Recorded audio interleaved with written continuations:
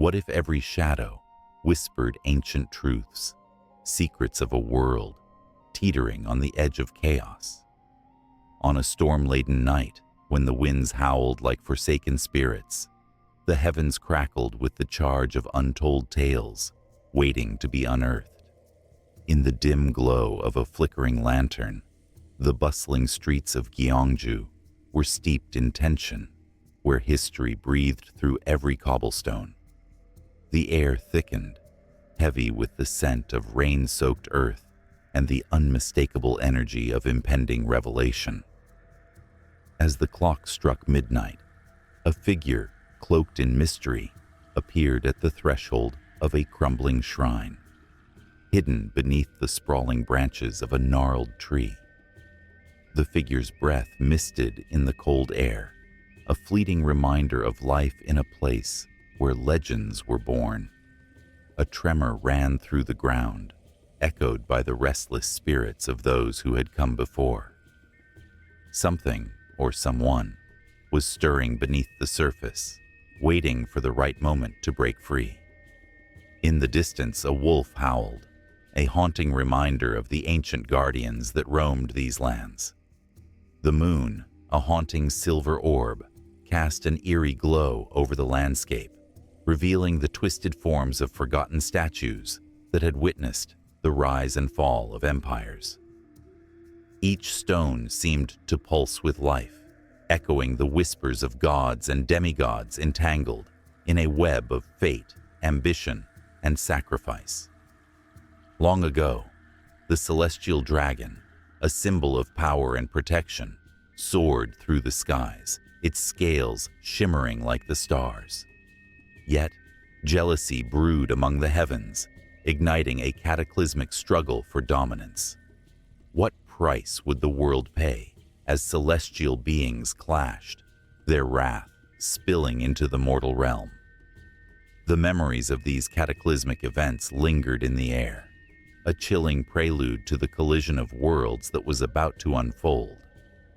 As the figure stepped closer to the shrine, the ground trembled beneath their feet, a harbinger of shifts yet to come. Each step echoed like a heartbeat, quickening with urgency. Legends spoke of the fateful choices made by the ambitious and the damned, of the sacrifices that would echo through time, leaving echoes of despair and glory in their wake. Would the past repeat itself, or could a new tale emerge from the ashes of history? A distant rumble of thunder punctuated the growing tension, the sky darkening as if anticipating the revelation of a truth long buried. The air crackled with the electricity of fate, and the shadows danced, teasing the edge of reality. What would happen when the veil separating the mortal realm from the divine was finally lifted? Would the truth bring salvation or doom? In that fleeting moment, as the first drops of rain fell, the figure reached out, fingers brushing against the ancient stone, awakening the dormant energies lying in wait. The night held its breath, and the line between myth and reality blurred, setting the stage for an awakening that would change everything. The whispers grew louder, a chorus of forgotten voices beckoning as the echoes of the past surged forth, ready to reclaim their place in history. Long before skyscrapers pierced the sky and bustling cities replaced quiet villages, the land of Korea echoed with tales of gods and spirits, their voices weaving through the gentle rustle of ancient trees. On moonlit nights, as shadows danced in flickering torchlight, whispers of legends floated on the wind, stories that would cradle the hearts of generations.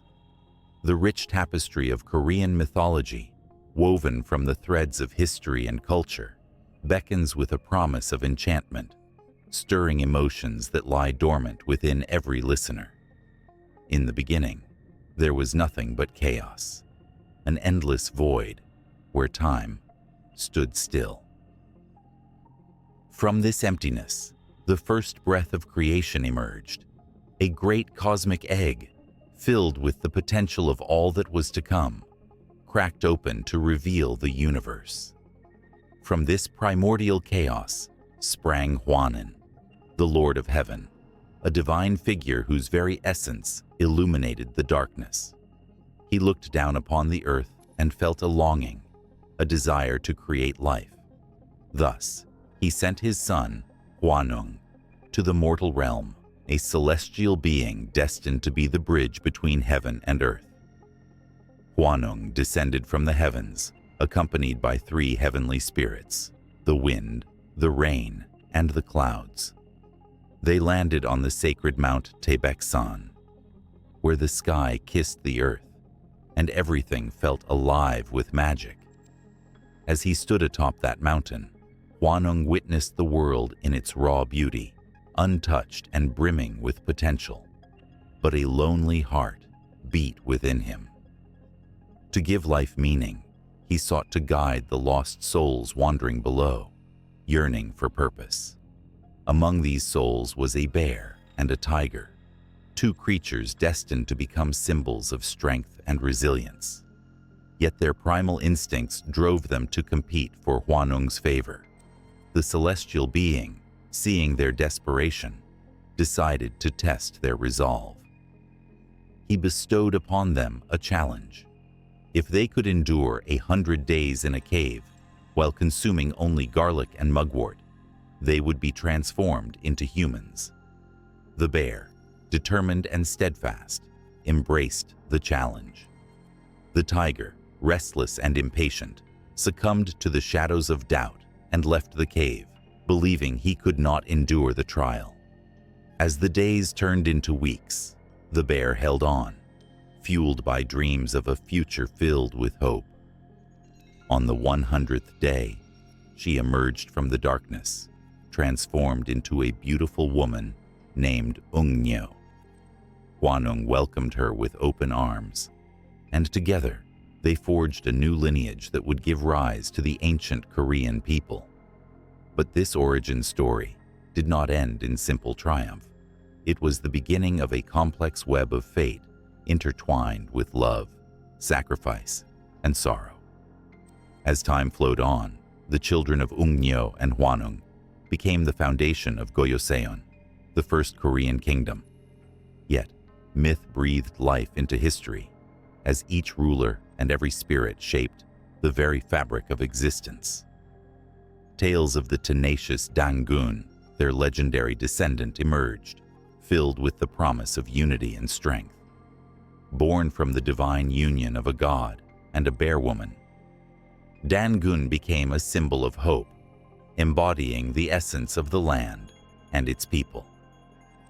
His story sparked a fire in the hearts of Koreans, a reminder that no matter how dark the world might seem, light could always be found in the most unexpected places. But the myths did not rest there. The deities of nature, the spirits of mountains and rivers, came to life in vivid colors, painting the landscape with their presence. The goddess of the moon, who wept for the human heart's sorrows, was often seen as a protector in times of despair.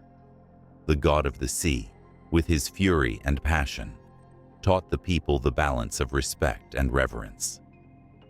Each deity carried a story that resonated with the struggles of humanity, reflecting the intertwined destinies of gods and mortals. As dusk painted the skies with hues of gold and crimson, the stories continued to grow, echoing through the ages. From the cosmic egg to Dangun's founding of a kingdom, the origins of Korean mythology were marked by the eternal dance of creation and destruction, hope and despair. Each tale carried echoes of laughter and cries, celebrating life and mourning loss. The myths were more than just stories.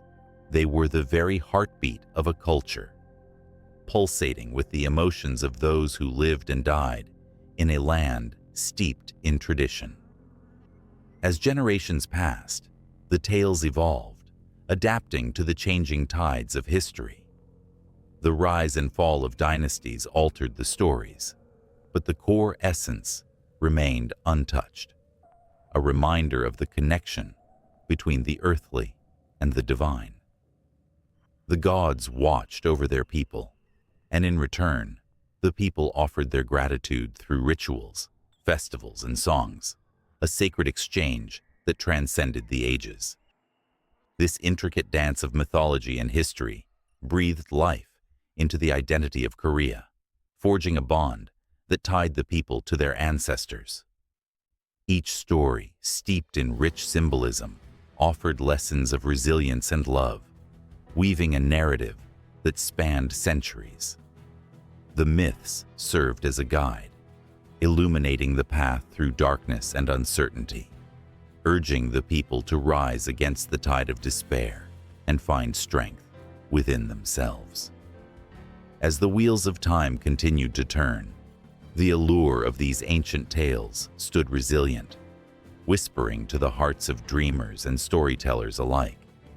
Each retelling inspired a new generation to ponder the mysteries of existence, to seek understanding in the chaos of life.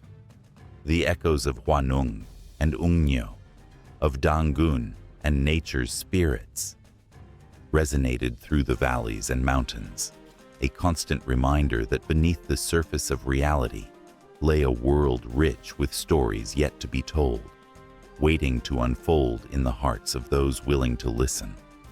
And as the stars began to twinkle overhead, a new chapter beckoned, filled with the promise of adventure and discovery. The veil between the known and the unknown thinned, revealing glimpses of the breathtaking tales that would shape the very soul of a nation. Each moment hung suspended in time, poised for the next exhilarating twist in the labyrinth of myths that danced through the minds of all who dared to dream. In the beginning, there was nothing but silence, an infinite void that stretched endlessly in every direction, cold and empty. But within that void, a spark flickered, the first whisper of creation. From that profound emptiness, the essence of existence began to stir. In this primordial chaos, two powerful forces awaited their moment: heaven and earth. Heaven, shimmering with celestial light, was alive with unimaginable potential. Each star twinkled as if it held the secrets of life itself. Meanwhile, earth lay cloaked in shadow, a vast canvas of raw materials, waiting impatiently for creation's brush to bring it to life. The tension between these two entities pulsated, charged with the longing to unite and give birth to something extraordinary. A great rumble echoed through the void, a cosmic drumbeat that resonated in the hearts of celestial beings. From the depths of this silence, the first spark exploded, sending waves of energy swirling through the cosmos. It was a moment of creation, a birth unlike any other. Light burst forth, illuminating the darkness. Suddenly there was sky, vast and endless, and below it, the solid ground emerged. Mountains rose, rivers flowed, and valleys took shape, teeming with the promise of life. As the land formed, a divine breath swept across the newly birthed earth. In that breath, life stirred. Grasses unfurled, flowers bloomed, and trees reached toward the heavens. The vibrant colors painted a world filled with beauty and wonder. Creatures of all kinds began to emerge. Birds soared through the skies, fish danced in the waters, and animals roamed the land. It was a symphony of life, a testament to the power of creation. But something was still missing. The earth and heaven had crafted a world brimming with beauty, yet it longed for something more, a spark of consciousness, a being that could appreciate the magnificence around them. The heavens whispered, and in response, the earth sighed, sending a wave of energy through its soil. From the clay and the dust, humanity was born. Shaped in the image of the divine, these beings opened their eyes to a world of wonder. Their first breaths tasted of the wind, their first sounds blended with the songs of the birds, They stood on the earth, filled with awe, but also with a profound sense of purpose. They were destined to explore, to understand, to connect with the world around them. As the humans grew, they began to name the elements of their world, the mountains, the rivers, the stars in the sky. Each name carried a weight of significance, a connection to the very soul of existence. Their laughter echoed through the valleys. Their tears watered the earth, nurturing the plants that grew around them. They were both a part of nature and separate from it, weaving their lives into the tapestry of creation. But as the sun dipped low in the sky, casting long shadows over the land, darkness began to creep in. With the emergence of humanity came the stirring of desires and ambitions. The creation of fire, a gift from heaven, brought warmth and protection, but it also ignited the flames of conflict. The harmony of earth trembled under the weight of human choices. Rivalries formed, tribes clashed, and the once serene landscape became a battleground. Whispers of discontent traveled through the winds, reaching the heavens. The celestial beings watched with bated breath, fearful that their creation could unravel. Yet amidst the chaos, they also beheld moments of unexpected beauty, acts of kindness, love that transcended conflict, and the intricate dance of life that persisted despite the turmoil. Humans were capable of profound goodness, their hearts capable of great love, but also capable of deep despair. In their quest for understanding, humanity turned to the skies, crafting stories to explain their existence. Each tribe spun its own creation myth, tales that echoed the foundational moments of their world. Some spoke of a great eagle that soared across the heavens, laying the stars as a path for lost souls. Others told of a serpent coiled in the earth, whose movements shaped mountains and valleys. Each story carried a piece of truth, a thread connecting them back to that primordial moment of creation. As the myths unfolded, so did the power of belief. Rituals emerged, honoring both the earth and the heavens. Dances were performed under the starlit sky, and offerings were made to the spirits of the land. The connection between humanity and the cosmos deepened, reminding them of their origins and their responsibilities. They were caretakers of this world, entrusted with its beauty and its mysteries. But oh, the weight of choice! As the heartbeats of humanity quickened, so did their ambitions. The desire for knowledge led them to explore the heavens, to seek answers among the stars. They built towering structures, reaching for the sky as if to touch the divine itself. Yet, in their pursuit, they often forgot the whispers of the earth that cradled them. They took without giving, and the balance began to falter. A great storm gathered on the horizon, fierce and unyielding. It rumbled and roared, a reminder from the heavens that the relationship was sacred.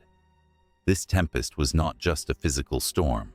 It symbolized the fury of nature, the consequence of humanity's choices. As rain fell and winds howled, it was as if the very fabric of creation was being tested. Would humanity remember the delicate balance between heaven and earth? Would they heed the call to return to harmony, or would they be swept away in the chaos of their own making? Caught between creation and destruction, humanity stood at a crossroads, facing the echoes of the past and the shadows of the future. The tales of their origins had shaped them, but what would they choose now?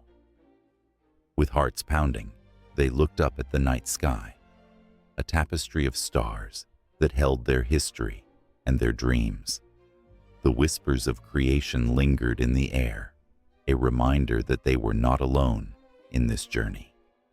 The universe pulsed with life and possibility, waiting for the next chapter to unfold. A storm raged in the heavens, dark clouds swirling ominously above the mountains of ancient Korea. Thunder roared like a wild beast, shaking the very earth beneath. Amidst this tempest, a single figure stood resolute, his spirit unyielding, even in the face of nature's fury. This was Dangun Wanggeom, a name that would echo through the ages, forever linked to the birth of a nation. Born of both heaven and earth, Dangun's life story was one steeped in myth and mystery. His father, Hwanin, the Lord of Heaven, gazed down upon a world filled with chaos and uncertainty. Sensing the need for order, he sent his son to the earth. Hwanin bestowed upon Dangun a mission that was grand, yet perilous, to bring civilization to the wild lands below. With a heart full of hope and determination, Dangun descended, a shining beacon in a world shrouded in darkness. As he touched the ground, the winds whispered tales of his destiny. He wandered through lush valleys and towering mountains, feeling the pulse of the land. Yet, he felt an emptiness that echoed in his chest. It was here, in the midst of nature's splendor, that he first encountered the beautiful bear and the wise tiger. Hungry and desperate, both animals sought to become human, wishing to escape their primal instincts. Dangun, moved by their plight, offered them a challenge. "If you wish to become human," he declared, "you must eat only garlic and mugwort for 100 days, and remain in a cave, away from the light of the sun." The bear, driven by dreams of a new existence, accepted the challenge. Each passing day was a testament to its resolve, while the tiger, impatient and unwilling to endure the hardship, soon abandoned the quest. As the days turned into weeks, the bear became more than just an animal. It transformed into a woman, the first of her kind. Dangun, with a heart full of admiration, took her as his wife. Together, they personified the union of earth and heaven, and from their love was born a son, Wanggeom, the future king of a nation yet to be formed. But their journey was not without trials. The land was rugged and unforgiving. Fierce tribes roamed the mountains, their hearts hardened by years of struggle. Dangun knew he had to unite these fractured people, to forge a community from the chaos. He called upon the tribes, gathering them at the foot of the sacred Baekdu mountain, a place where the heavens touched the earth. As the tribes gathered, fear and suspicion hung thick in the air. They spoke different languages, worshipped various gods, and had lived as enemies for generations. Dangun, standing tall before them, raised his voice against the rising tide of tension. "We are all children of the same earth," he proclaimed with fervor. "Together, we can build a future brighter than any darkness that divides us." His words were like a spark, igniting hope in the hearts of those gathered. Yet, old grudges lingered, and doubts echoed in the shadows. A fierce warrior stepped forth, brandishing his spear. "How can we trust you? You who claims to have descended from the heavens?" His voice boomed, drawing murmurs of agreement from the crowd. Dangun's heart raced, yet his spirit remained unshaken. "I do not seek to rule over you, but to walk beside you," he replied, his voice steady. "Let us forge a new path together, a path of peace, prosperity, and unity." Slowly but surely, he began to win hearts, each word weaving a tapestry of hope among the people. With every tale shared around the fires, the tribes started to see the strength in unity. Skepticism gave way to curiosity, and curiosity blossomed into trust. Dangun, with his charisma and unwavering resolve, became a symbol of hope. As the moon rose high above the mountains, the tribes joined hands, forming a circle under the starlit sky. It was a moment of unity that would mark the dawn of Gojoseon, the first kingdom of Korea. His reign was a tapestry of triumphs and trials. The land flourished under Dangun's guidance, becoming a cradle of culture, agriculture, and innovation. Villages sprung up, filled with laughter and life, where once there was only silence. Yet, challenges loomed like dark clouds on the horizon. Rival tribes eyed the growing power of Gojoseon, and whispers of war began to spread like wildfire. In the stillness of night, Dangun stood upon a hill overlooking his kingdom, the wind tousling his hair. He felt the weight of his responsibility heavy upon his shoulders. Would his dream of peace withstand the storm of conflict brewing beyond the borders? As he gazed at the stars, each one seemed to shimmer with a promise. No matter the obstacles, he would protect his people, for they were the heartbeat of his dream. The day came when the drums of war echoed through the valleys. Rival clans charged, fueled by jealousy and greed, ready to lay siege to the burgeoning kingdom. But Dangun's spirit was not to be extinguished. He rallied his people, standing unwavering in the face of danger. "We are not just warriors, we are a family," he declared, tears of determination glistening in his eyes. "Our strength lies not in weapons, but in our unity." As the battle commenced, fear gripped the hearts of many, but Dangun led them with courage that was infectious. The clash of swords and the cries of the wounded echoed through the valleys, painting a portrait of chaos. Yet, amidst the turmoil, Dangun became a fierce protector, embodying hope. His very presence ignited a fire in the hearts of his people, and one by one, they found their courage in the face of adversity. The battle raged on, each moment stretching into eternity. Victory was uncertain, but Dangun's spirit remained unbroken, shining like a beacon amidst the chaos. And as dawn broke, casting golden light across the battlefield, it became clear that this was not just a fight for survival. It was a fight for a future where dreams could take root and flourish. In that moment, Dangun's heart swelled with pride. He had forged a nation from the fragments of despair, a tapestry woven from the threads of hope and resilience. But with the dawn came the realization that while the battle for Gojoseon had been won, the real struggle for a lasting peace was just beginning. And so, the legend of Dangun Wangyeom carried on through the ages, his name whispered in reverence by generations to come. As the winds swirled around the mountains, they carried tales of his bravery and spirit, echoing through time, forever entwined with the very soul of a nation. Under the pale light of the moon, a figure dances on the edge of a sacred grove, draped in the vibrant colors of silk and adorned with charms that glint like stars. The air is thick with the scent of burning herbs, and the rhythmic pulse of a drum echoes through the trees, calling the spirits of the past to awaken. This is not just a performance, it is a communion with the unseen, a bridge between the living and the dead, a moment when the veil between worlds is pulled back. Shamanism flows through Korean mythology like a powerful river, shaping the beliefs and practices that have defined the soul of the nation for centuries.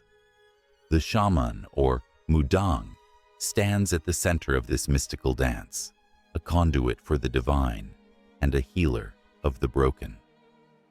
Each shaman's journey is both personal and collective, laced with the whispers of ancestors and the cries of the spirits that inhabit the mountains, rivers, and fields. It is a calling that transcends mere ritual. It is a lifeline to tradition and a beacon of hope in times of despair. Among the many tales woven into the fabric of Korean mythology, the story of Dangun shines brightly.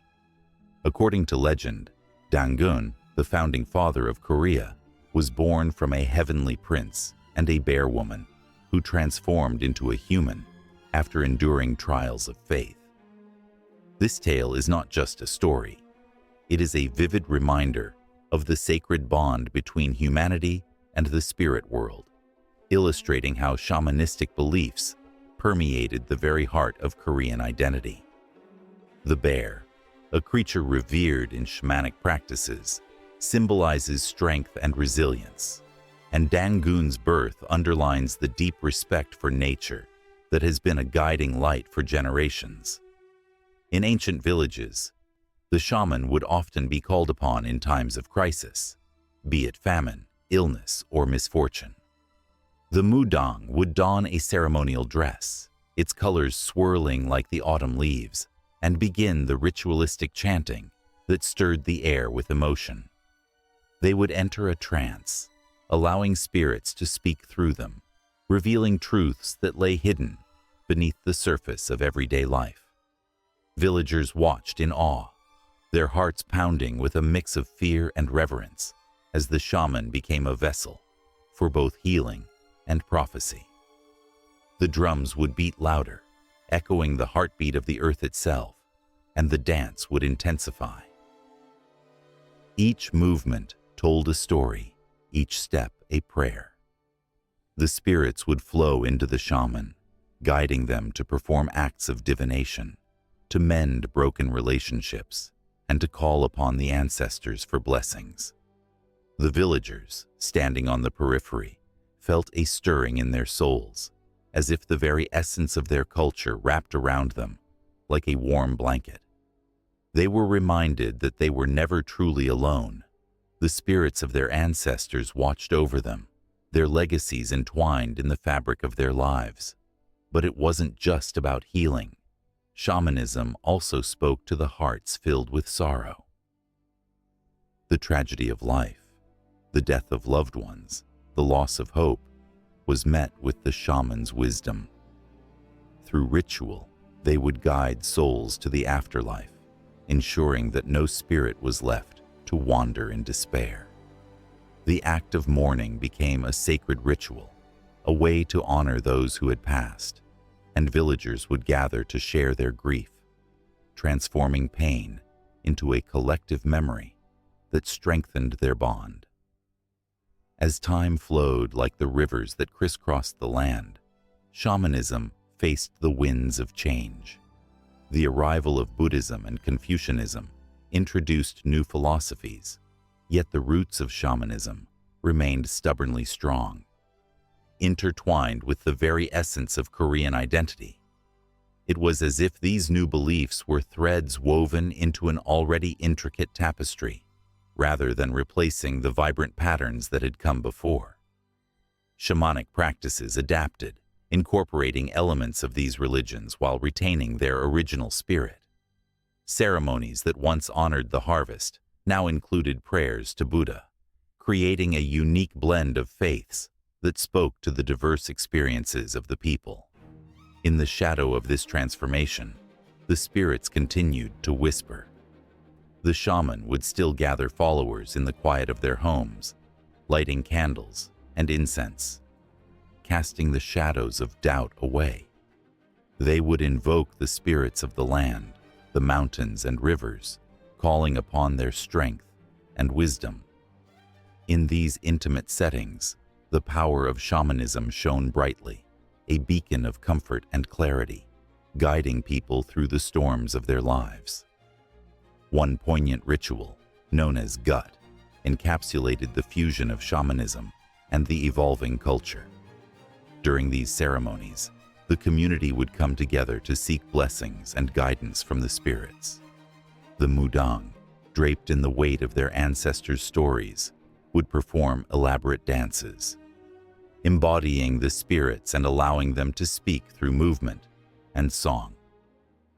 It was a profound experience, as the audience felt the air hum with energy, the spirits weaving through the crowd, wrapping their presence around every heart. As shadows lengthened and the moon rose higher, the chorus of voices would swell, creating a powerful resonance that filled the night. The villagers, each with their own hopes and fears, became a single entity, bound by the spirit of their ancestors. They were reminded of their place in the world, not just as individuals, but as a part of a greater whole, intertwined with history and spirit. Yet, amidst this tapestry of tradition, the winds of modernization began to stir. The younger generations, raised in an age of technology and change, sometimes found themselves drifting away from these ancient practices. The rituals that had once brought comfort began to feel distant, like echoes of a time long past. But within the shadows, the spirits remained vigilant, waiting for the moment when their voices would once again resonate in the hearts of the people. And so, the story of shamanism in Korean mythology continues to pulse with life, a reminder that the past is never truly gone. It breathes in the rhythms of the earth, dances in the dreams of the young, and whispers in the quiet moments of reflection. As the world turns, the spirits remain close, watching over the land, waiting for the next call, the next shaman to rise and rekindle the flame of an ancient connection. The sun dipped below the horizon, casting an orange glow that danced across the rugged mountains of Korea, a land rich with tales that reached back to the dawn of time. Whispering winds carried ancient stories, echoing through valleys where the spirits of gods and goddesses once roamed. Each gust seemed to murmur secrets of a divine lineage that shaped the very essence of humanity itself. In this world, where reality and myth intertwined, the pantheon of gods stood tall, their stories woven into the fabric of Korean culture, eternally alive in the hearts of the people. The most revered among them was Hwanung, the son of the heavenly god, Hwanin. Born from the celestial realms, Hwanung descended to the earth, yearning to connect with humankind. His arrival was marked by a miraculous transformation. He brought with him the power to shape the world. Under his guidance, humans learned the art of farming, governance, and the importance of community. It is said that Hwanung chose a sacred pine tree at the foot of Taebeksan Mountain as his landing point, where he established a heavenly city. The air was thick with hope as the first humans looked up in awe, igniting the belief that they were never alone. Yet, amid this celestial light, shadows loomed. The tales of Dangun, Hwanung's grandson, emerged as the embodiment of courage and betrayal. Dangun, born from a union of heaven and earth, became the first king of Korea. His existence was a bridge between the ethereal and the terrestrial, yet his rise was not without strife. As the legend unfolds, the sacred bear and tiger, desperate to become human, sought Hwanung's favor. The bear succeeded, becoming a woman, while the tiger, overwhelmed by impatience, was left behind, a symbol of raw, untamed ambition. Dangun's birth was a triumph of patience and resilience, but it also echoed the bittersweet truth that not every dream would come true. The tensions surged as Dangun faced the trials of leadership, walking a tightrope between divine expectations and human flaws. His story was etched into the earth, a constant reminder that even those born of gods carried the weight of their choices. As he ruled, the land flourished, and his people thrived. Yet whispers of dissent curled through the air, threatening the harmony he had fought so hard to create. Dangun stood at the crossroads of fate, aware of the delicate balance he must maintain. Across the realm, the goddess of fertility, Jecheongbi, embodied the nurturing spirit of the earth. With her gentle hands, she coaxed life from the soil, blessing the fields with abundance. Villagers prayed for her favor, leaving offerings at her shrine, their hopes tied to the seasons she controlled. Yet, even in her divine grace, Jachungbi faced a devastating trial. A drought struck, and the earth cracked beneath the weight of forgotten prayers. As despair settled over the land, Jachungbi felt the anguish of her people seep into her very essence. Determined not to let her children suffer, she journeyed to the heavens, pleading with the gods for rain. The sky darkened, echoing her desperation. Thunder rumbled, and with each crack of lightning, Jachungbi's heart pounded with both fear and hope. In that moment, she realized that being a goddess did not shield her from the pain of her people. It made her feel it more deeply.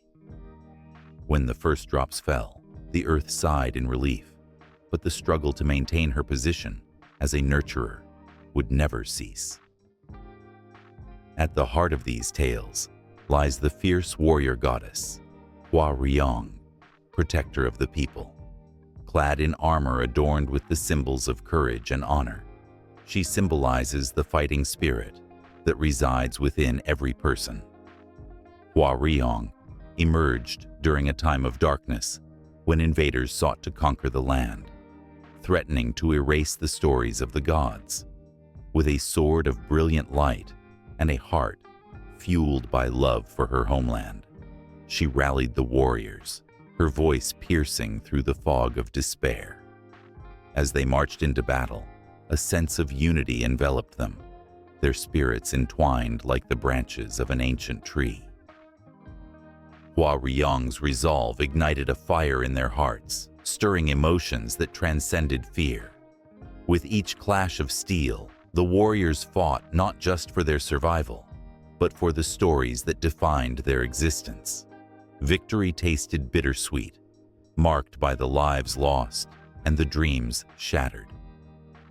Through Hua Ryong's strength, the tales of bravery were etched into the hearts of the people, ensuring that the spirit of resistance would never fade. Yet, lurking in the shadows was the enigmatic goddess, Mago, the keeper of wisdom and the mysteries of the universe. She was a figure shrouded in silence, her presence felt, but rarely seen. Mago taught that knowledge could be both a gift and a curse. To those who dared to seek her counsel, she revealed the secrets of the cosmos, the interconnectedness of all beings, and the delicate balance of life and death. Her teachings were profound, resonating through generations, though many were too fearful to heed her words. Mago's trials mirrored the struggles of humanity. She understood the weight of choices and the shadows cast by ignorance. As her wisdom spread, it became increasingly clear that the true power of the divine lineage lay not in dominance, but in the harmony forged from understanding each other's struggles. The gods and goddesses of Korean mythology occupied a realm where emotions reigned supreme, each story threaded with love, ambition, and the deeply human desire to be remembered. The sun rose over the mountains, illuminating the rich tapestry of these divine tales, each entwined with the other, resonating like the heartbeat of a nation. As the people went about their lives, their hearts beat in time with the stories of Hwanung, Dangun, Jacheongbi, Hwaryong, and Mago. Their fates intertwined in an endless cycle of hope, despair, courage, and love. The divine lineage was not a distant memory. It lived within the very essence of each soul, binding them together across the vast expanse of time. And as day turned to night, the cycle of stories continued, weaving a magic that promised to never fade away. High above the mountains, where the clouds kissed the sky, there lived a being of pure light and wisdom. This was Hwanin, the heavenly ruler, his presence radiating a warmth that seemed to wrap around the world like a gentle embrace. He was the embodiment of harmony, commanding the winds and the waters, bringing balance to the chaotic forces of nature. Below him, on the earth. People gazed up in awe, their hearts filled with hope and reverence. They whispered his name in prayers, longing for his guidance and protection. Yet, in the shadow of such brilliance, a new chapter began to unfold, a chapter born from the very essence of the heavens. Huanin, feeling the weight of the world on his shoulders, looked down from his celestial throne, his heart heavy with the burden of watching humanity struggle. With each passing day, the cries of his people reached his ears, echoing through the vastness of the cosmos. The earth was in turmoil. The people faced wars, famine, and despair. It was then that Huanin made a decision that would change everything. He summoned his son, Huaneng, the embodiment of human potential and ambition. Huaneng descended from the vast heights of the sky, his form flickering with the glow of the stars. He was a sight to behold, eyes bright with determination, yet behind them lingered a hint of doubt. "Father," he spoke, his voice a harmonious melody that floated through the air. "I feel the pain of the people. They need guidance, a light in the darkness. But am I ready for such a task?" Huanin smiled, a gentle expression that seemed to chase away the clouds of uncertainty. "You are my son, Huaneng. You carry within you the spark of the heavens. The earth awaits your arrival. Go and bring them hope." Those words, simple yet powerful, resonated deeply within Huaneng. He felt a shiver of excitement, mixed with fear, as he prepared to leave the comfort of the celestial realm for the unpredictable world below. As Huaneng descended, the air became thick with anticipation. The moment his feet touched the earth, a surge of energy rippled through the land. The trees leaned closer, as if straining to hear his thoughts, while the rivers danced with joy, their waters sparkling under the sun. Huaneng looked around, his heart racing with the thrill of new beginnings and the weight of expectations. With every step he took, he felt the burden of his divine heritage. Huaneng wandered through the valleys and mountains, observing the people. He saw farmers toiling under the sun, their brows glistening with sweat, and children laughing, unaware of the struggles surrounding them. The dichotomy stirred something deep within him. He longed to teach them, to guide them, to show them the path to harmony that he had learned from his father. Then, Huaneng came upon a group of villagers gathered around a fire, their faces etched with worry. They spoke of a great beast terrorizing their homes, stealing their livestock, and casting fear over their hearts. Anger surged through Huaneng. This was not just a beast. It was a manifestation of the chaos Huanin had sought to vanquish. With a swift determination, Huaneng stood before the villagers, his voice steady and strong. "Fear not, for I am Huaneng, sent by the heavenly ruler to protect and guide you. Together, we will confront this beast and restore peace." The villagers looked at him with wide eyes, hope igniting within them. They rallied around him, their courage rekindled by his presence. With hearts beating as one, they prepared to face the darkness together. As night descended, the forest transformed into a haunting landscape. Shadows stretching like fingers across the ground. The air was thick with tension, the villagers' breaths visible in the cool night. Huaneng led the way, the weight of their hopes resting heavily on his shoulders. The moon bathed the path in silvery light, illuminating their fears and courage in equal measure. Suddenly, a roar shattered the silence. The beast emerged, its eyes glowing like molten fire. It was a creature of nightmares, a snarling mass of terror that seemed to embody the very chaos Huaneng had come to conquer. The villagers recoiled, but Huaneng stood firm, heart racing, as adrenaline surged through him. This was his moment, a chance to prove himself, to fulfill the promise he had made to his father and to the people. With a powerful shout, Huaneng summoned the elements around him. Wind whipped through the trees, and a torrent of light erupted from his hands, illuminating the darkness. The villagers gasped, their fear replaced by awe. They watched as Huaneng transformed, embodying the divine strength of his father. The battle was fierce. Huaneng danced with the beast, striking with the fury of the storms, dodging its powerful blows. He felt the weight of countless stories, of struggle, of hope, of love, pushing him forward. With each strike, he channeled the energy of the heavens, turning his fear into strength, his doubts into determination. But just as victory seemed within reach, the beast lunged, its claws aimed for Huaneng's heart. Time froze, and in those fleeting seconds, Huaneng remembered his father's words. He remembered the light, the love, and the promise of unity. Gathering every ounce of strength, he raised his hands to the sky and called forth the power of Huanin. A blinding light enveloped the forest, and the beast roared, caught in the brilliance of divine intervention. The villagers felt the warmth of hope wash over them, and just as quickly as it had begun, the darkness was vanquished. The beast fell, defeated, as Huaneng stood tall, breathing heavily, the weight of his lineage now a source of pride. Cheers erupted from the villagers, their joy echoing into the night. In that moment, Huaneng realized that he was not just a descendant of Huanin.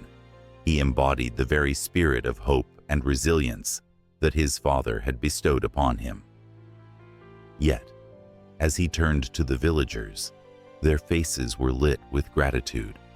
He felt a stirring deep within.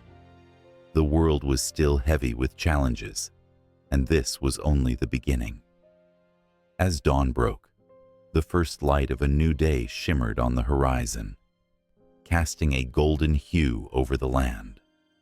Huaneng knew that he had much more to do, that the struggle for peace and unity was far from over.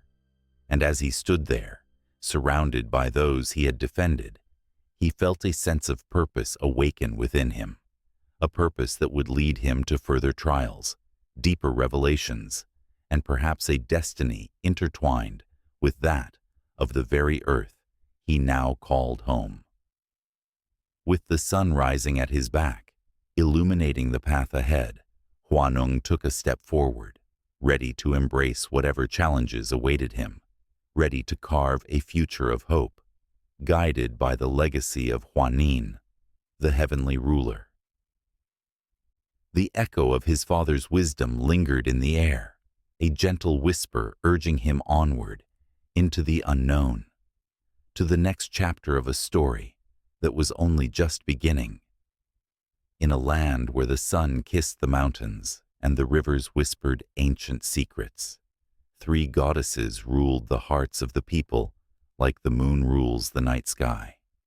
It was said that their laughter could bring rain to the driest fields, and their tears could turn the fiercest winds into gentle breezes. Hanung, Bada, and Jimmy were not just goddesses. They were the very essence of life, love, strength, and wisdom, woven into the fabric of the world. Hanung, the first of the 3, was a goddess of love and compassion. She walked through the forests, her presence a soft glow among the trees, nurturing the flowers that bloomed only to bask in her warmth. The people revered her, often leaving offerings of fragrant petals at the foot of her sacred oak. Yet, behind her smile was a flicker of sorrow. She had watched over countless couples, their love blossoming under her gaze, but there was a yearning in her heart. She longed for a love that was hers alone, a connection that transcended the divine, yet it always eluded her grasp, like water slipping through fingers. Bada, the fierce warrior goddess, stood in stark contrast to Hanung's gentle spirit. With the strength of thunder in her voice and the grace of a hawk in her flight, she commanded respect and fear. Her battles were legendary, against monsters that threatened the very fabric of their world, and against the shadows lurking deep within the human soul. Though she was a protector, Bada felt the weight of loneliness pressing down on her. Her heart, though strong, beat with the desire for camaraderie, a bond forged in the fires of battle. How she wished for someone to fight by her side, to share in the victories and the scars. And then there was Jimmy, the goddess of wisdom, whose eyes held the knowledge of ages. She roamed the lands quietly, listening to the stories of the wind and the murmurs of the earth. Her intellect could unravel the most complex puzzles, yet she often found herself ensnared in her own thoughts. The weight of her wisdom was heavy, and the burden of knowing too much often left her in a haze of confusion. She watched her sisters, longing to share the depths of her mind, but trapped in a world where words often fell short of expressing the truth hidden within. As the seasons turned, a dark shadow crept into their beloved land. Villages whispered of a terrible force, a consuming darkness that threatened to engulf everything they held dear. The people, once filled with laughter, now wore expressions of fear, their lives overshadowed by this malevolence. It was then that the three goddesses convened beneath the ancient oak where Hanung often sought solace. What had once been a place of joy became a gathering of somber resolve. "I can feel it in the winds," Jimmy spoke, her voice a blend of worry and determination. "The darkness is more than a storm. It is a force intent on breaking us down." Bada clenched her fists, her warrior spirit igniting. "Then we will not let it. I will fight it with every ounce of strength I possess. I will protect our people."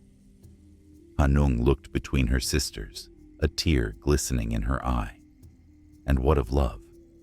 If darkness threatens to consume us, how do we inspire hope? Our people need to feel the warmth of love, even in the coldest of nights." A heavy silence fell. The air hummed with an energy that felt both electric and suffocating. Each goddess felt the truth of their mission sink into their souls. They had to confront the darkness, but they also needed to unite their gifts, love, strength, and wisdom, into something formidable. As twilight deepened, the three goddesses joined hands, forming a circle of light that shimmered against the encroaching gloom.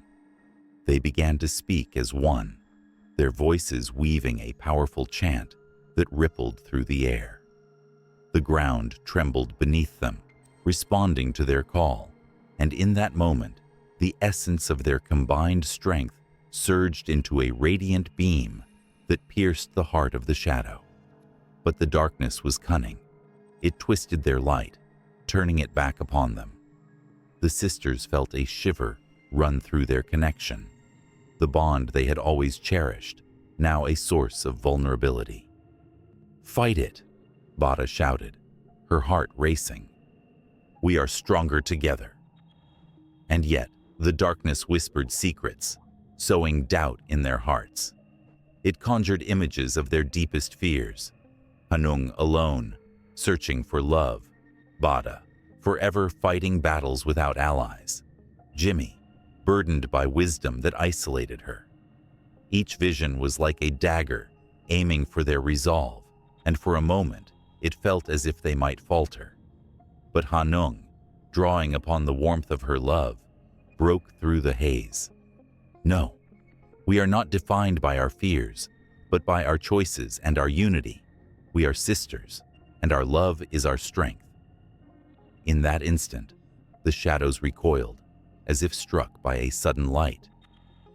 The power of their bond surged, each goddess illuminating the other's insecurities, until they glowed with newfound strength.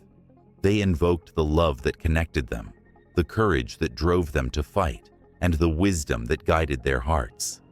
With a thunderous roar, Bada charged into the darkness, her spirit igniting like a star. Jimmy unleashed a torrent of knowledge, her words cutting through the shadows, unraveling the malevolence thread by thread. And Hanung, with her compassion, wrapped her sisters in warmth, fueling their resolve. As they battled, the clash of light and darkness sent tremors through the land. The people, witnessing the spectacle, felt hope swell within their hearts. They joined their voices to the goddesses, calling out for courage, strength, and love. The air crackled with energy, and for the first time, the darkness faltered. Yet as they fought, a chilling realization sank in. This battle was merely the beginning. The shadows were not mere figments. They were a reflection of the struggles that lay within every heart. The three goddesses knew they had only scratched the surface of a greater conflict, one that would test their bond in ways they could not yet imagine. With every flicker of light, every surge of strength, they drew closer to revealing the true nature of the darkness that sought to divide them. Their journey was far from over, and the echoes of their battle would resonate long after the last shadows had fallen. The fate of their world hung in the balance, teetering on the edge between light and dark, a reminder that even the brightest stars need the night to shine. Under the cold light of a harvest moon, a figure glided through the dense bamboo forest, her silken hair flowing like shadows in the night. The air was thick with a strange mix of fear and allure. A tingling sensation racing down the spines of those who dared to whisper her name, Gumiho. Stories of the nine-tailed fox danced between lips, weaving through the hearts of listeners like a hypnotic melody, each tale more chilling than the last. In ancient Korea, the Gumiho was not merely a creature of folklore. She was a symbol of both beauty and terror, an embodiment of the duality of nature. With her mesmerizing eyes that glinted like stars and a smile that could draw any heart in, she could enchant even the most stoic of souls. Yet beneath that delicate facade lay a cunning predator, one who craved the warmth of human hearts, the very essence of life itself. Legends spoke of her transformation, how she began as a mere fox, wandering the hills and fields until she ventured too close to human settlements. It was there that she witnessed the complexities of human emotion, love, betrayal, desire, each feeling wrapped around her like a vine, pulling her deeper into their world. Over centuries, she learned to shift her shape, trading her fur for skin, and with that transformation, she embraced a hunger that would never be sated. As the sun dipped below the horizon, the villagers gathered around fires, their voices trembling with fear. "Beware the Gumiho," elders warned, their eyes wide with the wisdom of experience. "She may wear the face of a beautiful maiden, but she is a hunter, and her heart is made of ice." Mothers pulled their children close, eyes darting toward the shadows, as if expecting her to emerge at any moment. Yet, amid their trepidation, there was an unspoken fascination. What if the Gumiho could love? What if she were searching for something more than just hearts to devour? One fateful night, a young man named Jihoon, brave and foolish, decided to confront the legend. He had heard tales of a Gumiho who roamed the night, but he was entranced by the allure of her beauty. He believed that somewhere beneath her feral exterior lay a soul yearning for connection. Armed with nothing but his courage and a heart full of dreams, he ventured into the forest, the cool night air wrapping around him. The moon hung low, a silver coin in the sky, casting eerie shadows among the trees. Jihoon's heart pounded like a drum, and each step felt heavier than the last. He could hear the whispers of the wind, the rustle of leaves, and the distant sound of his own breath. It was then that he saw her, standing poised and elegant, eyes gleaming as if they held the night sky within them. "Why do you seek me, human?" she asked, her voice a melody that sent shivers down his spine. He felt an intoxicating pull, as though the very air around her was charged with energy. "Are you not afraid?" "Fear," he stammered, "is not what brings me here. I seek understanding. I see you not as a monster, but as a creature of longing." The Gumiho laughed, a sound that danced like firelight. "Longing? You think I crave understanding? I crave hearts, flesh, life itself." Yet, as she gazed into Jihoon's eyes, something flickered within her, a spark of something she had long thought extinguished. Could she not be more than a hunter? Could she not experience warmth, love, even if just for a fleeting moment? Tension hung in the air like a taut string, ready to snap. Jihoon stepped closer, heart racing, each breath laden with unspoken words. "What if I told you that I could offer you my heart willingly?" His voice trembled, but there was a courage there that even he didn't fully understand. "What if I could show you the beauty of being more than a Gumiho?" A flicker of surprise washed over her face, but it was quickly masked by shadow. "You think it is that simple? You think I would not devour you where you stand? Every Gumiho has a choice to make, and every choice comes with a price." Yet Jihoon felt a connection that transcended the boundaries of life and death, predator and prey. He saw in her the echoes of his own loneliness, the same void that gnawed at his soul. "I am not afraid of the price," he whispered, "only of the eternal silence that follows a heart that never dared to beat." For a moment, time hung suspended between them. The forest held its breath, and the moon seemed to lean closer, listening intently. The Gumiho's 9 tails flickered with emotion, each one a reminder of her power and her curse. Could she let go of the darkness that clung to her like a shroud? Then, like a sudden gust of wind, the moment shattered. A rustle in the bushes drew her attention. Instinct kicked in, and the Gumiho's primal nature surged forth. "You must leave now," she hissed, her voice a mix of urgency and fear. "Danger lurks in the shadows, hunters who will not hesitate to claim my life, or yours." Jihoon's heart raced, caught between the allure of her world and the reality of the danger that surrounded them. As he turned to leave, he felt the cold grip of destiny tightening around him. "I will not forget you, Gumiho," he called back, desperation in his voice. "I will find a way to break the curse." The Gumiho watched him retreat, her heart a fierce tempest. Hope and despair collided within her, leaving her more vulnerable than she had ever felt. The night whispered secrets to her, the moon a silent witness to a bond forged in fear, longing, and untamed passion. The forest loomed, dark and foreboding, ready to swallow any trace of their encounter. Yet its grip could not erase the lingering spark ignited between them. With each passing moment, the world outside faded, but within the heart of the Gumiho, a new story began to take root. A tale of an unexpected connection, a flicker of warmth in the darkness, and the haunting possibility of love amid the shadows. The chase was merely beginning, and with it, the echoes of the past stirred, promising that the path ahead would be fraught with challenges, secrets, and perhaps a destined reunion that neither heart could ignore.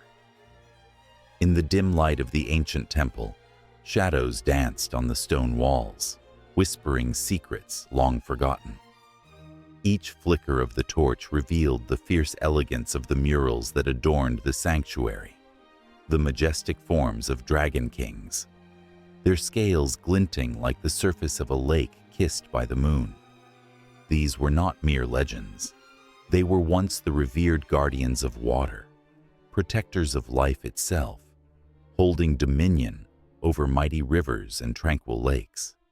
The air was thick with the scent of damp earth and the lingering echoes of a time when worshippers gathered in reverence to these mythical beings.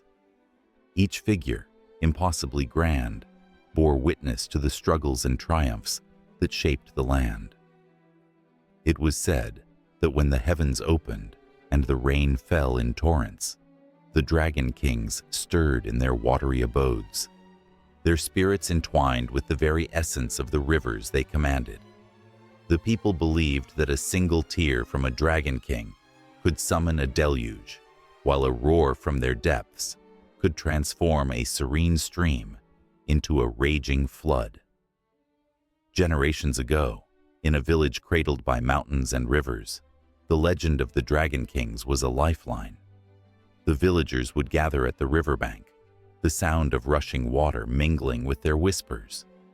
They spoke of the great King Yu, who carved channels through the earth, bending rivers to his will.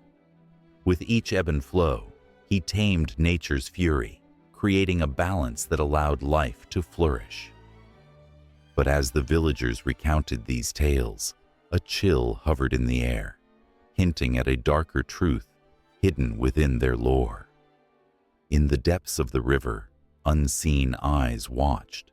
The current swirled with ancient power, a reminder of the chaos that could be unleashed if the balance were disturbed. The villagers, full of hope and fear, felt the weight of their history, sensing that the dragon kings were not merely protectors. They were also enforcers of a fragile peace. The harmony of the world depended on their favor, and as the seasons shifted, so too did the tides of their will. One fateful summer, a drought settled over the land, parching the earth and straining the hearts of the villagers. Desperation clawed at their souls as the river shrank, its once vibrant waters reduced to a mere trickle. Children, their laughter fading like the last light of day, stared longingly at the barren banks where they once splashed and played. The elders gathered, their faces etched with worry, for they knew that the time had come to seek the dragon kings once more. Under a sky bruised with clouds, a gathering formed. The villagers, with handmade offerings of rice and lotus flowers, made their way to the sacred spot where the river met the land. They sang hymns of old, their voices quivering with sincerity, praying for the return of water and the mercy of the dragon kings. As if in answer, the wind howled through the trees, carrying with it a shiver of anticipation, a sign that they were not alone. Beneath the surface, a stirring occurred. The water rippled violently, and from its depths rose a figure, majestic and terrifying. The eldest among the villagers gasped, for it was the great Dragon King, his scales shimmering like sapphires in the fading light. His eyes, deep as the ocean, bore wisdom and fury alike. The villagers trembled, both in awe and dread, as the king's voice thundered through the air, commanding respect and attention. "Why do you disturb my slumber, mortals?" he bellowed, his voice echoing against the cliffs. The villagers fell to their knees, their hearts racing as they pleaded for forgiveness, admitting their neglect of the land that sustained them. They sank deeper into the mud, overwhelmed by the presence of the guardian, who, despite his ferocity, held their fate in his powerful claws. The Dragon King listened, weighing their words like precious stones. He recalled the time when they honored the rivers, when offerings were made freely, and respect flowed like water itself. But now, he sensed their desperation was laced with something darker. greed, carelessness, and a growing distance from the ancient ways that bound them to the earth. Water is life, but it is also a tempest. Treat it with reverence, or face the wrath of the storm, he warned, his voice a mix of thunder and rumble. The villagers felt a chill run down their spines as the skies darkened ominously. With a flick of his powerful tail, the Dragon King summoned clouds, heavy and pregnant with rain. The heavens opened, and droplets fell like blessings, transforming the cracked earth into a shimmering tapestry of life. But even amidst this miracle, an unsettling feeling lingered. The villagers rejoiced, dancing in the rain, but deep down, they sensed an unspoken warning. The Dragon Kings were not simply guardians. They were sentinels of balance, and the scales had been tipped. As the water surged back into the river, swelling with life, the villagers could only hope they had learned their lesson. The river, once again full, began to pulse with renewed energy, yet shadows flickered beneath its surface, hinting at the ancient spirits that lurked there. With each wave and ripple, tales of warning echoed through the currents, weaving a narrative of reverence and dread.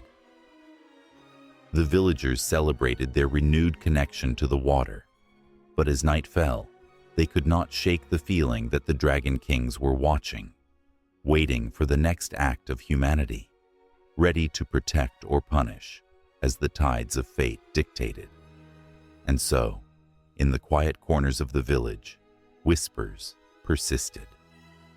The stories of the Dragon Kings lived on, woven into the very fabric of their existence, a constant reminder of the delicate balance between life and chaos, reverence and neglect. The river flowed, but its depths held mysteries yet to be revealed, mysteries that would pull at the heartstrings of all who dared to dream of the Dragon Kings, guardians of water, and the stories that lived beneath the waves. In the stillness of dawn, when the first light kissed the mountains and the world lay draped in mist, a soft rustling echoed through the ancient woods. This was a time when spirits roamed freely, and the barriers between the natural and the supernatural were thin.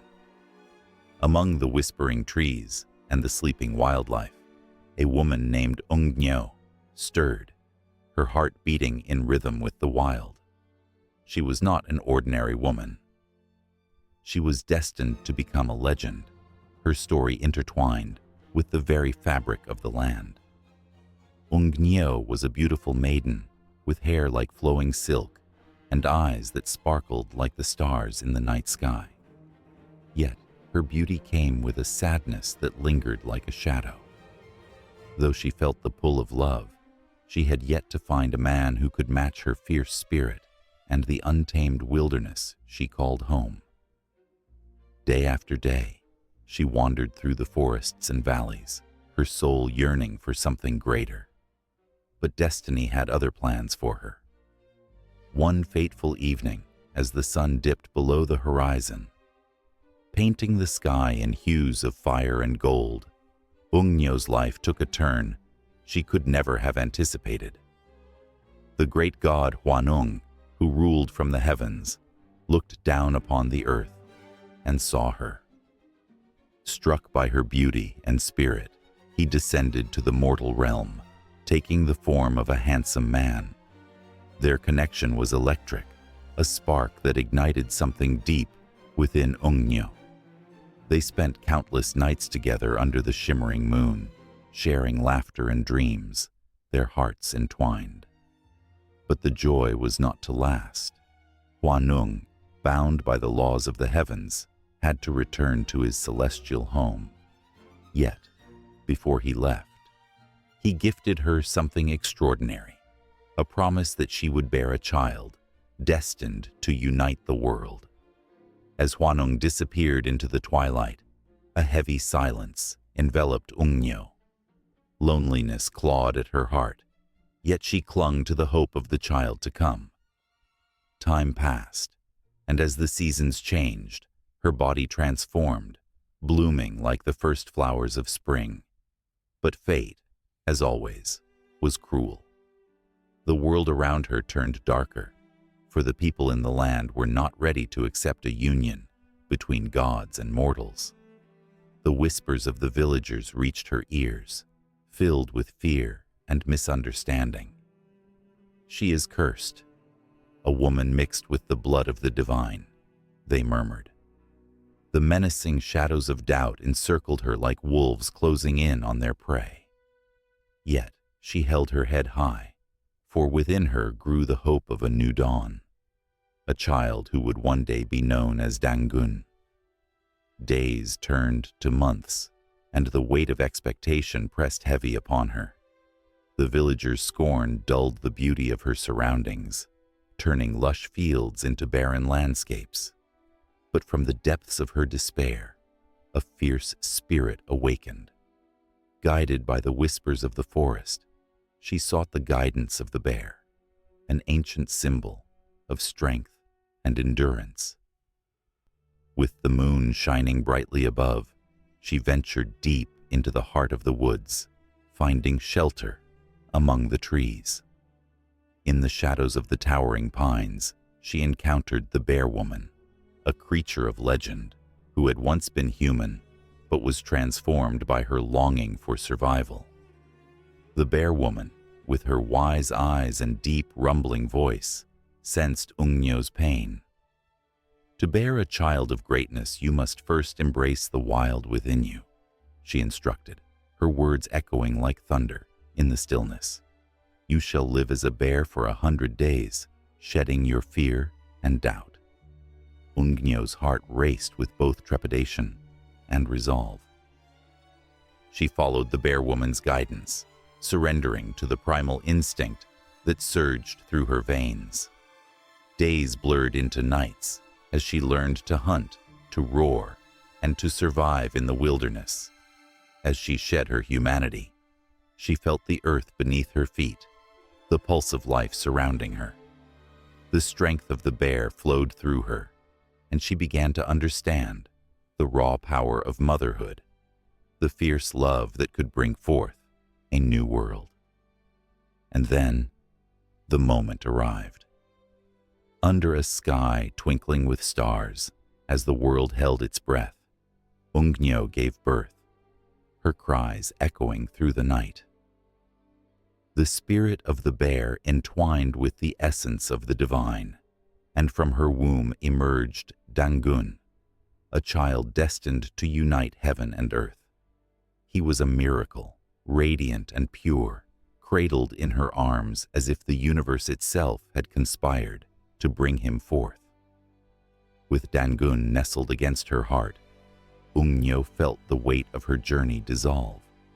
The challenges she faced, the scorn of the villagers, the sacrifices made, they all melted away in the glow of her child's presence. He was both her past and her future, the embodiment of hope that would illuminate the way for generations to come.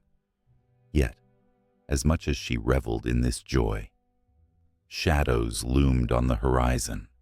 Whispers of her transformation had spread like wildfire, and fear lingered in the hearts of those who could not understand. Would they accept her child, a being of both God and mortal? Would they recognize the power of love that transcended the boundaries of their world? Determined to protect her son, Ungnyo returned to the village, her heart pounding with a mixture of hope and dread. The whispers turned to gasps as she approached, cradling Dangun against her chest, radiating a light that seemed to pierce through the darkness of their doubts. In that moment, the fate of two worlds hung in the balance, and the very essence of what it meant to be human stood on the brink of transformation. The villagers watched, their eyes filled with uncertainty, as the story of the bear woman and her divine child unfolded before them. Would they embrace this new dawn, or would they let their fears consume them? The air crackled with tension, and the future, as fragile as a newborn's breath, teetered on the edge of possibility. In a dimly lit room, an elderly woman kneels before a small altar, her weathered hands trembling as they lay fresh fruit and bowls of rice before the portraits of her ancestors. The flickering of candles casts dancing shadows on the walls, whispering tales of the past, a world where the living and the dead intertwined in a sacred dance. Each offering is a bridge, a promise that their memories will never fade. This is not just a ritual, it is a reverent act of love and remembrance that stretches back generations, echoing through the ages of Korean history. In Korea, ancestors are not simply figures from the past. They are the very fabric of identity, woven into the lives of those who live today. The belief in ancestor veneration runs deep, rooted in the ancient stories that have shaped the nation's psyche. Myths and legends tell of great heroes and mythical beings, yet even the most revered figures are often overshadowed by the quiet strength of those who came before. The stories of the ancients weave a rich tapestry of values, virtues, and lessons that guide the living in their everyday lives. The tale of Dangun, the legendary founder of Korea, is a cornerstone of this ancestral reverence. Born from the union of a heavenly prince and a bear woman, Dangun represents not only the birth of a nation, but also the embodiment of ancestral spirits, guiding the people towards prosperity. As the legend goes, Dangun established the ancient kingdom of Gojoseon in 2333 BCE. His story is a reminder of the connection between heaven, earth, and ancestors, illustrating how the past remains a vital part of the nation's present. Among the myths, the significance of ancestors becomes even clearer during the Chuseok festival, a time when families gather to honor their forebears. In the days leading up to this harvest celebration, homes are adorned with food offerings and rituals are performed to invite the spirits of the ancestors back to the living realm. The air is thick with emotion as families, adorned in traditional hanbok, bow deeply, a gesture of respect and longing. Each bow carries the weight of generations. It is a moment where joy and sorrow collide, where laughter mingles with tears. In these rituals, stories of ancestors emerge, tales of hardship, bravery, and wisdom passed down through the ages. The living recount the struggles of their forefathers, their victories, and the sacrifices made for future generations.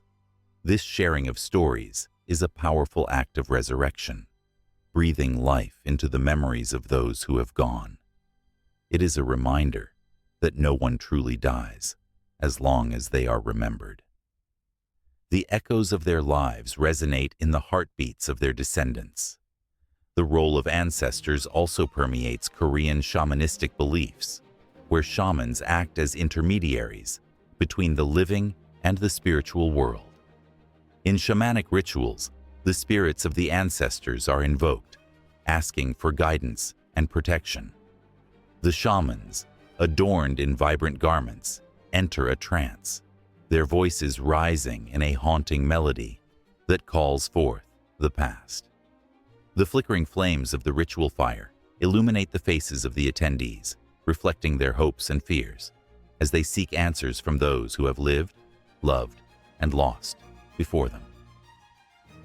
As night falls, the stars twinkle above, each one a memory, a life lived. During these sacred gatherings, stories of ancestors inspire awe and reverence. The living feel their presence, a warm embrace that wraps around them like a familiar blanket. In the shadows of the night, the whispers of ancestors can be heard, guiding decisions, offering wisdom, and reminding the living of their roots.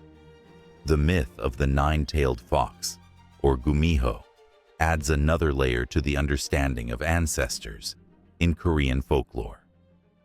While often portrayed as a seductress, The gumiho is also a symbol of transformation, representing the complexities of human nature and the bonds of family.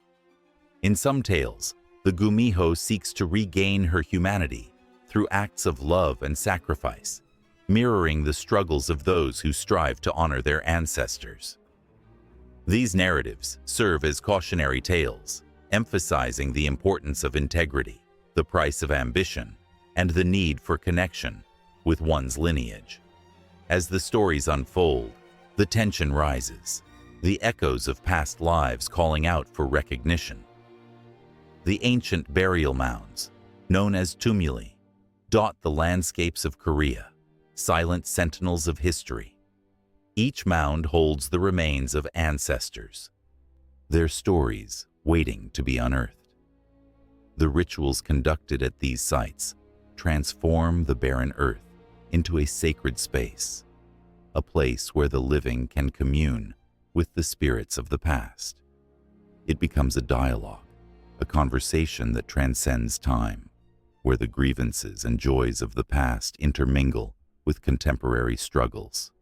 In the whispers of the wind and the rustle of leaves, the spirits of ancestors continue to guide, inspire, and protect. Their influence is felt in the choices made and the paths taken by the living. The act of ancestor worship is not merely a tradition, it is a lifeline, a way to navigate the complexities of life. In honoring the past, the living find strength, a sense of belonging, and a clearer understanding of themselves. As the night deepens, the air thickens with emotion, a palpable energy that binds the living with the dead. The stories, the rituals, the very essence of Korea's culture reflect a profound respect for ancestors, shaping identities and values for centuries. The connection to the past, steeped in love and reverence, continues to breathe life into the fabric of society. Each heartbeat, each breath carries the legacy of those who walked before. The past is not a distant memory, but a vibrant force, pushing forward, urging the living to remember, to honor, and to celebrate the endless cycle of life and death that ties them together. The candle flames flicker once more, as if responding to the unyielding bond between the seen and the unseen, the living and the dead, whispering promises that the stories will continue to be told, that the ancestors will never be forgotten, and that their sacred presence will always guide the way. Under a moonlit sky, where shadows danced playfully upon the ground, a lone figure raced through the quiet streets of a village. This was Hong Gildong, a name whispered among the common folk, a legend yet to be born. His heart raced not merely from the thrill of adventure, but from a longing, a yearning to be recognized, to find a place where he truly belonged. The air crackled with anticipation, and the stories of his escapades were waiting to be told, as vibrant as the stars above. Born the son of a nobleman and a concubine, Hong Gildong was destined for a life of privilege, yet he found himself trapped in a gilded cage. His noble blood could not erase the stigma of being the illegitimate child. He roamed the grand halls of his father's estate, but felt like a ghost, invisible to those who mattered most. The whispers of his peers cut deeper than any sword. He was the son who could never truly belong. Yet, the spirit within him burned fiercely. One fateful night, as he stood at the edge of the forest, the cool breeze ruffled his hair and whispered secrets that made his heart race with hope. "Why must I conform to their expectations?" he thought. "I am more than what they see." With that resolve, he stepped into the shadows of the woods, leaving behind the life that had always kept him at arm's length from acceptance. The forest welcomed him with open arms, its ancient trees standing tall, like guardians of his newfound freedom. Here, he became something more than a nobleman's son. He was an outlaw, a thief, a hero to the very people who had been abandoned by society. With a band of misfits who had once been cast aside, Gildong found his true family. They were a rough crowd, burdened by their own stories of loss and rejection, but together, they forged a bond stronger than any blood tie. Their first adventure began on a tempestuous night, raindrops pelting the earth like nature's own drumroll. Word had spread of a wealthy merchant traveling through the mountains, laden with gold and jewels. Gildong and his band of outcasts waited in silence, hearts pounding like war drums. As the merchant's caravan came into view, the air thick with tension, Gildong felt the thrill course through his veins. This was more than just a robbery. It was a chance to rewrite their destinies. With swift, practiced movements, they descended upon the unsuspecting caravan. Gildong led the charge, his heart racing, adrenaline pulsing through him like wildfire. The clash of swords and cries of surprise filled the air, but he was no ordinary thief. He was a hero in disguise. A mix of fear and exhilaration surged within him as he worked swiftly, his eyes fixed on the prize, the glimmer of hope for his friends.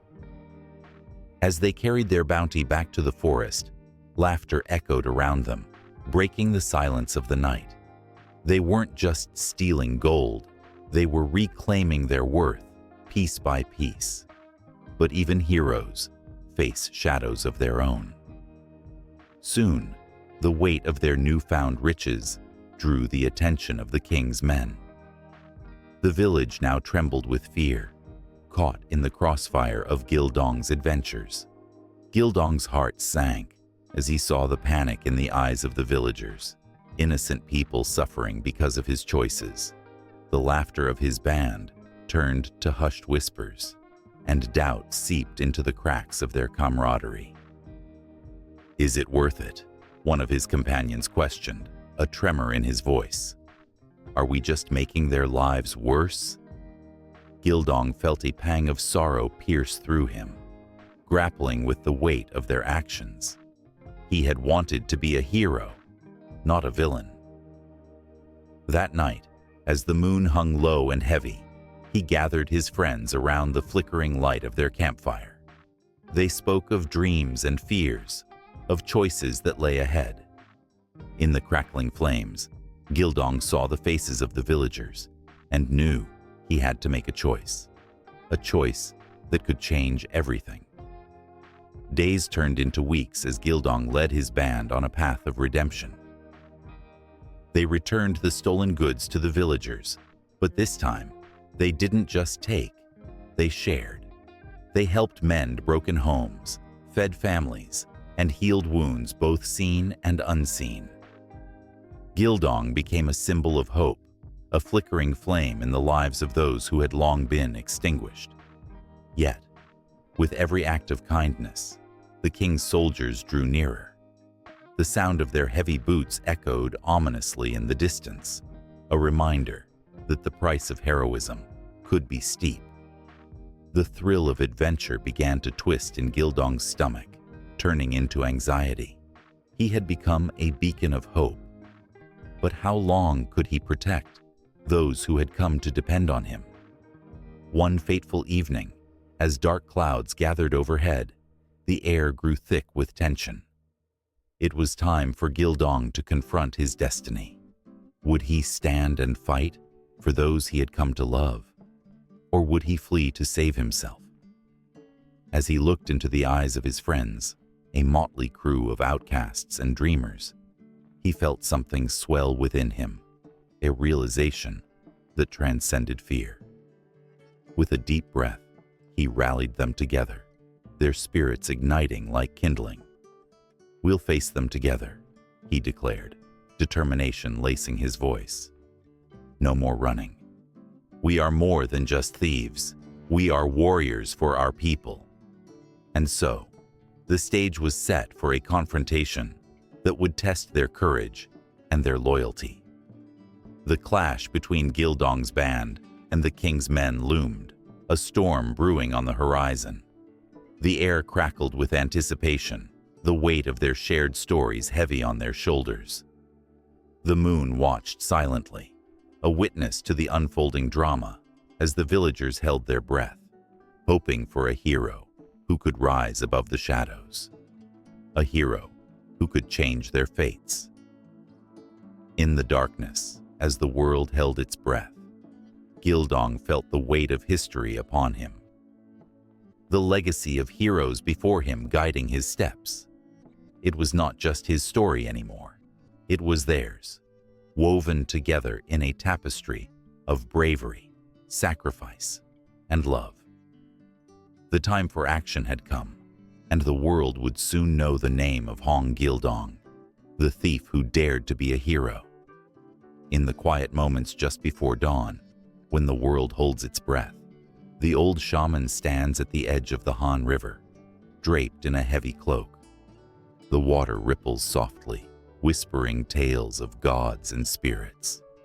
This is a land steeped in myth, where every mountain and river carries the weight of history. Each rock a silent witness to the stories that have shaped a nation. The air is thick with anticipation, for the ancients are never truly gone. They linger in the shadows, waiting to be called upon.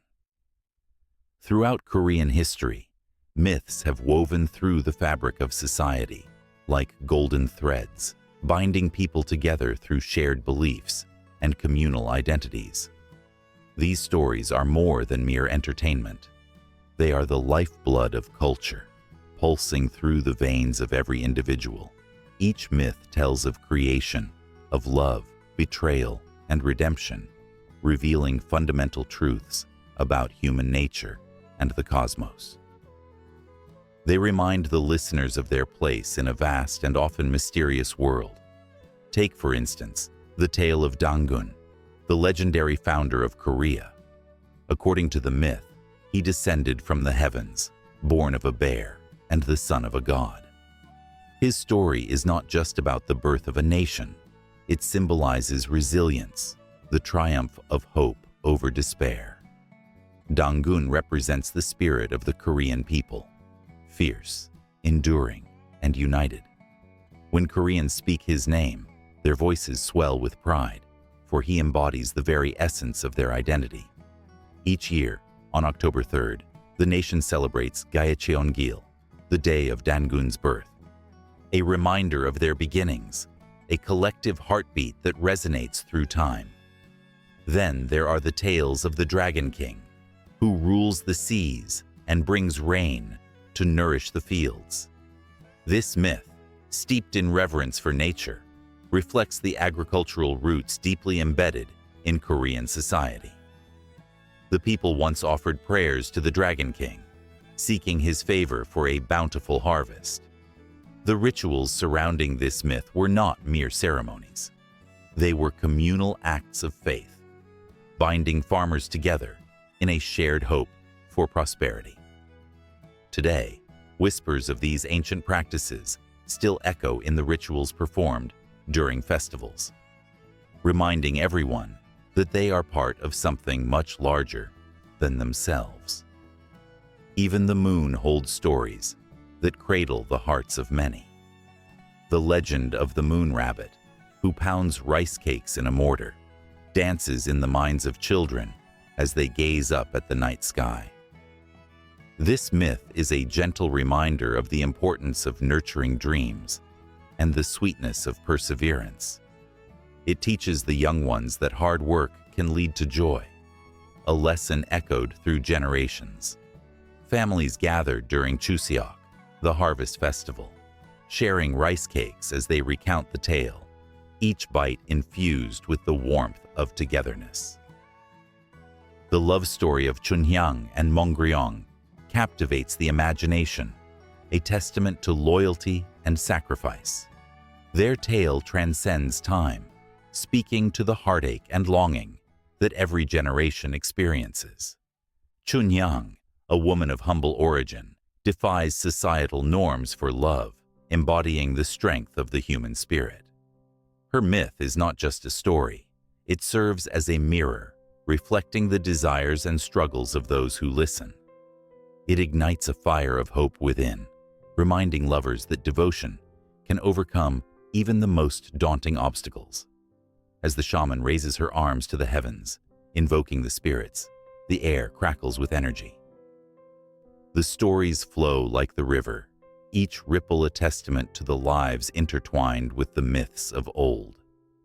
There are spirits of mountains, the Kodama, which guard the ancient trees, reminding the people of their duty to protect nature. In every village, people offer gratitude to these spirits, ensuring that the harmony between humanity and the earth remains intact. It is a delicate balance, one that the myths guide them to maintain, for they believe that the spirits walk among them, watching, listening, waiting. In times of struggle, the myths serve as a beacon of light. They remind the people of their ancestors' strength in the face of adversity. During the Japanese occupation, the stories of resistance became a source of courage for many. The spirit of the tiger, often seen as a protector, roared through the hearts of those who longed for freedom. These myths became rallying cries, fueling a fire to reclaim their identity. The tales of ancient warriors and noble sacrifices wove a tapestry of resilience, binding the people together in their fight for independence. Even in today's modern society, where skyscrapers rise and technology thrives, the myths of Korea continue to breathe life into the culture. They exist in literature, theater, and film, captivating new generations. As children read about the adventure of the heroic Hwanung or the tragic tale of the lovelorn Princess Bari, they feel the weight of their heritage pressing upon their shoulders. Each story is a thread that connects them to the past, infusing their lives with meaning and purpose. Through the lens of these myths, the young see reflections of their own dreams and fears, creating a bridge between the ancient and the contemporary. As the shaman lowers her arms, the moment hangs heavy in the air, filled with unspoken words. The myths whisper to the generations that follow, urging them to carry forward the stories of their ancestors, to honor the spirits of the land, and to remember their roots. Each tale has power, a spark that ignites hope and courage in the hearts of those who listen. At that early hour, under the watchful gaze of the mountains, a new chapter begins to write itself, one that carries the weight of all those who came before, echoing the timeless dance of myth and reality.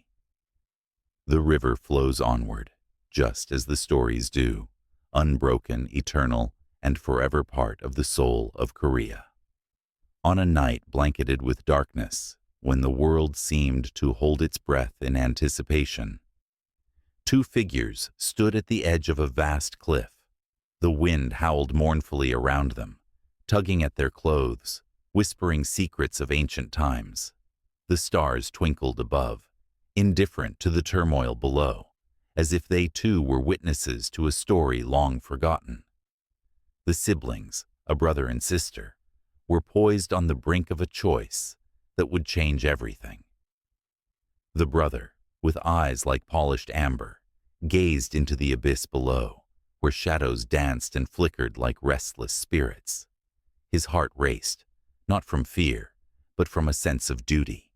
He was the sun, strong and bright, destined to rise each day and chase away the darkness. His sister, radiant with a gentle glow, looked up at him from beneath thick, dark lashes. She was the moon, serene and nurturing, with a silver light that brought comfort to the night. Together, they represented balance, yet they were two halves of a whole, destined to be forever intertwined. But something had shifted in the world since their last meeting. The balance of light and darkness was faltering. The sun found himself trapped in a cycle of relentless brightness, while the moon struggled to shine in a sky filled with overshadowing clouds. It was more than just the shifting seasons. It was a longing for connection, an urge to transform into something greater, something that could unite their powers instead of dividing them. As they stood on the precipice, the brother felt warmth radiating from within him, a glow that threatened to burst forth. He could hear the distant echoes of their past, tales of how they had danced together in the skies, how they brought life to the earth, how their laughter echoed in the valleys. There was a time when they were inseparable, but the pull of their responsibilities had laid a rift between them. Could they ever bridge that chasm? Could they rekindle the bond they once shared? The moon reached out, her fingers brushing against the air, weaving through the cold night. Do you remember the stories told by our father about how we brought joy to the world? Her voice was soft, a melodic whisper, yet it pierced through the night like a shimmering arrow. What have we become, brother? Are we destined to remain apart, our light forever separated? Before he could respond, a tremor rippled through the ground beneath them, shaking their resolve. The earth grumbled as if it too felt the weight of their indecision. They exchanged worried glances, sensing the urgency. The world was shifting, and they needed to act swiftly. In that moment, the sun made a promise. We must embrace our powers, not as separate entities, but as a union. Together, we can create something beautiful. The conviction in his voice ignited a spark in the moon's heart. She nodded, determination flooding her veins. The idea of transformation loomed before them, a thrilling prospect that sent shivers down their spines. With a shared breath, they closed their eyes, feeling the energy building between them. Tendrils of light began to intertwine, golden rays from the sun curling around the silvery beams of the moon.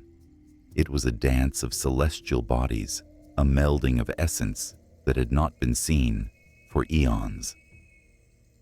The energy crackled in the air, an electric force that made the very fabric of night shimmer. As they transformed, their forms began to shift, blending into something entirely new. The sun's fiery spirit merged with the moon's soft glow, creating a radiant orb that pulsed with life. This was not merely a combination of their lights. It was an evolution, a rebirth born out of longing and courage. The siblings became a single entity, a luminous force that cast a warm and gentle light over the world.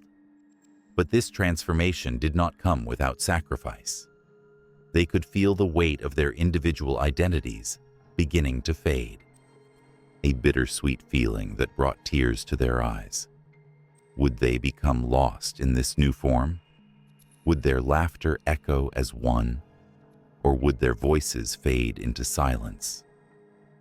The ground trembled again, and the world around them began to shift.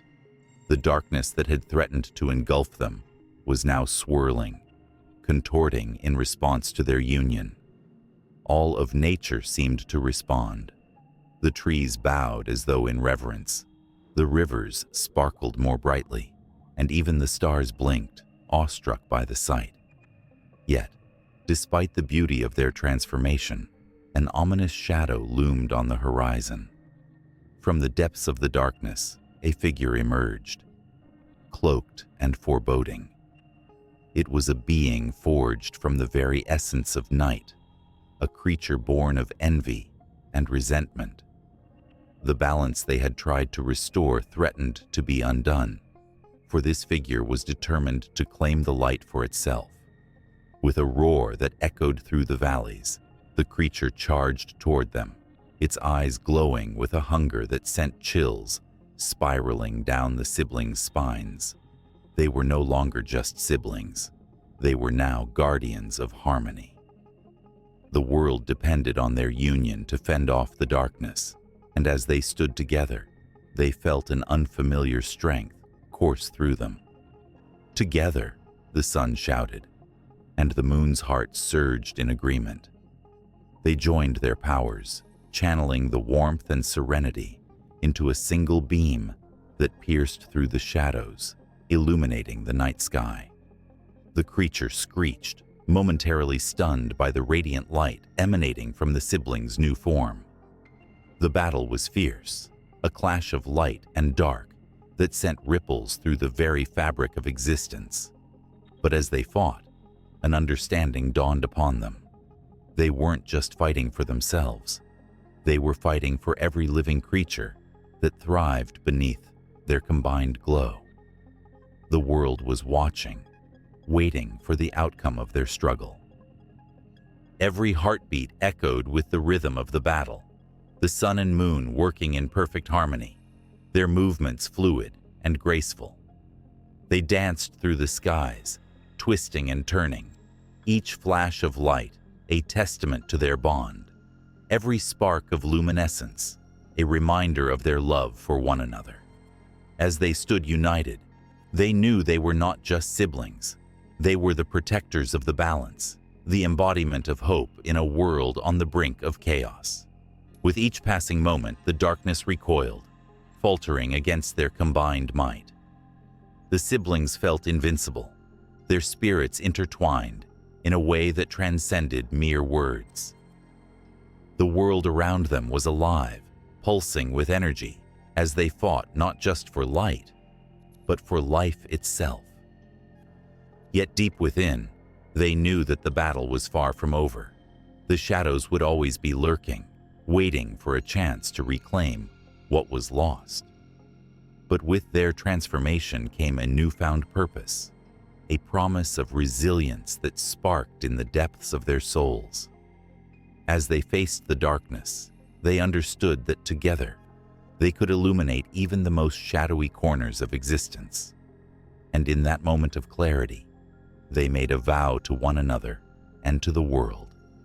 They would forever shine as one, a beacon of light that would guide lost souls through the night. The sun began to set over the rolling hills, casting long shadows that stretched like fingers across the earth.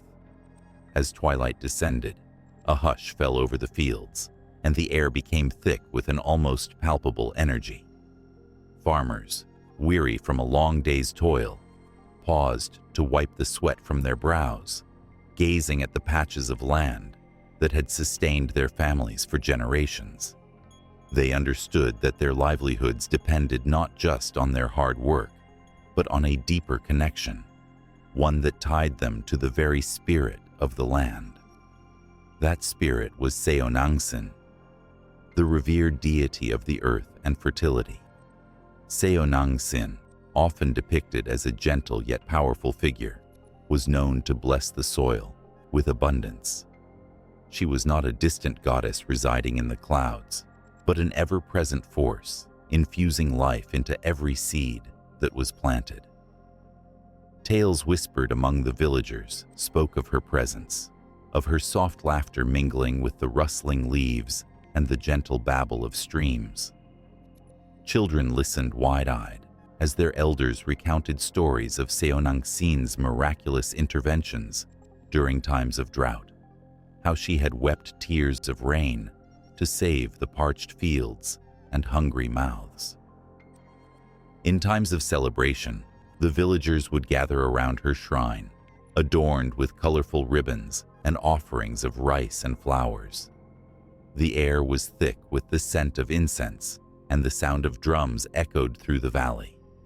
They would sing songs of gratitude, their voices rising in harmony, invoking her spirit to bless them with a bountiful harvest.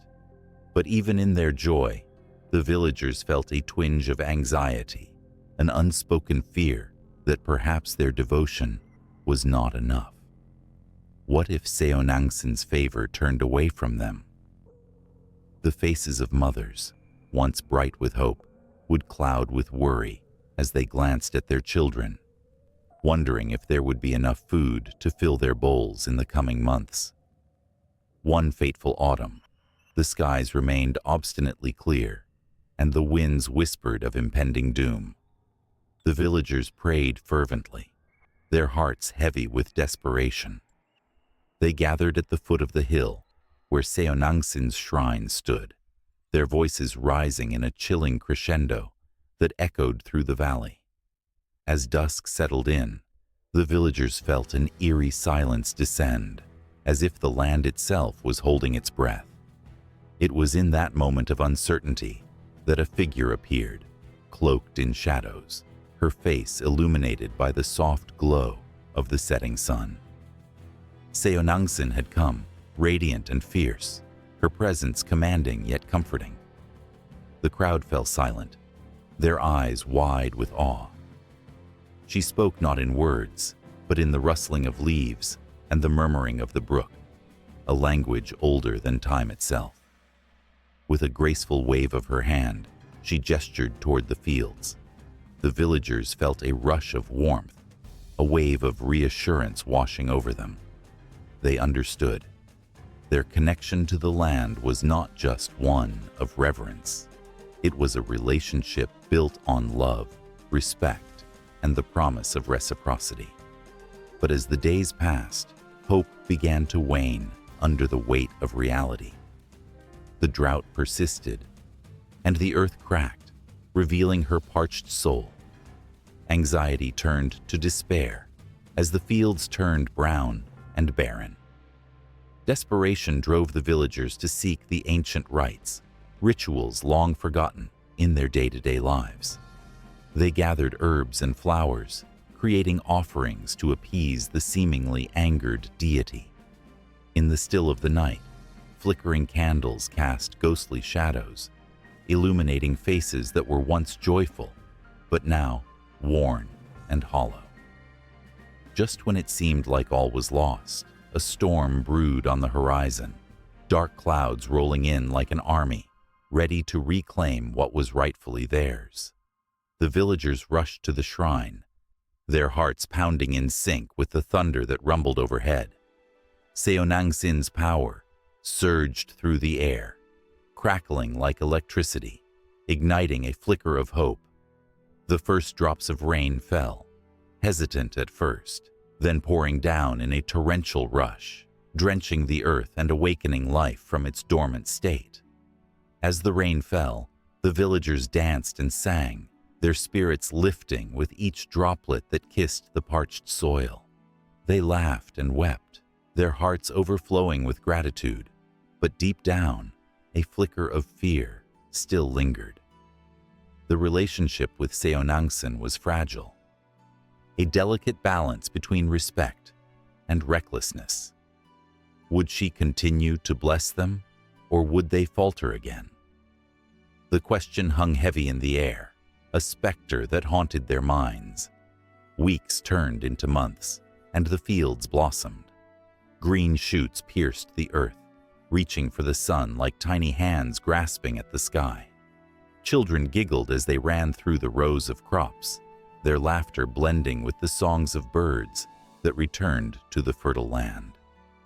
Seonangsin's spirit danced among them, wrapping them in warmth and vitality. Each harvest brought with it not just sustenance, but a renewed faith in the bond they shared with the land. But the villagers knew that with every blessing came the risk of denial. They held magnificent festivals, the echoes of their celebrations ringing across the valley. Yet, as they feasted on the fruits of their labor, they couldn't shake the feeling that complacency could lead to ruin. Whispers of Seonangsin filled the air.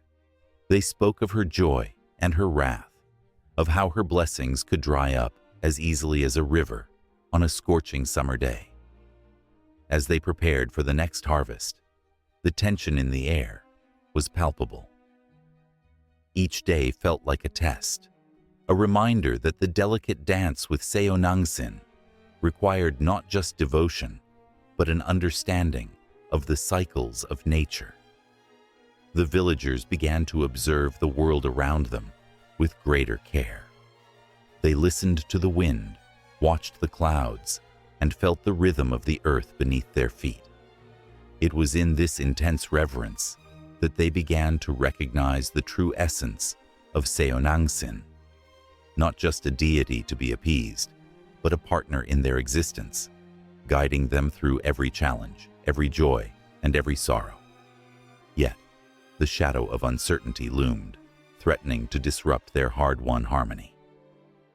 As they stood on the brink of a new planting season, their hearts swelled with anticipation, but a faint chill brushed against their spirits, a reminder that the balance they had achieved was tenuous. Would Seonangsin continue to smile upon them, or would they find themselves, once again, at her mercy? The land surged with life, but the air crackled with tension, a reminder of the ever-present cycle of hope and fear, abundance and scarcity, love and loss, as the story of Seonangsin continued to unfold under the vast, watchful sky. A chill settled over the darkened village, the moon casting silvery shadows over the crumbling walls of the old house. Whispers echoed in the wind, tales of two sisters bound by blood and betrayed by a world that should have protected them. Janghwa and Hongrion once danced in the light of the sun, their laughter ringing like bells, but destiny had woven a tapestry of sorrow that would haunt the very earth they walked on. Their story, soaked in vengeance and love, began in a humble home where the echoes of their childhood lingered like an unfinished song. Janghwa, the eldest, was a gentle spirit with a heart full of dreams, while Hongrion, the younger, was fiery and full of life. Her laughter a balm for Janghwa's tender heart. Together, they were an inseparable force, their bond stronger than the fiercest storm. Yet, as the world can often be cruel, their joy was destined to be eclipsed by tragedy. A marriage proposal arrived for Janghwa from a wealthy suitor. Her heart fluttered with excitement, but hidden beneath the surface was a darkness that would soon engulf them. The suitor, a man with a facade of charm and wealth, harbored a sinister intent that would shatter their world forever. As he wooed Janghwa, he also cast a greedy eye on Hongrion, seeing in her youthful beauty a prize worth claiming. The sisters, unaware of the storm brewing around them, reveled in their dreams and aspirations, but soon shadows began to creep into their lives. The suitor's true nature revealed itself like a snake shedding its skin. When Janghwa discovered his treacherous intentions towards her beloved sister, she felt the world tilt beneath her feet. The love that was supposed to unite them now threatened to tear them apart. In a moment of desperation, Janghwa turned to her family for protection, but the very people who should have cared for her failed to shield her from the impending doom. With each passing day, the walls of their home closed in, suffocating their innocence. The cruel twist of fate arrived with a heart-wrenching betrayal, a betrayal that would mark the beginning of their tragic downfall. It was a stormy night when Janghwa and Hongrion faced the suitor for the last time. The air was thick with tension, and the atmosphere crackled like electricity. Words turned to shouts, and shouts morphed into a cacophony of despair. In the end, it was Janghwa who stood defiant, declaring that their love for one another would always be stronger than the greed of man. But the suitor, fuming with rage, could not allow such rebellion to go unpunished. That night, the sisters' resolve was tested in the most brutal way. What followed was a chaotic blend of fear and desperation as Janghwa fought to protect her sister from a fate worse than death. The betrayal weighed heavily on their hearts, the specter of revenge lurking just behind the shards of their dreams. In a moment of sheer horror, the suitor's dark intentions turned into an act of violence that would echo through time, leaving behind a mark as deep as the scars on their souls. With tremors coursing through their bodies, Janghwa and Hongrion clung to each other, their love a fragile thread in a world turned cruel.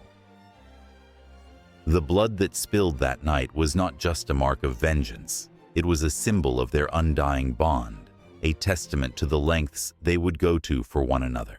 But darkness was their companion, and in its cold embrace, the sisters found themselves trapped in a cycle of love and revenge that seemed inescapable. As the days turned into weeks, whispers of their tragedy spread through the village like wildfire.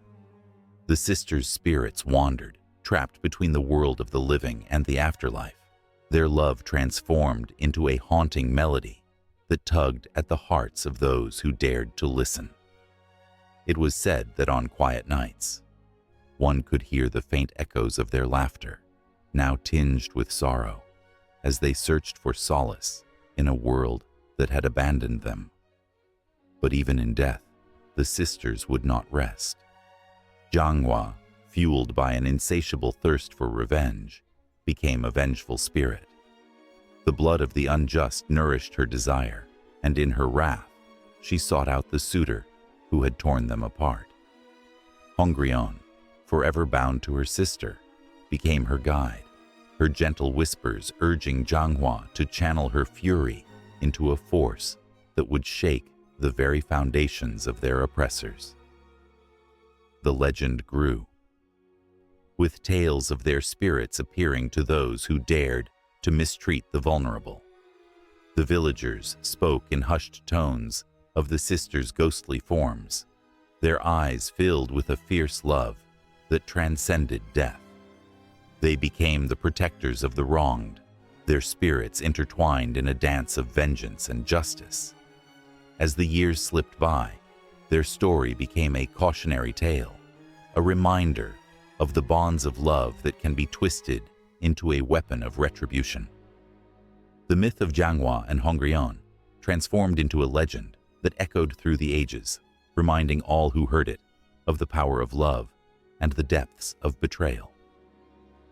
As the moon hung high in the sky, casting its glow over the village, the air was thick with a tension that promised more, a promise that the echoes of their love and revenge would never truly be silenced. And in the shadows, a new chapter awaited, a continuation of the sisters' tale that was far from over. The sun hung low in the sky, casting a warm golden hue over the lush fields of rice swaying gently in the breeze. Each stalk was a testament to hard work, patience, and faith. Farmers moved about like dancers in a carefully choreographed performance, each step echoing the age-old rhythm of planting, tending, and harvesting. Among them, whispers of a name floated through the air: Chogong, the revered god of agriculture and harvest. Chogong was not just a deity, he was a lifeline. In ancient Korea, when the earth lay barren and the skies threatened with drought, prayers were lifted to him with trembling hearts. Farmers would gather under the gaze of the turning moon, their voices rising in unison, calling for his presence. With every chant, they sought his blessings, hoping he would smile upon their fields and fill their granaries. The fate of their families rested in his hands, like delicate grains of rice balanced on the edge of a bowl. Believed to have emerged from the earth itself, Chogong was often depicted as a humble figure, adorned in simple clothing, yet emanating an aura of strength and wisdom. His face, carved with deep lines of compassion and understanding, offered the farmers comfort.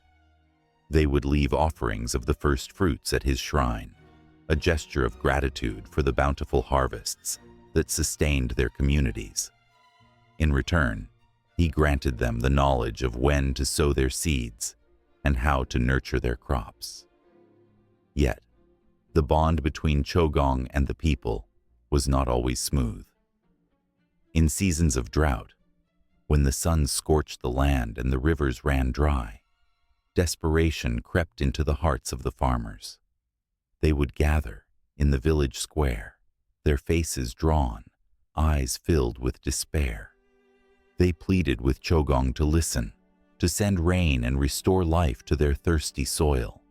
In those moments of darkness, the air thick with tension, they feared that perhaps they had angered him. Would he abandon them to the merciless grip of hunger? One year, a severe drought struck the land, lasting longer than any farmer could remember. The earth cracked beneath the weight of the sun's relentless gaze. Children cried from hunger, their small bellies empty and aching. The villagers, once vibrant and hopeful, grew gaunt and weary. In the depth of their despair, they turned to legends of old, recounting stories of Chogong's power and mercy. They remembered how, in times of need, he had walked among them, whispering guidance and revealing the secrets of the soil. Determined, they organized a grand festival to honor Chogong. They prepared elaborate dances, decorated the village with colorful banners, and cooked fragrant rice dishes, filling the air with mouth-watering scents. The night of the festival, lanterns floated into the sky, illuminating the darkness, a sign of their unyielding hope.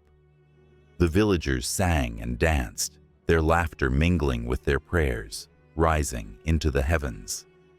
As the first notes of a traditional drum echoed through the village, a strange wind began to stir. It fluttered through the fields, a soft caress against the weary crops. The farmers paused, their hearts pounding in their chests. Was Chogong listening? A hush fell over the crowd as dark clouds gathered overhead. The once bleak sky now swirled with promise. Raindrops, like blessings from above, began to fall, dappling the parched earth.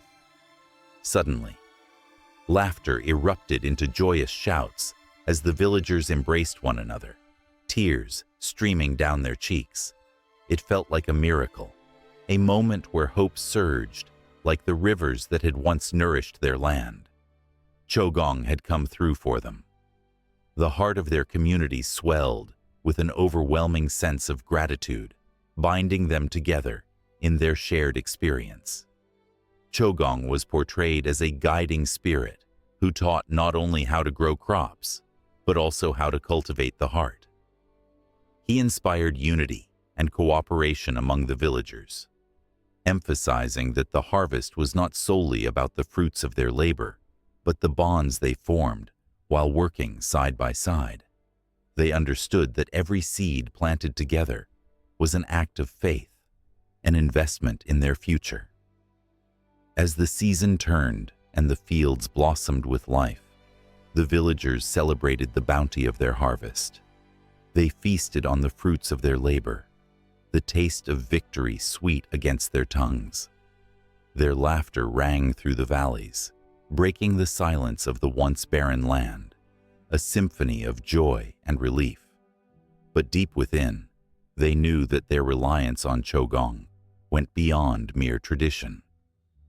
It was a connection that transcended time. In the shadows of the mountains, the spirit of Chogong watched over them. His presence was felt in the rustling of leaves, the whisper of the wind, the heartbeat of the earth. Every harvest, every festival, was a reminder of their covenant with the land and the divine. Yet, as the celebrations waned and the villagers returned to their daily routines, a new challenge loomed. The balance of nature, fragile as it was, began to shift. The rains that had once blessed their fields now grew erratic, and the seasons changed in ways they could not predict. As uncertainty crept back into their lives, they wondered, would Chogong continue to guide them? Would their prayers reach him once more, or would they be left to navigate the storms of fate without his wisdom?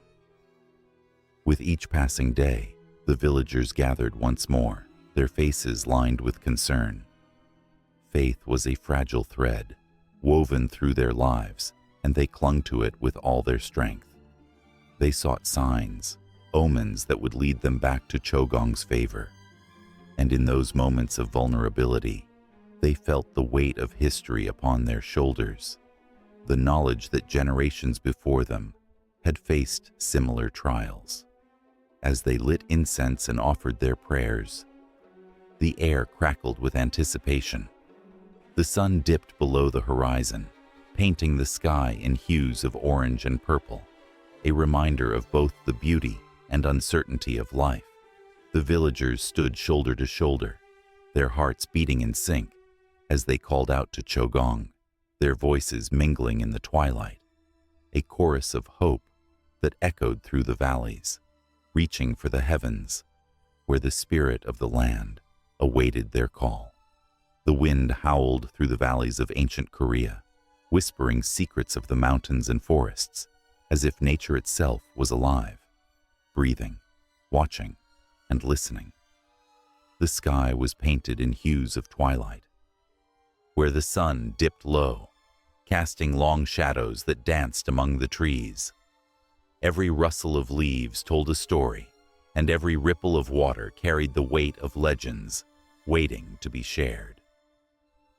Long ago, when the world was still young, Korea was a land filled with spirits and deities that roamed freely, intertwined with the very essence of nature. The mountains stood as towering guardians, their peaks scraping the sky, while rivers wound through the valleys, cradling the stories of gods and heroes. The essence of the land was not merely a backdrop, but a living presence, a character in the tales that shaped the hearts and minds of the people. In the village of Gwangju, nestled at the foot of a great mountain, the villagers gathered around a massive oak tree, its roots sprawling like the tales woven into the fabric of their lives. This tree was not just wood and leaves. It was the embodiment of their ancestors, who had whispered wisdom through its branches for generations. They believed that in its gnarled bark lay the spirits of those who had come before, watching over them, guiding them in times of need.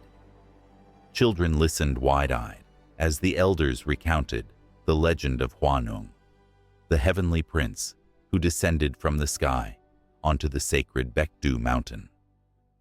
He brought with him grains and the seeds of civilization, teaching the people to cultivate the land. The mountain, with its snow-capped peaks glistening in the sunlight, was revered as a holy site, a place where heaven met earth. It was said that Hwanung transformed into a tiger and a bear to test the two animals' determination to become human, reflecting the deep connection between nature and humanity. When the bear succeeded, it became the first woman, symbolizing the bond between mankind and the natural world that sustains it. As dusk fell, the villagers lit their lanterns, casting a warm glow against the encroaching darkness. They shared stories of the mountain spirits, the Sanshin, who were said to protect the land and its people. With each tale, hearts raced, enchanted by the notion that nature was not just a backdrop, but a living entity, filled with personalities that influenced their lives. The Sanshin, often depicted with a long beard and a wise expression, was believed to wander the mountains, blessing those who respected the land and punishing those who did not. The fear of displeasing these spirits kept the villagers humble and grateful, a reminder that harmony with nature was essential for survival. One night, a fierce storm swept through the valley, rattling the windows and howling like a wounded beast. The villagers huddled together, their breaths visible in the cold night air. They prayed to the Sanshin, begging for protection. The wind screamed through the trees, but just as the storm seemed it would swallow them whole, a stillness descended. The storm receded, and in its aftermath, the villagers emerged to find their crops unharmed, their homes intact. They knew the Sanshin had listened, a testament to their unwavering belief in the symbiotic relationship between humanity and nature. On another day, the air was thick with the scent of the cherry blossoms, a fleeting beauty that painted the landscape in delicate pink. The arrival of spring was celebrated with joyous festivals, where families gathered to honor their ancestors and the spirits of the land. The very act of planting seeds was considered a sacred ritual, where hopes and dreams were sown into the earth, nourished by the spirits that danced among the flowers. The cherry blossom trees were not merely trees. They were symbols of life, death, and rebirth, reminding the people that beauty is often transient, just like the blossoms that would soon fall. As the years passed, the harmonies of nature became woven into the fabric of Korean mythology. Rivers, mountains, and forests were not mere settings, but crucial players in the grand narrative of life. The river Han was said to be formed from the tears of a goddess who mourned the loss of her love, its currents carrying the weight of sorrow and hope. The mountains, with their towering presence, became the homes of gods who intervened in human affairs, fighting for justice and flourishing communities. The lush forests were rich with creatures of folklore, nine-tailed foxes that could shapeshift, embodying both wisdom and trickery. Through generations, these tales kept alive the respect and reverence for nature that the ancestors had instilled. The stories served as moral guides, teaching the villagers to live in balance, to honor the earth and its gifts. They learned that every rock, every stream, held a spirit, demanding respect. The mountains were not simply a backdrop for daily life, but a sacred space where the divine connected with the earthly realm. In the quiet of the night, under a blanket of stars, the villagers would often reflect on their existence, pondering the intricate dance between humanity and the natural world. They felt the pulse of the earth beneath their feet, a reminder that they were not separate, but part of something bigger, a web of life that thrived on interconnection. It wasn't just nature that was revered.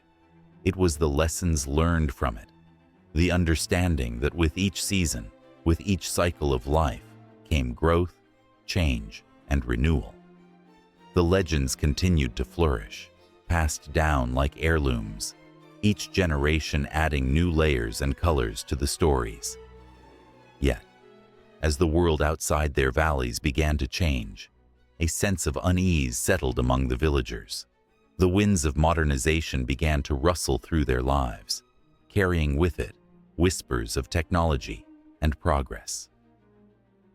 The ancient trees, once towering guardians, faced the threat of being cut down, while rivers that had cradled the stories of their ancestors now flowed alongside concrete. As the villagers stood at the crossroads of tradition and change, they felt a pang in their hearts, a longing for the connection they once had with the land. Would the stories of the Sanshin survive in a world that seemed to forget?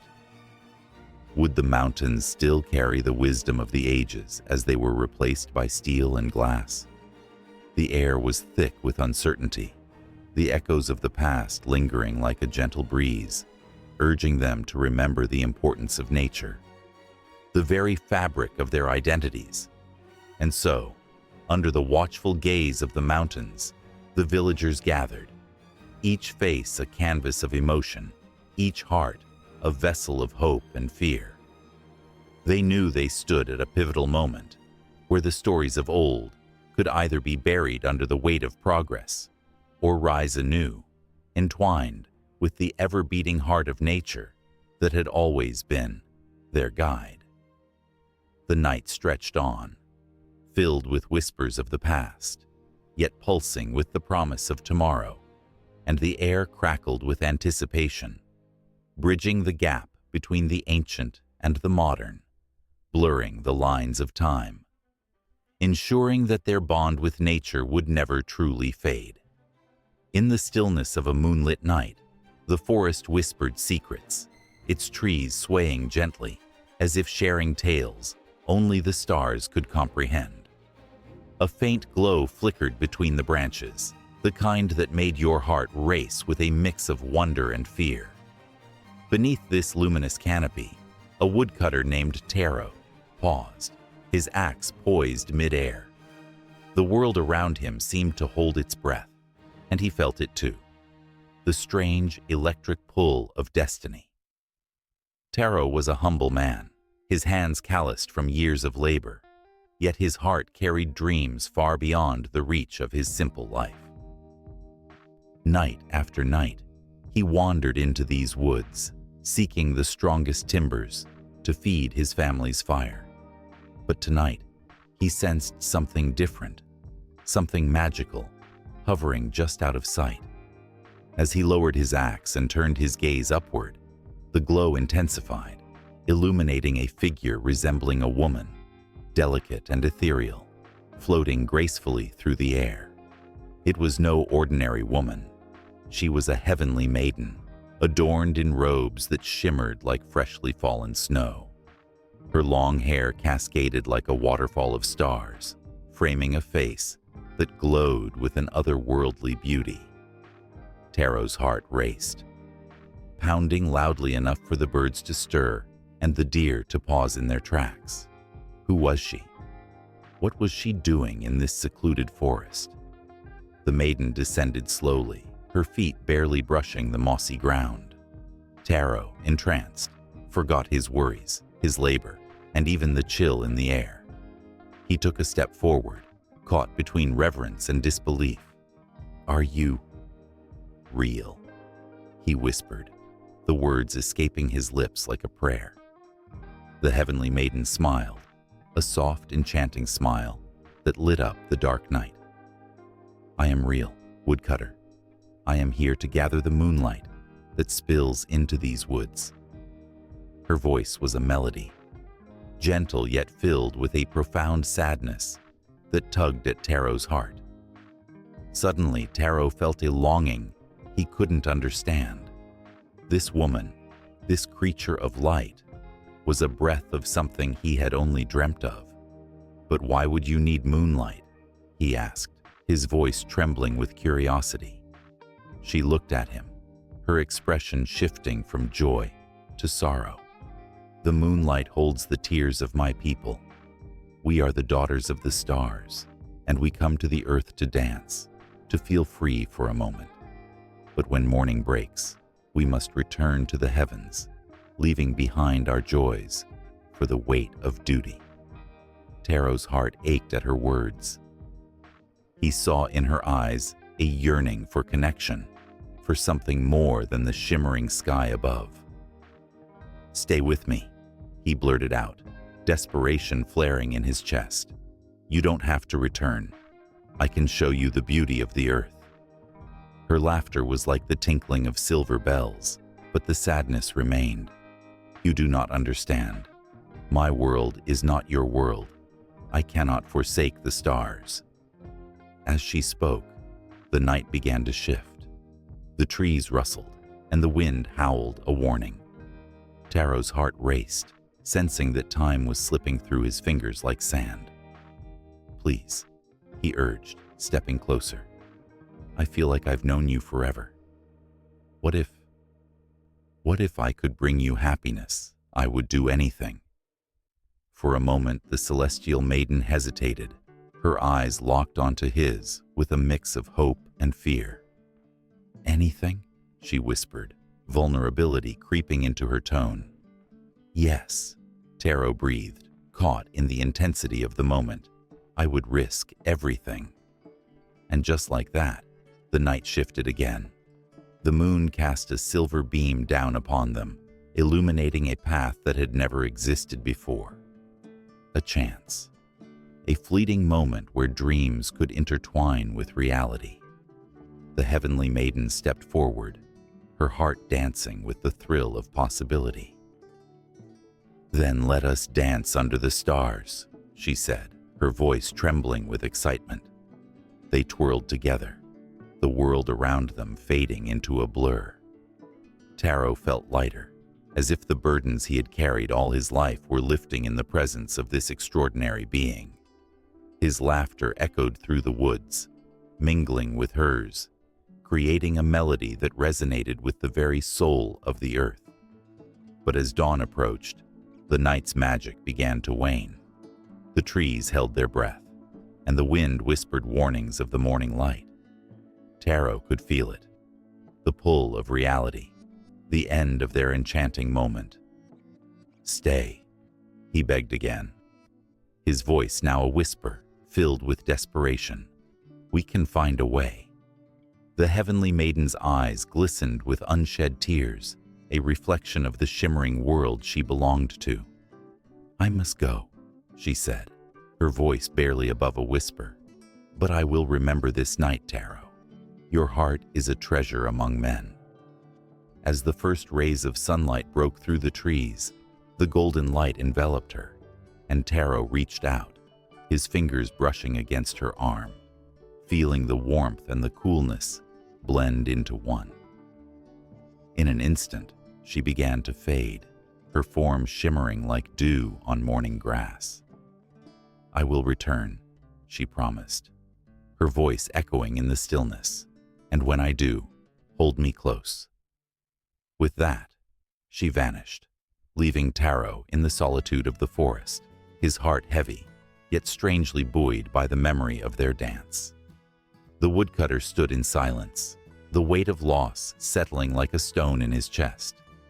He stared into the trees, knowing he would wait for her return, even if it took an eternity. Days turned into weeks, and weeks into months. Taro continued his work, but nothing felt the same.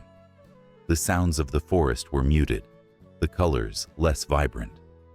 Each night, he returned to the same spot, his heart wrapped in hope, but the woods remained still, holding on to their secrets like a child clutching a hidden treasure. One fateful evening, as the sun dipped below the horizon, painting the sky with hues of orange and pink, Taro felt a familiar pull in the air.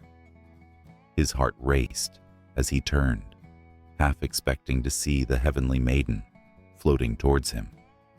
The glow returned, shimmering through the trees like a beacon, guiding him home. This time, he wouldn't let her go. This time, he would not merely wait. He would reach for the stars and gamble everything he had for a love that transcended the boundaries of earth and sky. As the shimmering light approached, he whispered to the night, "I will not lose you again." The wind howled across the barren hills of Korea, carrying echoes of gunfire and the anguished cries of soldiers. Under the blanket of night, shadows flickered, figures clad in olive drab, faces hardened by the weight of war. Yet, amidst the chaos, stories began to take root, weaving a tapestry of myths and legends that would transcend generations. At the center of it all was a soldier named Private First Class Frank McGowan. He was just a boy from Nebraska, thrust into a world that turned innocence into ash. Friends back home had called him a hero, even before he knew what the word meant. And as he trudged through the mud of the Chosin Reservoir, he felt the heavy burden of that label. McGowan had heard whispers of a mythical figure, a ghost who roamed the battlefield, guiding lost souls to safety. Soldiers spoke of him in hushed tones around campfires, their voices trembling with reverence. Some claimed they had seen him, his silhouette glowing against the backdrop of artillery fire, leading them through ambushes, gifting them with courage. But that was just one story among many. The Korean War birthed a plethora of legends, each one more gripping than the last. There was the tale of the Frozen Chosen, a name that sent shivers down the spine of even the toughest men. The 1st Marine Division had been encircled by enemy forces, their situation dire. Yet, in the face of despair, these men refused to succumb. They fought with a ferocity that defied logic, their breaths turning to ice as the temperature plummeted. Histories painted them as valiant heroes, but the reality was grimmer. Many faced death not as warriors, but as boys far from home, terrified, yet resolute. As McGowan lay in a foxhole during a particularly brutal night, he recalled a friend from basic training, Tommy. The two had shared dreams of returning home to small-town life, but the Korean landscape was unforgiving, stretching endlessly before them like an ominous sea. Tommy had once told McGowan that if anything happened to him, he'd fight to come back. His spirit would linger in the hearts of those left behind. That night, under the haunting glow of the moon, McGowan felt the weight of Tommy's promise. It fueled his resolve, whispering that perhaps legends were born from the love and memories shared among comrades. Then there was the myth of General Walton Walker, a leader whose bravery was said to have inspired an entire nation. Soldiers recounted how he would appear just when hope seemed lost, rallying troops with an unyielding spirit. They spoke of a time when the enemy advanced like a relentless tide, and Walker stood firm, refusing to retreat. His fierce determination became synonymous with heroism. But those who fought alongside him knew the truth. His heart bore the scars of the fallen, and his eyes betrayed the weight of decisions that haunted him long after victory was declared. In the midst of all these legends, women played a crucial yet often overlooked role. The tales of the Korean women who took up arms and fought alongside men, those who hid weapons in their homes, gathered intelligence and inspired resistance, are woven into the fabric of war myths. Their bravery often gets overshadowed by grand tales of combat, yet their contributions echo through history. The whispers of their resilience rose above the gunfire, a testament to the human spirit's unwavering strength. As the war dragged on, stories of betrayal and courage blurred the lines of right and wrong. Soldiers from different nations found common ground in their suffering. One night, a group of American soldiers found themselves huddled in a cave when a South Korean soldier joined them, his eyes wide with fear, yet filled with fierce loyalty. As they shared rations, the language barrier faded, and laughter filled the darkness. In that moment, they became part of a legend far greater than themselves, a brotherhood forged in the fires of war, defying the myth of division. The battlefield became a stage where heroes rose and fell like the sun. Legends were born, not just from acts of valor, but from the humanity that shone through the bleakest of times. One soldier, whose name faded into obscurity, saved a child caught in crossfire, cradling the tiny figure as bullets whizzed past like angry hornets. His sacrifice became a whispered legend, a story of compassion amid despair. The child, now a grandmother, tells the tale to her grandchildren, each word breathing life into the spirit of the man who saved her. And then there was the myth of the Korean tiger, a fierce warrior believed to embody the spirit of the land. Tales spoke of a soldier who could not be defeated, who wore the scars of battle like a badge of honor. Every time he fell, he rose again, fueled by a love for his country and an unbreakable will. Soldiers on both sides spoke of him, wondering if he was a real man or just a figment of collective hope. The lines blurred, and the Korean tiger became a beacon of inspiration, a reminder that even in the darkest times, the spirit of resistance burned bright. As these heroes and legends intertwined, McGowan fought through the mud, the whispers of his friends echoing in his ears. In the depths of despair, he clung to the myths like lifelines. They kept him warm in the biting cold, and gave him courage when the world felt like it was slipping away. With every heartbeat, he realized that while the war may end, the stories would live on, etched in the hearts of those who followed in their footsteps. In the shadows of history, the Korean War became a melting pot of humanity. Each soldier, each story, infused the mythos of the conflict with raw emotion, resilience, and love. As McGowan looked up at the stars, he understood that he was not alone. The echoes of bravery, the haunting tales of loss, and the whispers of legends were all woven into a single thread, binding the past to the future, creating a legacy that would endure beyond the ravages of time. Under the silver light of a full moon, a figure moved gracefully through the dense forest, her silhouette barely disturbing the mist that curled around the ancient trees. The Kumiho, with her mesmerizing beauty and deadly charm, captivated every heart that crossed her path. But this night was different. A sense of dread hung in the air, thick as the fog that veiled her surroundings. The Kumiho was not merely a seducer of souls. She was a creature of vengeance, drawn into a deadly game against the Yangban, those elite scholars of the Joseon dynasty, guardians of intellect, honor, and power. The Yangban were revered among the people, their wisdom whispered by the winds that swept across the hills.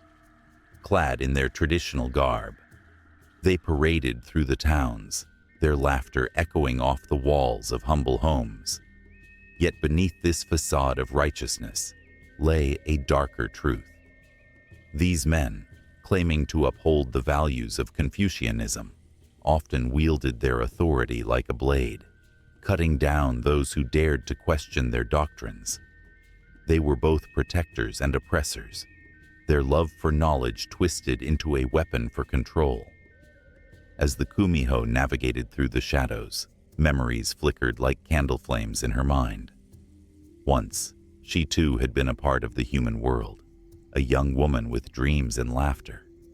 But betrayal had turned her heart to stone, transforming her into a creature of the night. The Yangban had come to her village, seeking the beauty of her spirit, only to crush it under their feet when she refused to bow to their demands. They had taken everything from her, severing her ties to humanity and leaving her to wander the twilight. This night, she would seek her retribution, a dark promise burning in her chest. In a nearby village, the Yangban gathered for a grand banquet, their laughter ringing hollow against the backdrop of their past misdeeds. They toasted to their accomplishments, their eyes glinting with pride, unaware of the storm brewing just beyond the trees.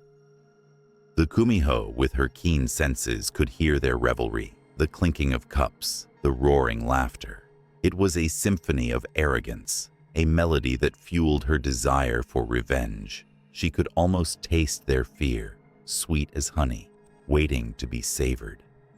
As the moon climbed higher, the atmosphere shifted, shadows lengthened, and a chill seeped into the air.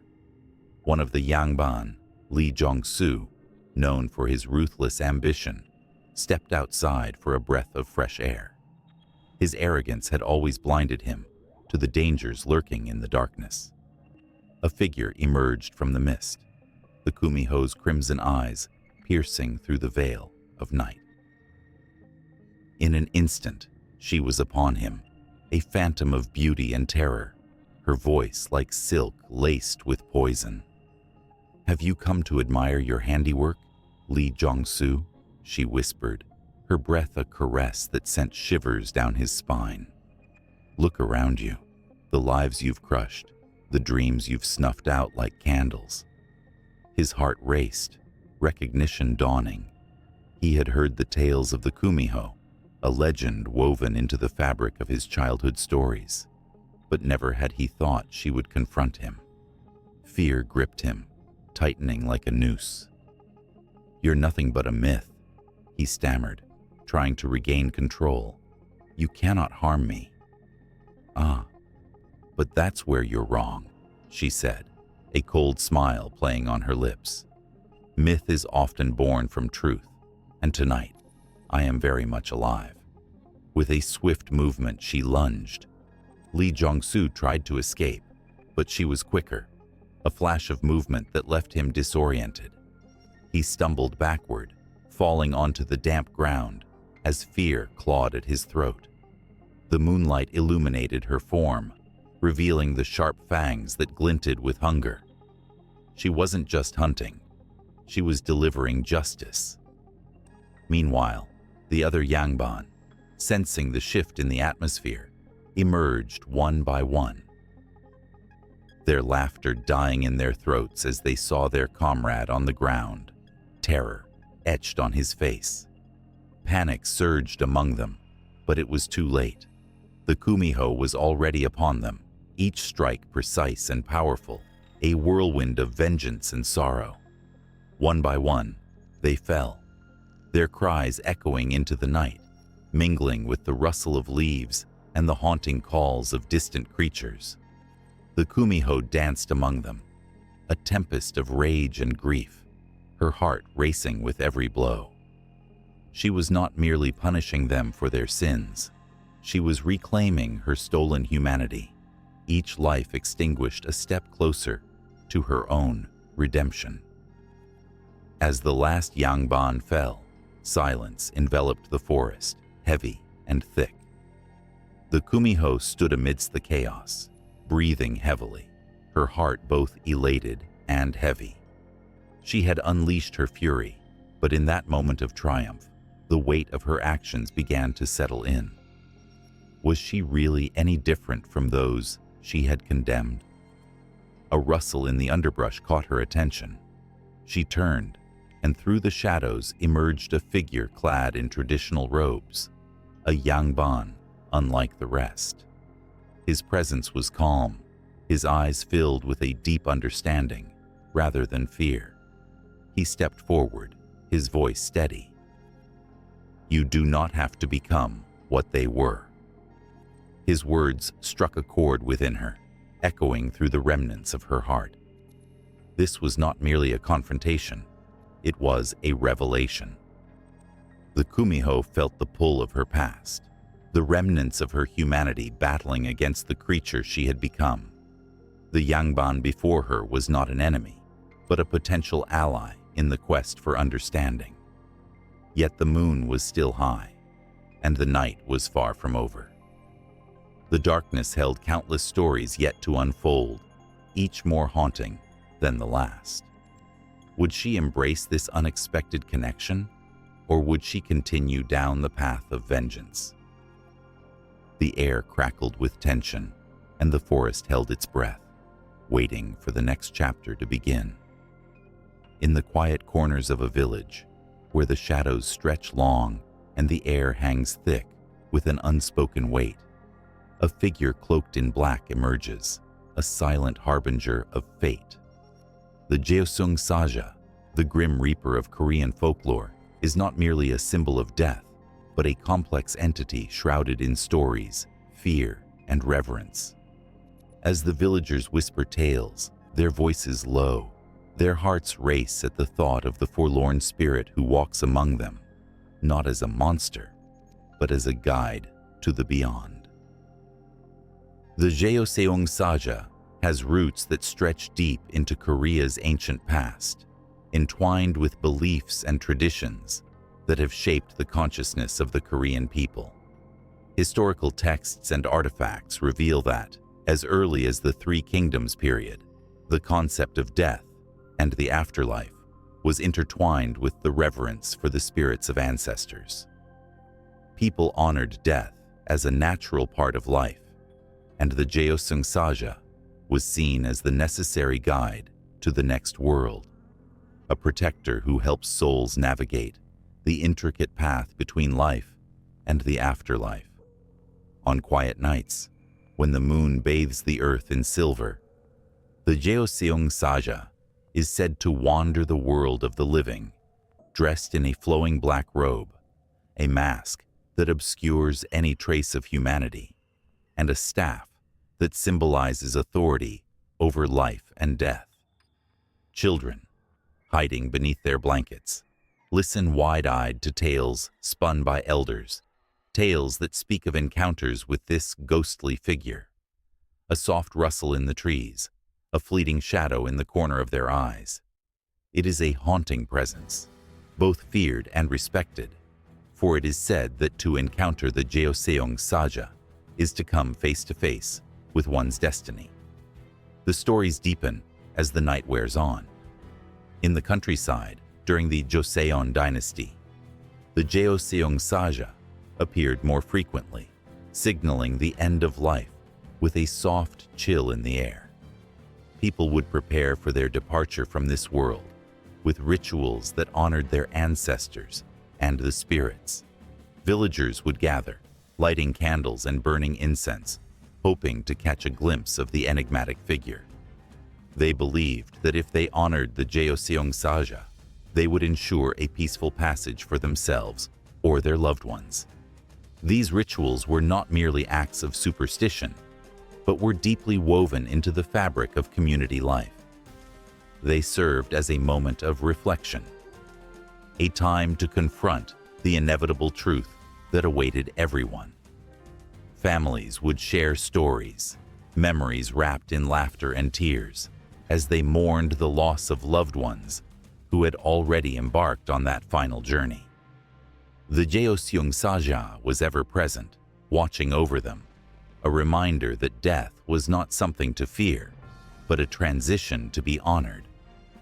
With the rise of Buddhism in Korea, the role of the Jeoseong Saja evolved. Influenced by new beliefs, the figure became more than just a grim reaper. It transformed into a protector of souls, one who guided the deceased to a better realm. Buddhist teachings emphasized karma and rebirth, adding layers to the folklore. The Jeoseong Saja was no longer just a figure of death, but a custodian of the soul's journey, a compassionate being who understood the weight of life's struggles. Yet, in the shadows of this reverence lies a chilling aspect of the legend. It is said that the Jeoseong Saja can also act as a harbinger of doom. When misfortune looms, people believe they can feel the presence of the reaper. A sudden gust of wind, the sudden extinguishing of a flame, or a stray crow's cry at dusk, each is seen as a sign. Tension mounts as the villagers exchange uneasy glances, their hearts pounding in their chests. The air crackles with a mix of fear and curiosity, a dance of emotions that draws them together in the face of the unknown. The tales become even darker when the Jeoseong Saja is invoked in stories of vengeance. In times of war and despair, the folklore reveals that the Reaper can be a relentless force, marking those who have met a grim fate, hungry spirits seeking justice or closure for their untimely deaths. The villagers speak in hushed tones of ghostly encounters, of shadows darting past them in the night, of whispers borne on the wind, begging for recognition, even as the Jeoseong Saja observes with a stoic indifference. As autumn descends upon the land, the boundaries blur between life and death, and the stories grow richer. Festivals are held to honor the dead, where lanterns are lit to guide spirits back home. In these moments, the Jeoseong Saja is both a presence and a promise, a reminder of life's fragility. The villagers gather, sharing food and laughter, mingled with a deep sense of sorrow. They look up, half expecting the Reaper's gaze upon them, wondering if tonight is the night they will meet their fate, or if the Jeoseong Saja will pass them by. The tales echo through time, etched into the hearts of generations. Even in modern Korea, the figure of the Jeoseong Saja looms large, influencing art, literature, and cinema. Young adults recite the stories, their eyes glistening with a mix of fear and fascination. The Jeoseong Saja remains a part of the cultural psyche, a bridge connecting the living and the dead, intricately woven into the tapestry of what it means to live and to die. As the night deepens, an unshakable tension fills the air. The whisper of the wind carries with it the weight of stories untold, of encounters yet to be had. The Jeoseung Saja waits patiently, an eternal figure at the edge of existence, a specter of fate, reminding all that the journey does not end in darkness. It simply transforms into something new, something yet to be understood. The villagers shiver, not from the cold, but from the thrilling uncertainty of their own mortality, their hearts racing toward the inevitable meeting that awaits them all. High above the clouds, where the air turns crisp and the world feels ancient, the Baekdudagan mountain range rises like a spine, a guardian of countless stories woven into the fabric of time.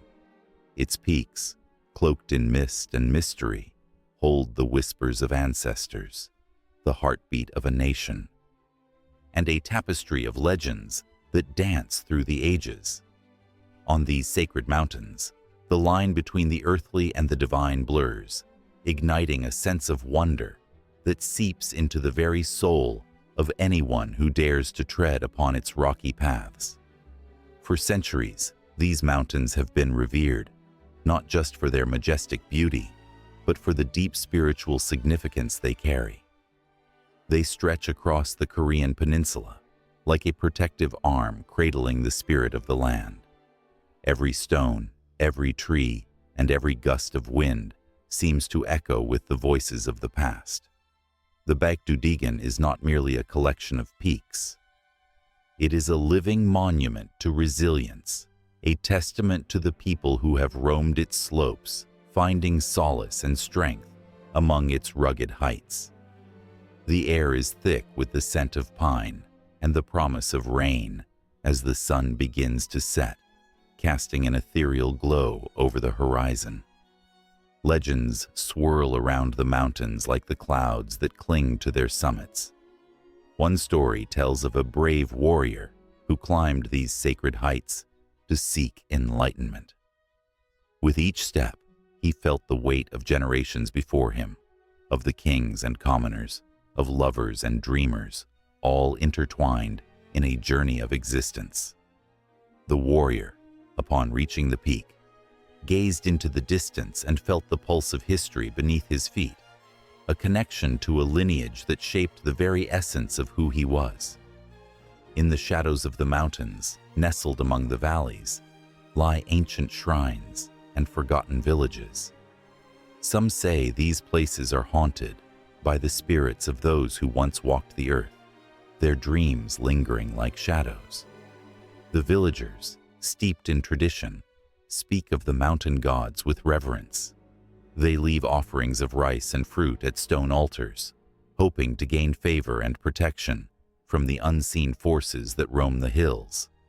Every festival, every ritual, is infused with the essence of the mountains, a reminder of the sacred bond that exists between humanity and nature. Yet, the Baekdudagan is not merely a backdrop for myths. It has witnessed the rise and fall of empires, the strife of wars, and the hope of rebirth. During the tumultuous times of the Korean War, the mountains served as a refuge for those fleeing violence. The rugged terrain, once a source of solitude and peace, became a battleground for survival. Soldiers, weary and worn, sought solace in these heights, where the winds carried away their sorrows, and the silence offered a moment's respite from the horrors of conflict. Each footstep on the cold, hard ground was a prayer for peace, a longing for the unity that seemed so distant, yet so desperately sought. As night falls, the mountains transform into a realm of shadows and whispers. The moon casts a silver light, illuminating the paths taken by countless souls. Hikers, drawn by the allure of the unknown, tread softly, each step taken with the reverence of a pilgrim. They are seekers of truth, yearning to understand the myths that have shaped their world. The stories of the Baekdudagan come alive under the starlit sky, weaving together the dreams of the past with the hopes of the present. Among those who wander these trails is a young woman named Ji-eun, whose spirit is as restless as the mountain winds. She has heard tales of the Bekdudagon since childhood, stories spun by her grandmother about the mountain gods who protect the land. With each tale, she felt a pull, a magnetic force, drawing her closer to the sacred heights. Now, standing at the base of the mountains, she can almost hear the hum of history beneath her feet, urging her to climb higher, to seek the answers that have eluded her for so long. Her heart pounds in her chest as she begins her ascent. The path is steep and unforgiving, yet each step fills her with determination. The air is cooler here, each breath more exhilarating than the last. She can feel the energy of the mountain coursing through her, a connection to something greater than herself. Memories of her grandmother's stories flood her mind, and she imagines the spirits watching over her, guiding her ascent. Ji-eun is not just climbing a mountain. She is embarking on a quest to uncover the layers of her identity, the forgotten tales that live within her blood. As she climbs, the mountains seem to shift and change, revealing hidden valleys and unexpected vistas. She pauses to take in the breathtaking views, where valleys stretch far below and clouds seem within reach. The beauty is overwhelming, and tears slip down her cheeks, a release of emotions she hadn't realized she was holding. The mountains have witnessed her joy and her pain, and in this moment, she feels utterly alive, fully connected to the essence of her ancestors who have walked these paths before her. But the night is not without its mysteries. Strange sounds echo through the darkness, a rustle in the underbrush, a distant howl that sends a shiver down her spine. Ji-eun grips her flashlight tightly, the beam piercing the shadows as she presses on. The mountains seem to respond to her fear, the wind picking up, swirling around her like an ancient chant. It is as if the very spirit of Bekdudagon is awakening, urging her to confront not only the legends of the past, but also the fears that reside within her. She pushes forward, driven by a mix of fear and exhilaration, every step a declaration of her resolve. The weight of the mountains, the stories they carry, the spirits they harbor, it all converges in this single moment. The air crackles with energy, and Ji-eun feels a presence around her, an unseen force guiding her deeper into the sacred embrace of Bekdudagon. She is more than just a traveler. She is a part of the myth, a thread woven into the rich tapestry of the mountains, where every heartbeat echoes the stories of those who came before, and every breath carries the promise of those yet to come. In a time long forgotten, when whispers of the wind carried the tales of gods and heroes, the heavens shuddered with the power of four mighty beings, known as the Keonwang, or the Four Heavenly Kings. They stood as guardians of the universe, each representing a cardinal direction, wielding strength and wisdom that could stir the very soul of the world. The air crackled with anticipation as the legends of these divine protectors unfolded, weaving a tapestry of faith, valor, and cosmic duty, forever etched in the hearts of those who believed. To the east, there was Dhritarashtra, the king of the east, whose eyes burned with fierce determination. He was often depicted as a giant, his imposing figure draped in golden armor that shimmered like the rising sun. With a sword forged from the very essence of light, he stood vigilant, watching over the world with a gaze that could pierce through darkness. It was said that his roar could summon storms and quell the fiercest of tempests. a protector dedicated to the realms of humankind, ensuring their safety against the forces of evil. His heart, though strong, was burdened by the weight of sorrow, for every time he saw a soul suffer, a piece of him shattered, echoing through the skies like a haunting melody. To the south was Virudhaka, the king of the south, a figure of immense strength and compassion. He was a giant too, with a body that bore the marks of countless battles fought in the name of justice. His armor, adorned with emeralds that sparkled like the lush forests of his domain, shimmered in the sunlight. Virudhaka wielded a staff that could create pathways through the wildest jungles, guiding lost souls back to safety. The whispers of his past were filled with tales of fierce loyalty and unyielding courage. With every step he took, the ground beneath him trembled, not from fear, but from the reverberation of his noble heart. Yet, the echoes of his victories were often marred by memories of the fallen, reminding him that every victory came at a cost. In the west, there was Virupaksha, the king of the west, a figure cloaked in shadows that danced with light. His presence was enigmatic, a blend of fierce protection and deep wisdom. Adorned in robes of twilight, he bore a scythe that could harvest the illusions of the world, revealing truths hidden beneath layers of deceit. His laughter was like a cool breeze on a blistering day, soothing yet laced with a hint of melancholy. He had witnessed the rise and fall of empires, and as he looked upon the chaos of human life, he found solace in the beauty of fleeting moments. Yet, there was a sadness in his gaze, a reminder that even in the darkest hours, hope could flicker like a candle in the wind. And finally, to the north stood Kuber, king of the north, the custodian of treasures and the embodiment of abundance. He was often depicted as a figure of grandeur, crowned with jewels that sparkled like stars against the night sky. With a gentle smile, he held a vast pot overflowing with gold and silver, a symbol of prosperity meant to enrich the lives of those who were deserving. Yet, beneath his regal exterior lay a heart that ached for those who suffered from poverty and despair. Each coin that fell from his pot was a silent prayer for the needy, a manifestation of his unwavering commitment to the welfare of all beings.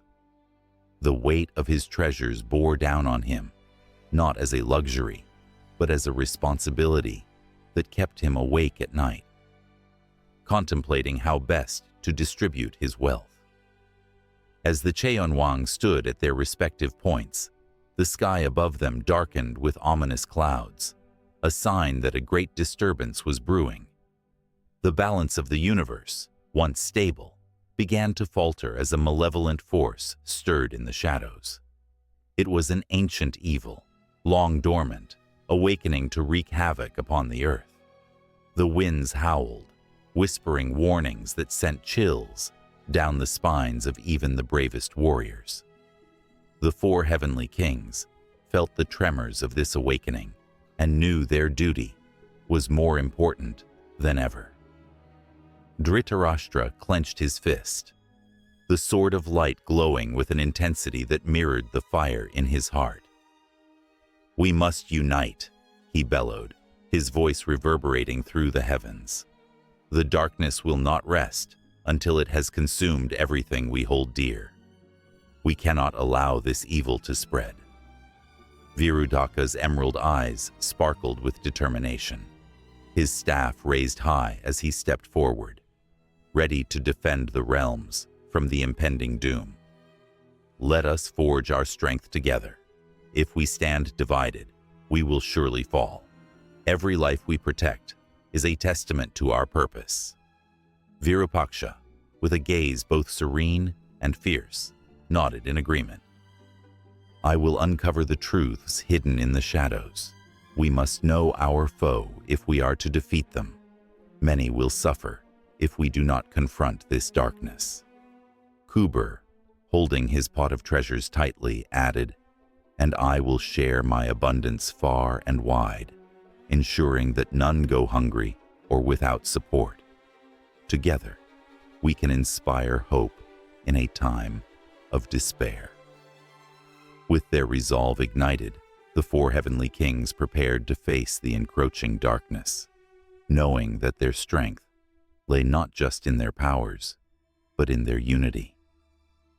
As they took their first steps towards the battlefield, the earth trembled beneath them, as if the very world was holding its breath, bracing for the clash of titans that was about to unfold. The clouds swirled ominously above, their darkness thickening, casting an eerie shadow over the land. The hearts of men and women, filled with fear and uncertainty, looked to the heavens for salvation. Would the four heavenly kings rise to the challenge, or would the darkness consume all hope? As the first clash echoed through the valleys, the air filled with the electric anticipation of an epic battle, one that would define not just a moment, but the fate of all existence. And so, the stage was set, the players in place, yet the outcome remained shrouded in uncertainty. The legacy of the Cheonwang was poised on the brink of destiny, teetering between light and shadow, as the world held its breath, waiting for the dawn to break or the night to fall. Under a vast sky, the mountains of Korea loom like ancient sentinels, their peaks kissed by the whispers of a world long forgotten. Here, among the undulating hills and misty valleys, the stories of gods and spirits mingle with the tender echoes of human lives. In this sacred landscape, the arrival of Buddhism would ripple through the fabric of Korean mythology, casting shadows and illuminating paths in equal measure. As the sun dipped below the horizon, casting a warm golden glow across the land, the air thickened with anticipation. The flutter of 1,000 paper lanterns illuminated the night, each carrying a wish, a prayer, or a story. The people gathered in clusters, murmured tales of the past, recounting the deeds of the legendary figures that danced through the annals of their shared memory. But tonight, the stories were tinged with something new, a quiet reverence for the teachings of the Buddha, a force that had begun to weave itself intricately into the very essence of Korean identity. In the 4th century, Buddhism found its way to Korea, like a gentle stream trickling into a vast ocean. At first, the practitioners faced resistance as the spirits of shamanism and Confucianism held sway over the hearts of the people.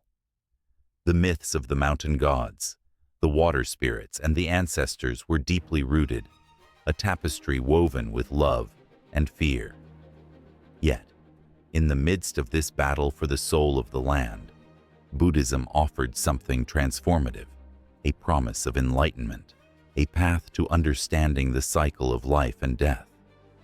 The tale of the legendary hero, Dangun, came alive in this swirling mix of belief.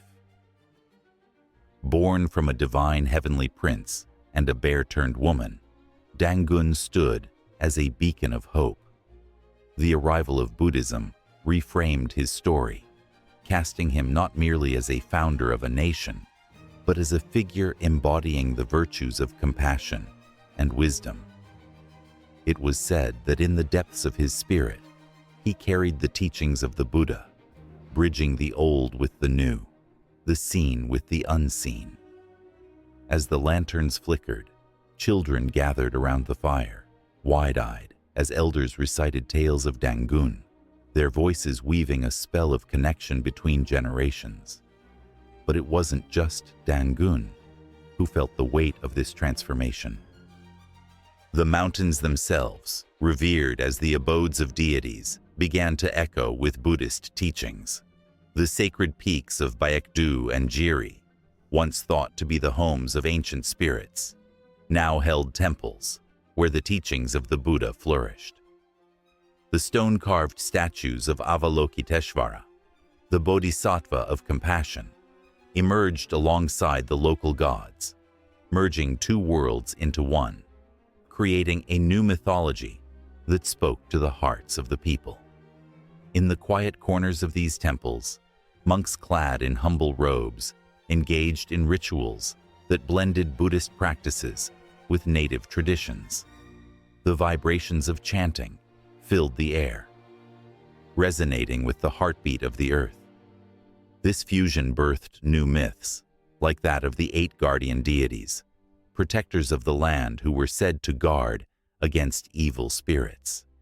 These guardians, embodying Buddhist principles, became symbols of protection and virtue, encapsulating the essence of a society seeking solace in the embrace of faith. As the moon climbed higher, the stories intensified, revealing the darker side of this transformation. The introduction of Buddhism was not without conflict. The establishment of power dynamics shifted, and the temple became a site of both reverence and dissent. The followers of shamanism clung fiercely to their ancestors, their spirits, and the sacred rites passed down through the ages. The tension crackled in the air, a palpable reminder that transformation often comes with a price. Yet, amid this turmoil, new heroes emerged. The monk Wonhyo, a wandering spirit of enlightenment, traveled across the land, spreading the message of interconnectedness. His story became a legend, a reminder that the Buddha's teachings transcended borders and blended seamlessly into the rich tapestry of local beliefs. As he walked through villages, the people were drawn to his wisdom, embracing a spirit of unity that transcended their differences. They gathered in awe, listening to his tales of compassion, love, and the promise of rebirth. Wonhyo's message echoed across the valleys, intertwining with the voices of the mountains, creating an unbreakable bond between the old and the new.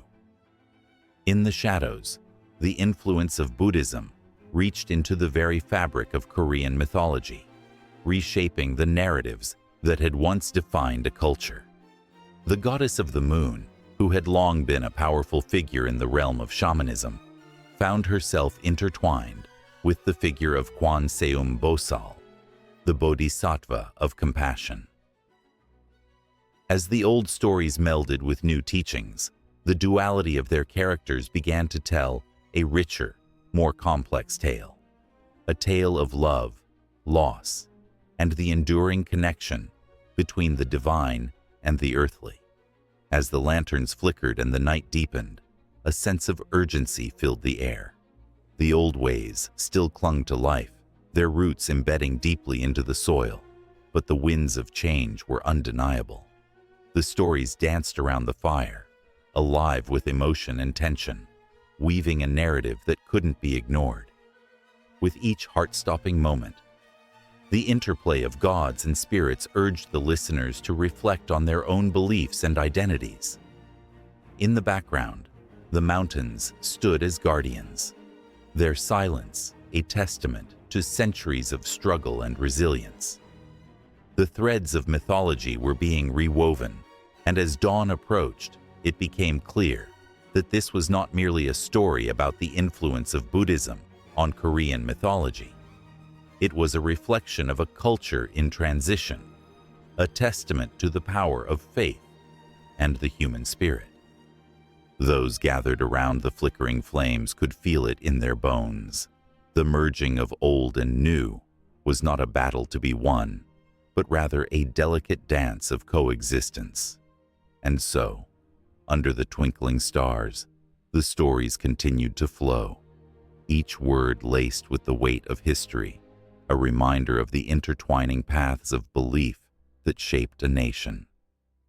The echoes of the past lingered in the cool night air, hinting at the stories yet to be told, the challenges ahead, and the enduring power of faith to transform the heart. On a clear night, with a velvet sky sprinkled with shimmering stars, a girl named Jinu sat by the bank of a tranquil river. The cool breeze whispered secrets as it playfully tousled her long black hair. She gazed up, her heart heavy with an ache she couldn't quite name, for she was the weaving maiden, a celestial being skilled in the art of weaving colorful clouds into beautiful garments for the heavens. Yet tonight, as she wove the fabric of the sky, her thoughts wandered far from her heavenly duties. Meanwhile, on the other side of the river, a humble cowherd named Niulung tended to his cattle. His hands were calloused, his clothes simple, but his heart was filled with dreams as vast as the sky above him. He often looked at the stars and wondered about the girl who weaved them, feeling an inexplicable pull towards her. Little did he know, the strands of fate were already weaving their own tale, a tale of love that would challenge the very fabric of the universe. One fateful night, as Jinnu dipped her fingers into the shimmering water, a chance ripple danced across the surface. It was then that she noticed a figure standing by the riverbank, silhouetted against the moonlight. It was Niulung, his eyes wide with awe, staring at her as though he had seen a goddess descend from the stars. Their eyes met, and in that breathless moment, the world around them faded away. The river, the cattle, even the stars seemed to hold their breath, as if they too understood the gravity of the connection that had sparked between the two. "Who are you?" Jinnu asked, her voice soft yet laced with curiosity. "I am just a simple cowherd," Niulung replied, his voice trembling with emotion. "But in your presence, I feel like I could touch the heavens." With each word spoken, their souls began to intertwine, bonds forming between them stronger than any earthly chain. Days passed, and they met by the river as if drawn together by an invisible thread. Laughter and whispers echoed into the night, each moment filled with the warm glow of love, blossoming against the backdrop of the vast cosmos. Jinnu taught Niulung the beauty of weaving, while he showed her the simple joys of life on earth. They shared dreams, hopes, and stories, weaving a tapestry of love that brought light to their worlds. But fate, in its cruel wisdom, had other plans. The heavenly Queen Mother of the West, upon discovering their union, was furious. How dare a mere mortal steal the heart of a celestial being? With a heavy heart and an iron will, she summoned Jinnu back to the heavens, tearing her away from Niulung just as the sun began to rise, leaving him alone by the river, his heart shattered. Despair consumed Niulung as he watched Jinnu being pulled away, her figure shrinking against the vast expanse of sky. In a moment of desperation, he took his ox and ventured into the woods, seeking help from powerful deities, hoping to reunite with his beloved. He climbed mountains and crossed valleys, his determination fiercer than any storm. But the heavens were unforgiving, and every effort he made seemed in vain. Days turned into weeks, and weeks into months. Niulung, once vibrant and full of life, became a shadow of himself, wandering the world with a heart filled with sorrow. He gazed at the sky every night, searching for the beautiful weaving maiden among the stars, but she was always out of reach.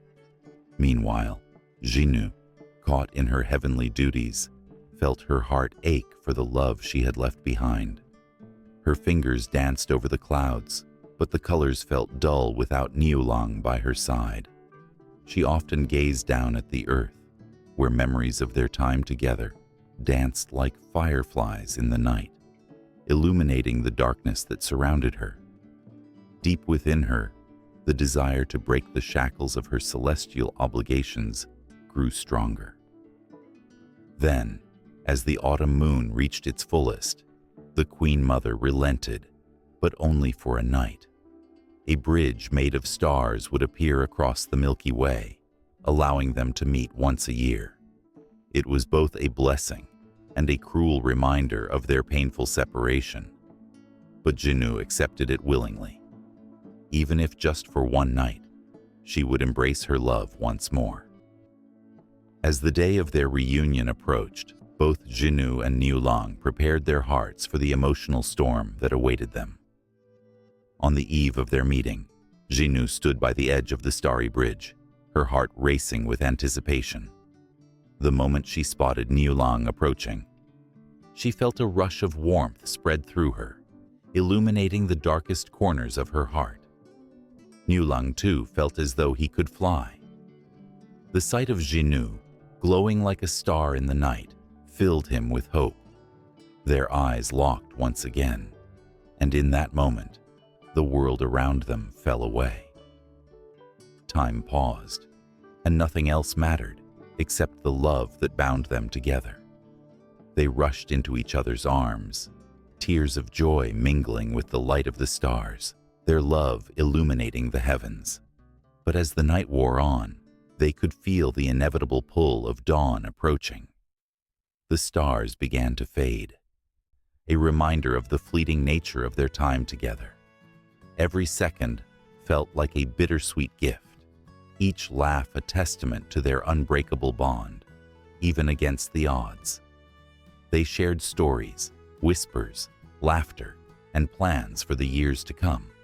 Yet, deep down, the ticking clock loomed over them like a shadow. With each heartbeat, they felt the gravity of the dawn approaching, a reminder that their time was limited.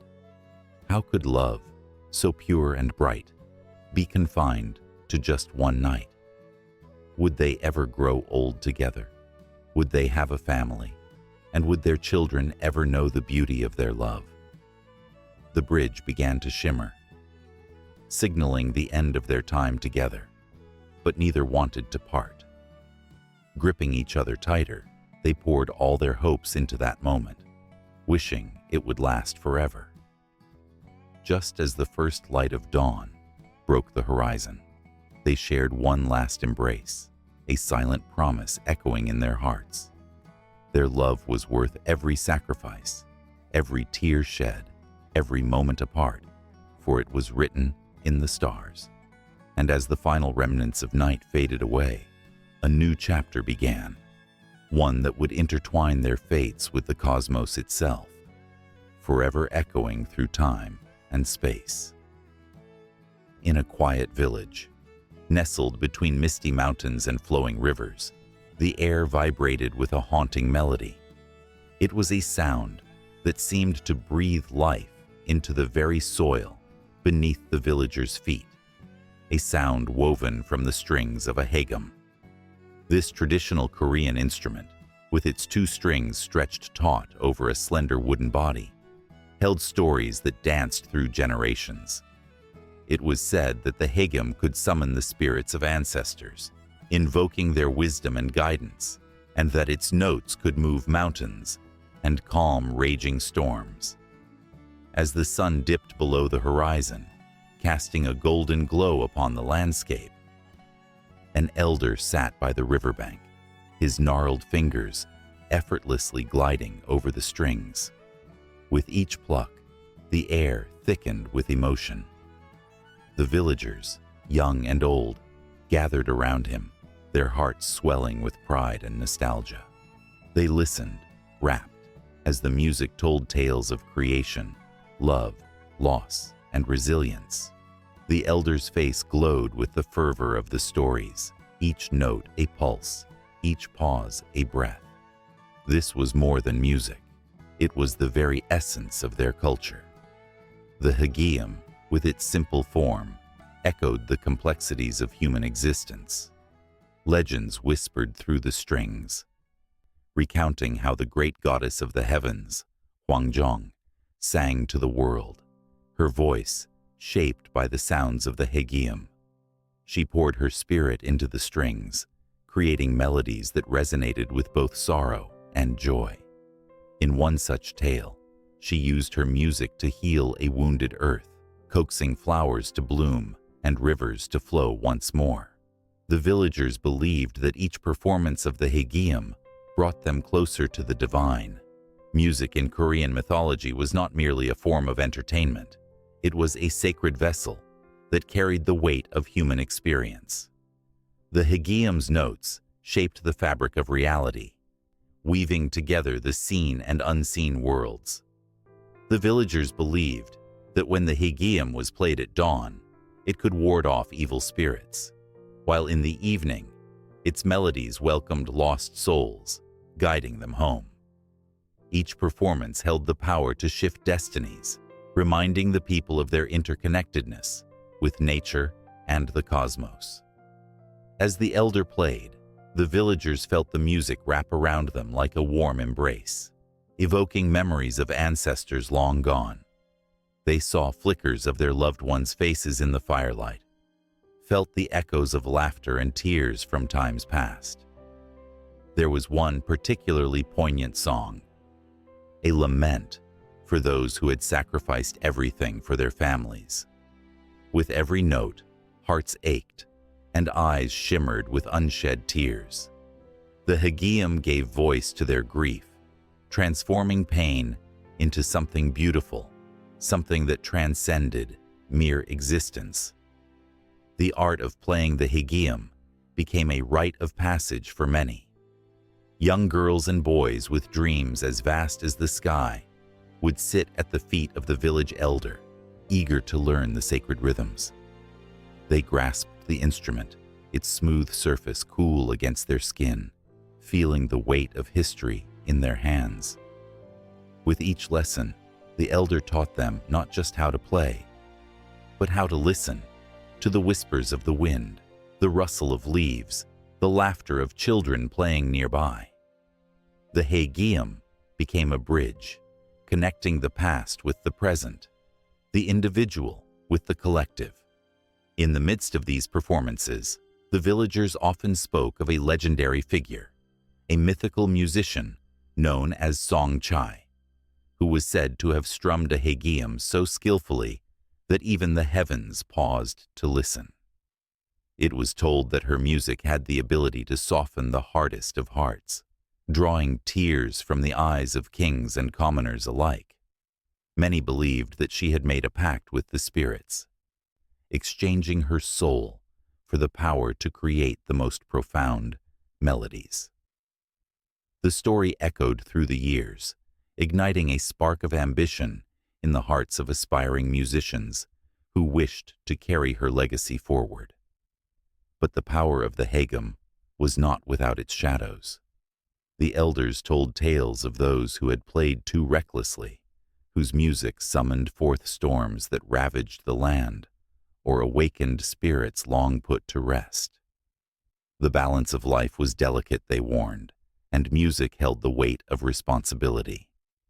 One fateful night, a young musician, eager to prove herself, strummed the Hagium with fervor, unleashing a torrent of emotion that spiraled out of control. The skies darkened, and the earth trembled as the music unleashed a fury that echoed through the valleys. It was in that moment of chaos that the villagers learned the true essence of their art. Music was a gift, but it demanded respect and understanding. As the elders' fingers continued to glide over the strings, the villagers felt the tension in the air shift. With each note, a sense of urgency infused the atmosphere. The elder began to play a melody unlike any they had heard before. Its tempo quickened, and the notes danced with a wild spirit, as if something was awakening from slumber. It was a call to action, a reminder of the struggles that lay ahead, of battles fought and victories won. The ancestors listened, their spirits weaving through the sound, urging the living to carry forward the legacy of resilience. The villagers felt a rush of adrenaline, their hearts pounding in sync with the rhythm of the Hagium. They could almost see the shadows of their ancestors rising, joining in the dance of memory and hope, a shared testament to the enduring power of art. In that moment, the boundaries of time dissolved, and they became a part of something greater. A collective heartbeat that resonated through the ages. As the final note lingered in the air, trembling like the last light of dusk, the elders' gaze met the eyes of the villagers. They understood without words that this was not just a celebration of music, but a call to remember their roots, to recognize the struggles of their ancestors, and to embrace the future with courage.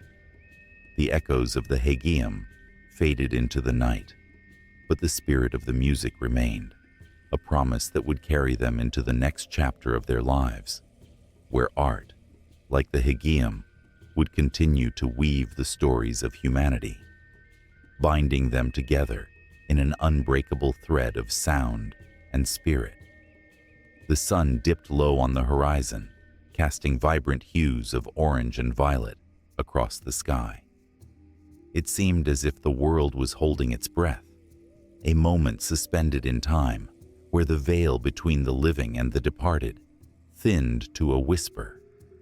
In this fleeting twilight, the stories of old began to stir, and none more poignant than that of the Rainbow Bridge, a symbol of hope, love, and the enduring connection that binds us to those we have lost.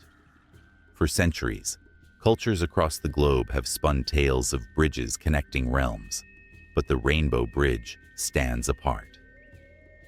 It is not merely a vision of vivid colors painted across the sky. Instead, it is a heartfelt promise that transcends distance and death. In Norse mythology, the Bifrost, a fiery bridge connecting the realm of the gods to earth, whispered secrets of a similar bond. The ancients believed that those who fell in battle would traverse this glowing pathway to Valhalla, a place where they would feast and fight until the end of days. The imagery was vivid, sparking goosebumps on the skin of those who envisioned it. In the quiet corners of mourning homes, the soft murmur of the Rainbow Bridge story often brought solace. Elders would recount how, upon passing, loved ones would cross this shimmering expanse, lush with vibrant flowers and the laughter of those they had met along the way. It was said that pets, once loyal companions, would run with unbridled joy, meeting their owners on the other side, ready to guide them across the radiant arc. They would leap onto the bridge, where the colors of the rainbow twinkled like stardust, each hue resonating with memories shared and love unyielding. People would listen, enraptured, the weight of grief slowly lifting as they imagined their departed loved ones basking in eternal happiness, watching over them with watchful eyes. The tears that fell were not just of sorrow, but of hope, their hearts beating with the soft rhythm of belief. This bridge was more than just a tale. It became a lifeline, a promise that love would never truly part them. Imagine a young girl clutching a faded photograph of her dog, the weight of loss heavy in her small frame. Her grandmother, wise and warm, would gather her in an embrace, the air thick with the scent of lavender.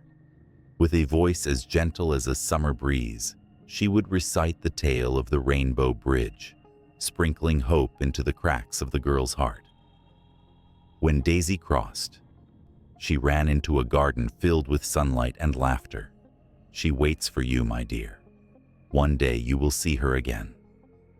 The girl would nod, clutching the photograph tighter, a small flame of hope igniting in her chest. The stories of the Rainbow Bridge flourished in various cultures, each iteration unique yet similar at its core. Native American tribes spoke of a path woven from the colors of the sky, a bridge made of light that connected their spirits to the Great Spirit above. Each color symbolized a part of life, a reminder that every emotion, from joy to sorrow, was intertwined in the tapestry of existence. As the elders spoke, The listeners would feel shivers dancing down their spines, the truth of the connection resonating deeply within them. Across the sea, in Japan, the tale morphed into a metaphor. The bridge became a paper crane, delicately folded and sent upstream to guide lost spirits to the heavens. Children would fold intricate origami, whispering their hopes and wishes to the winds, believing that with each crane sent afloat, they were weaving a path for their loved ones. The tears that flowed were not all of sadness. They were also of gratitude, a celebration of lives once lived. But the legend was not just a gentle tale spun to soothe the hearts of the grieving. Darker moments lurked around the corners of its beauty. The bridge, in its vibrancy, also harbored shadows, echoes of sorrow that would remind those left behind of the deep chasms in their hearts. For every tear shed in remembrance, there existed an equal measure of yearning, a longing to feel the warmth of a hug, the sound of a laugh, the comforting presence of a friend now gone. In the still of night, when the stars shone bright, many would find solace staring into the vast expanse of the sky. They would search for the colors that the bridge was said to possess, hoping to glimpse their loved ones dancing among the stars.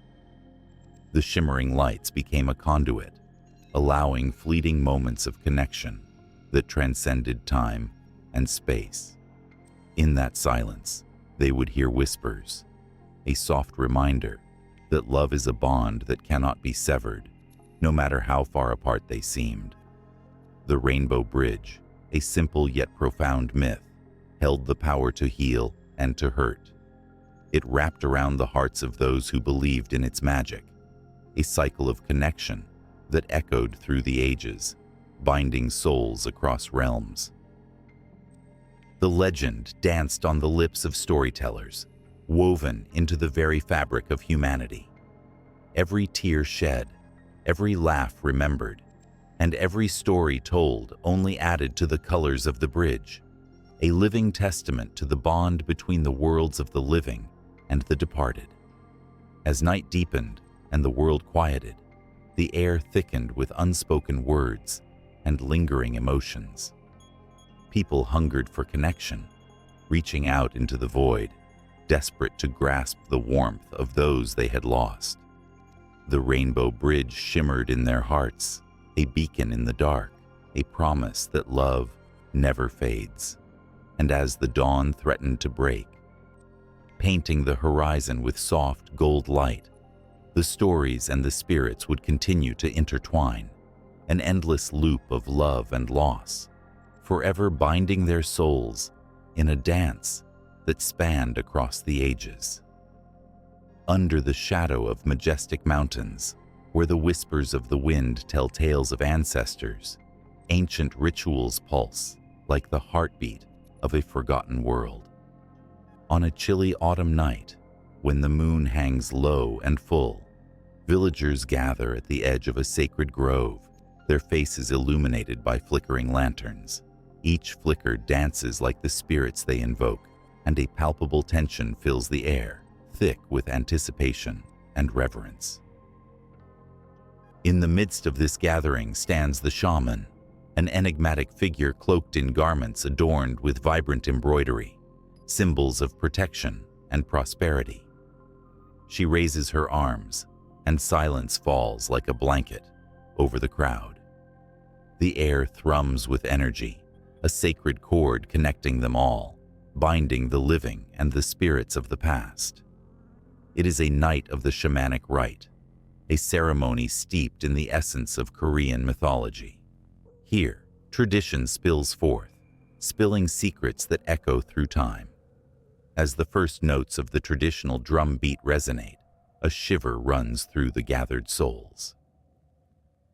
The rhythmic sound reverberates in their chests, drawing them closer to the spiritual realm. The shaman gazes into the flickering flames, channeling the wisdom of Gwangmyeong, the deity of light. With each beat, the flames twirl and leap, embodying the souls of ancestors who watch and guide them. The villagers join in the chant, their voices rising and falling like waves upon a shore, each syllable a bridge connecting them to their roots. The ritual unfolds like petals of a flower, each layer revealing forgotten stories. Offerings of rice and fruit are laid out with meticulous care, each item a token of gratitude to the spirits. It is believed that these offerings invite the ancestors to partake in the celebration, to share in the joy of life and the warmth of community. As the shaman dips her hands into a bowl of sacred water and sprinkles it across the altar, the crowd holds its breath, feeling the weight of history in that simple act. The water, infused with the essence of nature, symbolizes purification and renewal, washing away the lingering shadows of misfortune. Then comes the moment of communion. With the flick of a wrist, the shaman calls forth a spirit, a figure from the past, cloaked in the mists of time. The air thickens with energy, and the crowd leans in, eyes wide with awe. The spirit emerges, a ghostly form shimmering in the moonlight, embodying the hopes and dreams of ancestors long gone. They can almost hear the whispers of their forebears, urging them to remember their lineage, to honor the struggles of those who came before. As the night deepens, the atmosphere swells with emotion. The villagers take turns sharing stories of their ancestors, recounting tales of bravery, resilience, and love.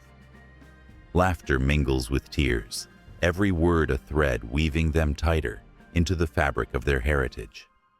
A young woman stands, her voice quaking yet strong, as she speaks of her great-grandmother, who faced adversity with unwavering courage. The crowd nods, resonating with the shared experience, their hearts swelling in unison, echoing the strength of their bloodline. But the night is not merely a tribute. It is a time to confront fears and insecurities too.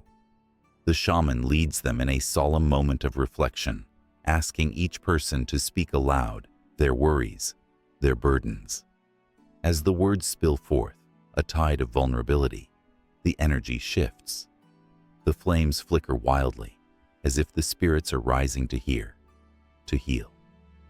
In that moment of raw honesty, the villagers experience a catharsis, a release of the weights they carry, transforming sorrow into strength. With the final notes of the drum, the ritual reaches its crescendo. The shaman dances, her movements fluid and hypnotic, as if embodying the very essence of the spirits themselves. Her feet pound the earth, a call to the gods and ancestors alike. The villagers join in, a harmonious chorus of life, laughter, and sheer delight.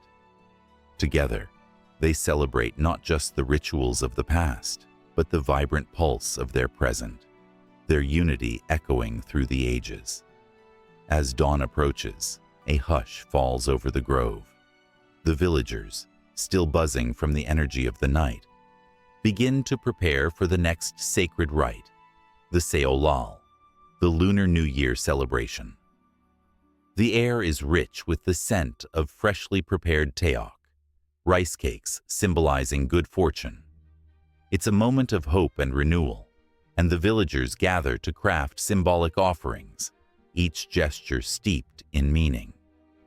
As they mold the sticky rice, their laughter mingles with the rising sun, promising that the spirits will bless them with prosperity in the coming year. The transition is seamless, the emotions raw and real. The echoes of the night's rituals linger like a sweet perfume, mingling with the anticipation of new beginnings. In this world where ancient practices intertwine with the present, every moment is a celebration, a testament to the enduring spirit of a people deeply rooted in their mythology.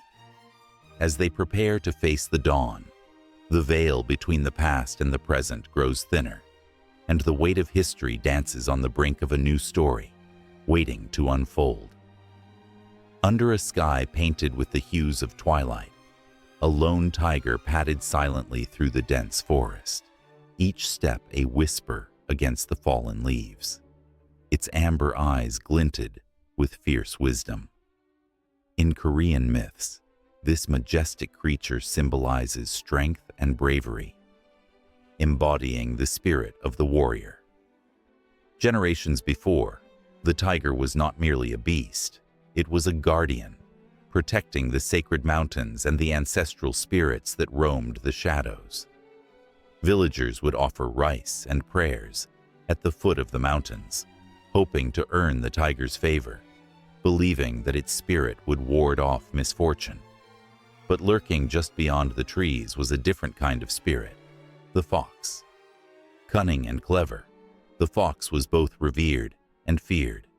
Its enchanting allure held the power to captivate hearts, and its quick wit often turned the tables on the strongest foes.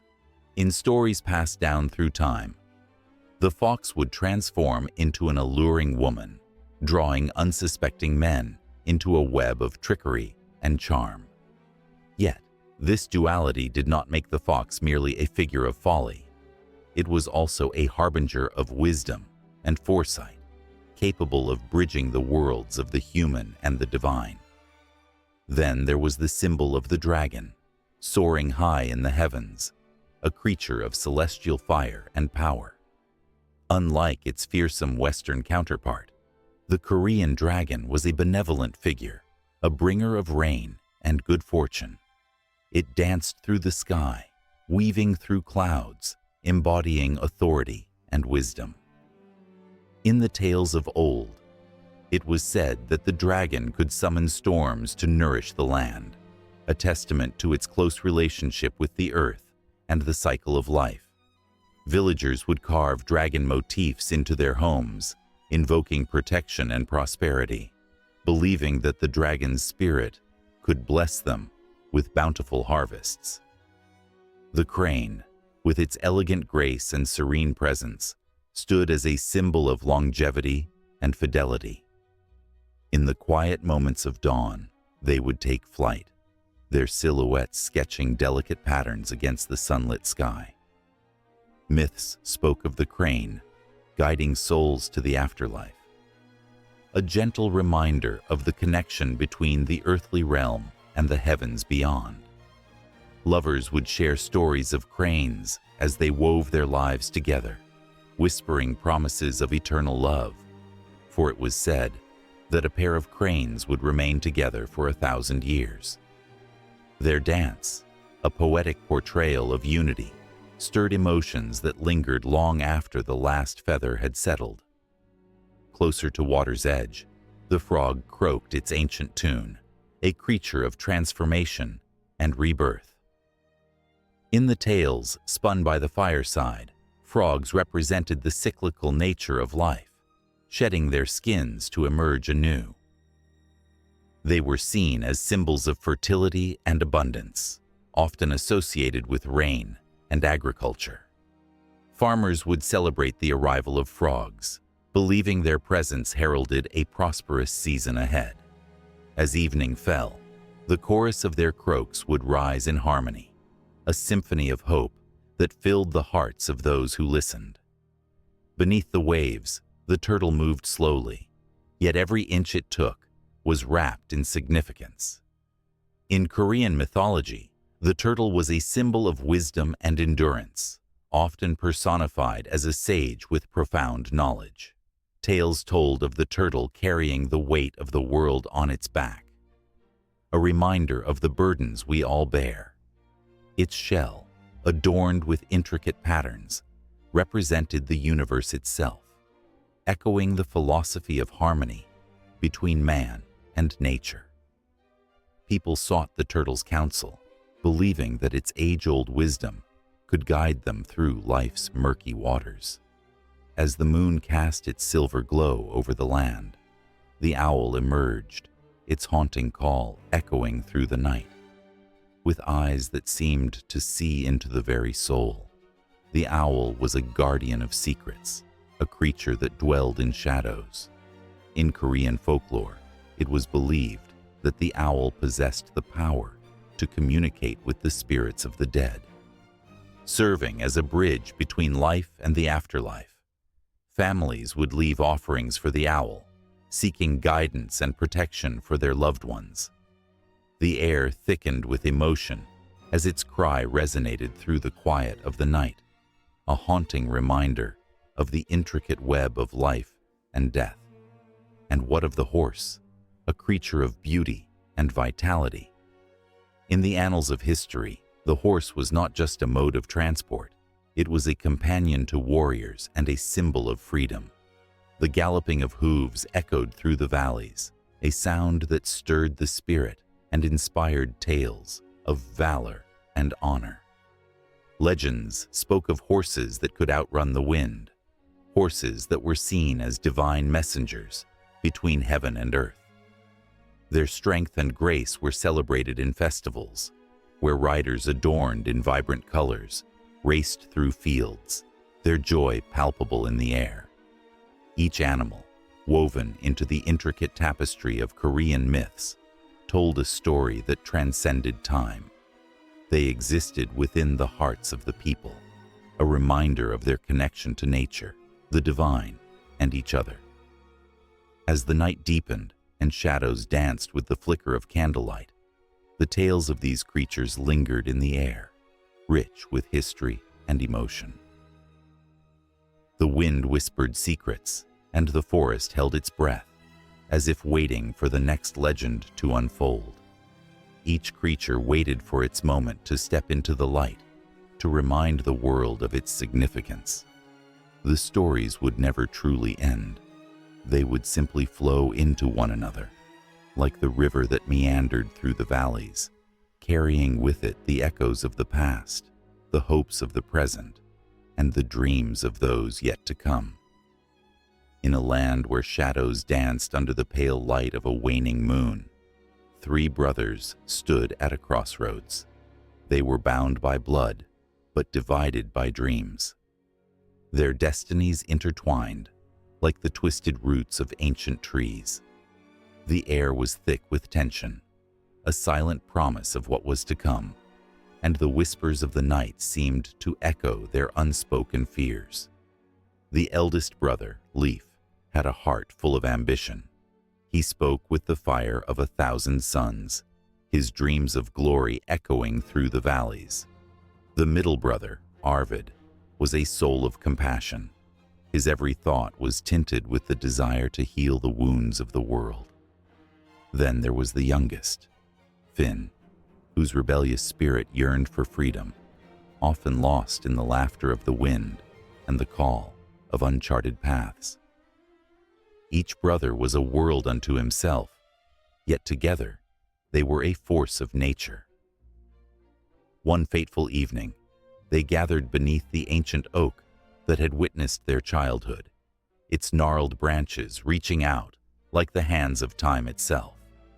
An urgency hung in the air, a silent acknowledgement of their growing differences. Leaf's voice thundered as he proclaimed, "We must seize our fate. The kingdom lies at our feet, ripe for the taking. Together we can be unstoppable." His eyes sparkled with a wild ambition, a reflection of his dreams. Arvid, however, felt the weight of the world on his shoulders. But what of the people? Power without compassion is a curse. We cannot conquer at the expense of others. His voice trembled as he spoke, the fear of losing his brothers to ambition clawing at his heart. He could see the longing in Leif's eyes, the thirst for glory that could consume them all. Finn leaned against the tree, his fingers tracing the bark, lost in thought. What if we forged our own paths? What if we are meant to be more than just brothers? His words hung in the air, like a spark waiting for the right moment to ignite. The brothers fell silent, each contemplating the weight of his statement.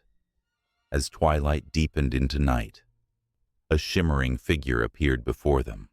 Cloaked in light, she radiated an otherworldly presence. "I am the spirit of the land," she spoke, her voice a melodious whisper that caressed their ears. "I have watched over you, brothers, and I bring a message. Unity is your strength, but division can lead to ruin."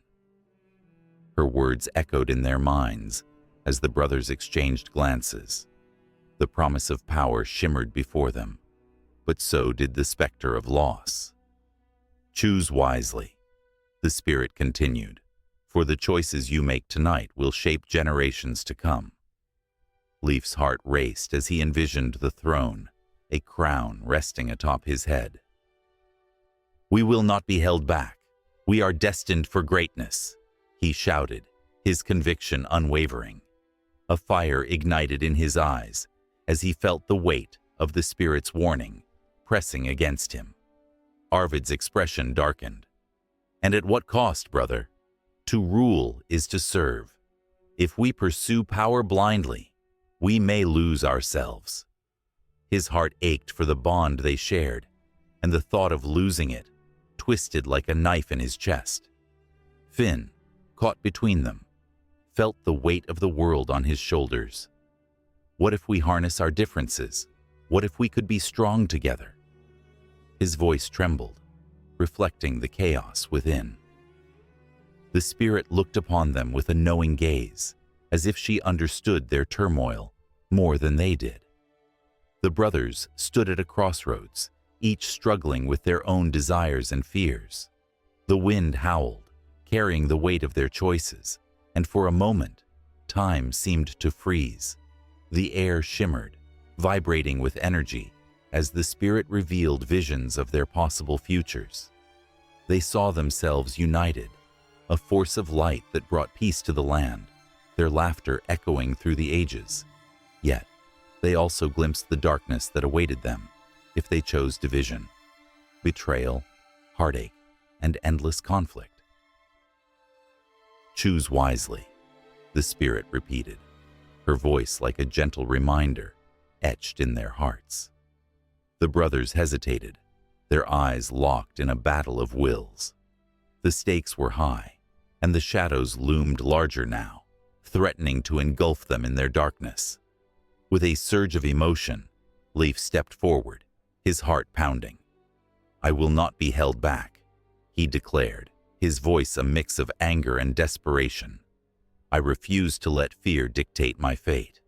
I will claim what is rightfully ours." His words hung in the air, heavy and charged, igniting a fire within him that he could not extinguish. Arvid's heart sank as he realized the depth of his brother's resolve. "But at what cost, Leif? You risk everything we've built." His voice cracked, the weight of his pleas echoing in the night. The bond they had shared felt like a fragile thread, fraying at the edges. Finn felt the chasm growing between them, the air thick with tension. "We can find a way to unite our dreams," he cried, desperation seeping into his voice. "We can be better than this, can't we?" The night felt alive with their emotions, a storm brewing on the horizon, waiting to break free. As the spirit watched, her eyes glimmering with both hope and sorrow, the brothers stood on the brink of a decision that could change everything. The moon hung low, casting an eerie glow on their faces, and the shadows danced around them, whispering secrets of unity and division.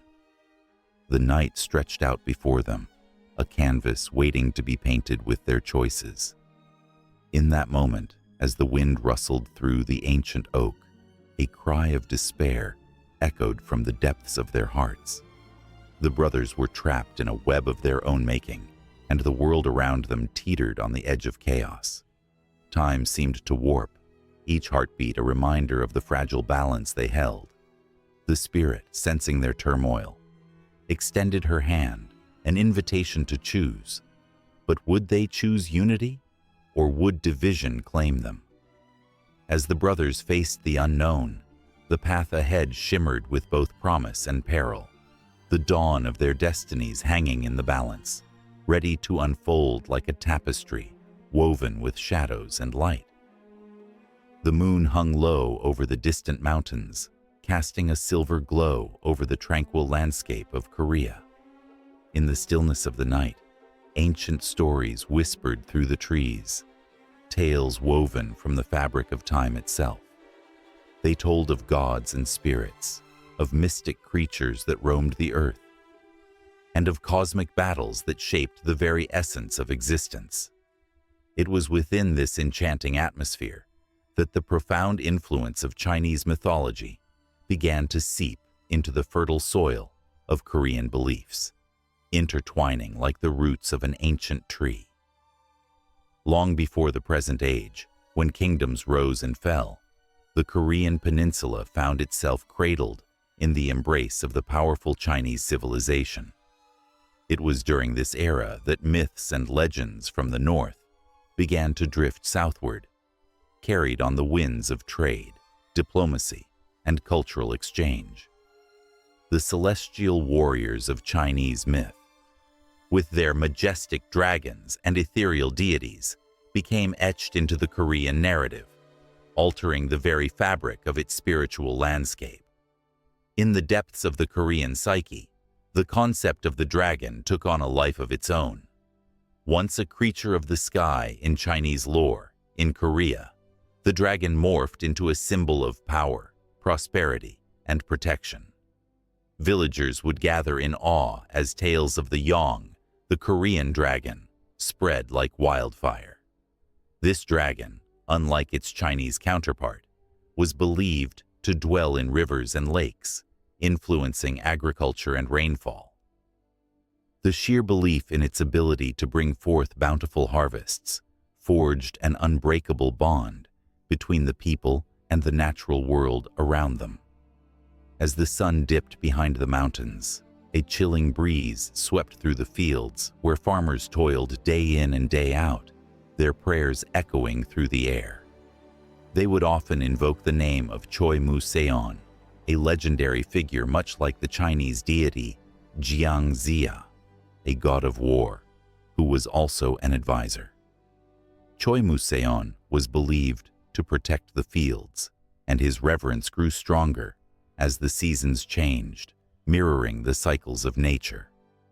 The stories of Choi Mu-seon, a blend of myth and historical figure, captured the imagination and stitched together the hearts of the Korean people.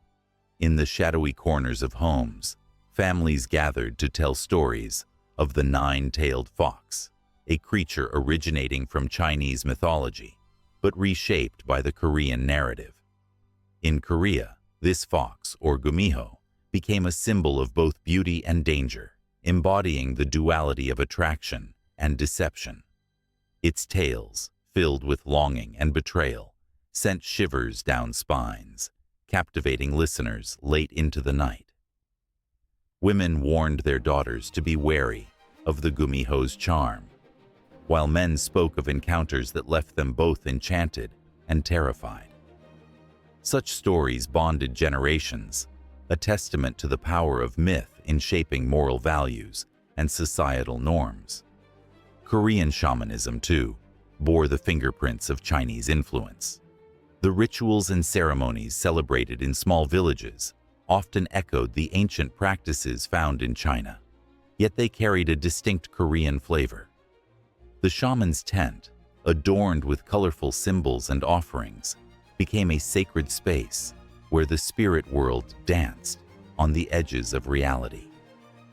Here, the Korean shamans, or mudang, would channel the forces of nature, calling upon deities that had crossed over from China, transforming the landscape of belief and spirituality. As dusk turned to night, the air thickened with anticipation. Tales of the celestial being, Hwanung, floated through the gathering darkness.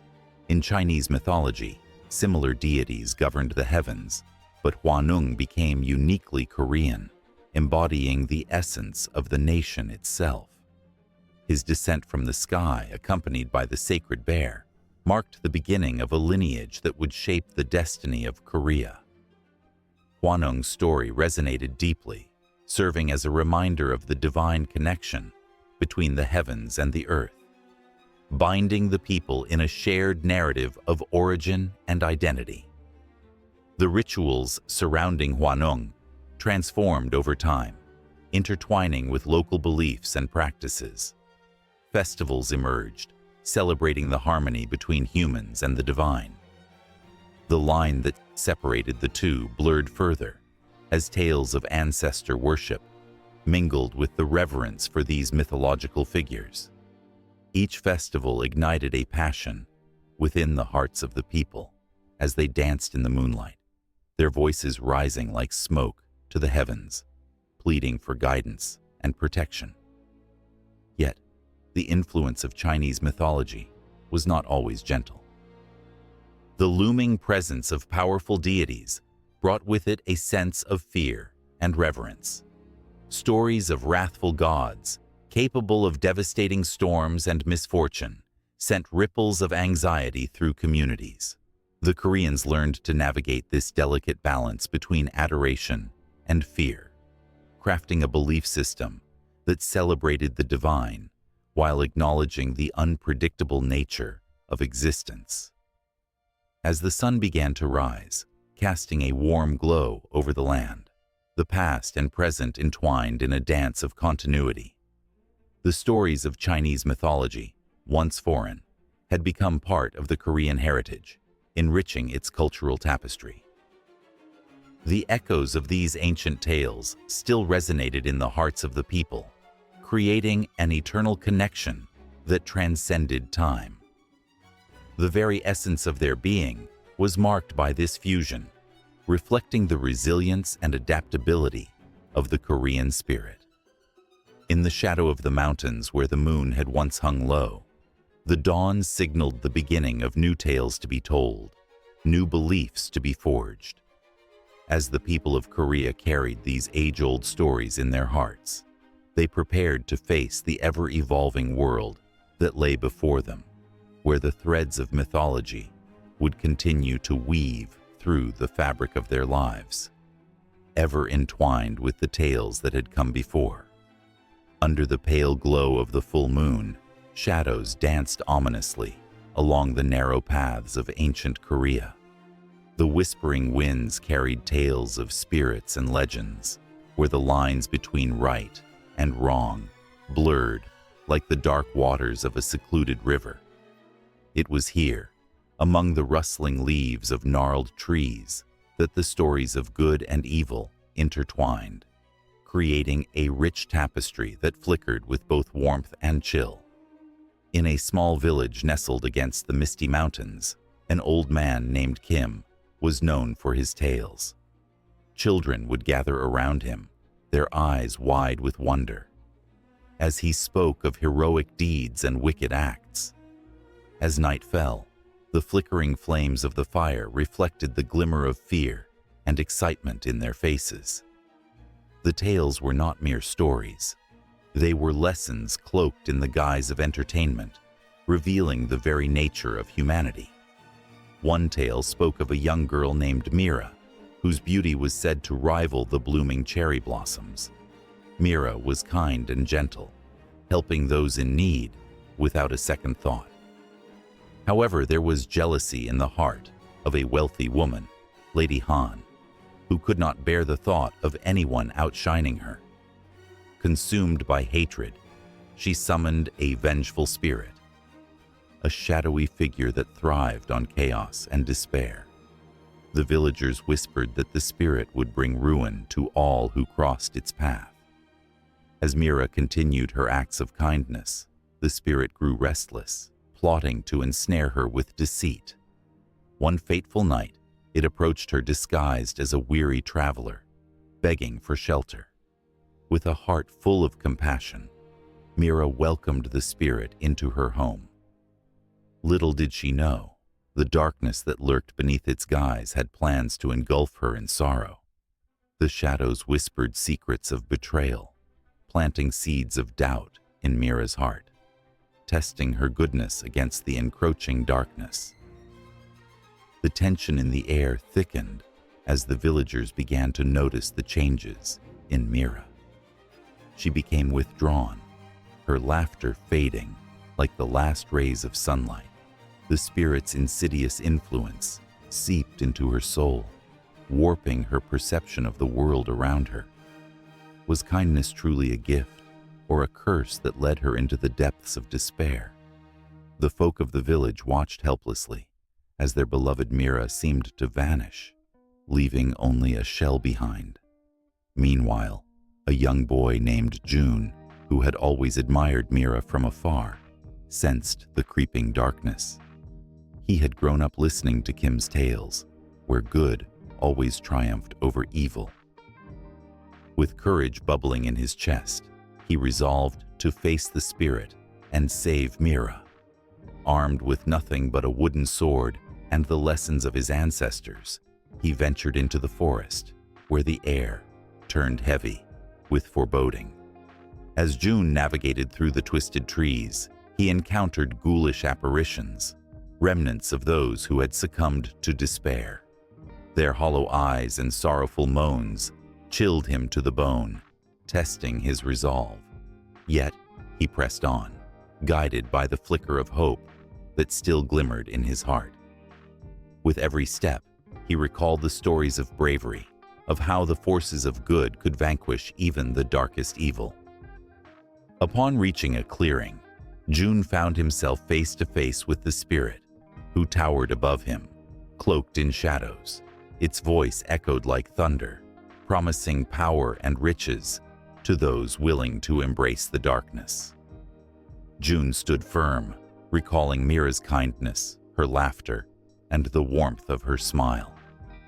"You have no power here," he shouted, his voice trembling yet unwavering. The spirit recoiled, momentarily caught off guard by the boy's bravery. But it quickly regained its composure, unleashing a torrent of despair that threatened to envelop June. Images of failure and loss swirled around him, whispering his deepest fears. Yet, in the midst of that storm, memories of Mira's goodness shone like a beacon of light. He could almost hear her laughter, echoing reassurance.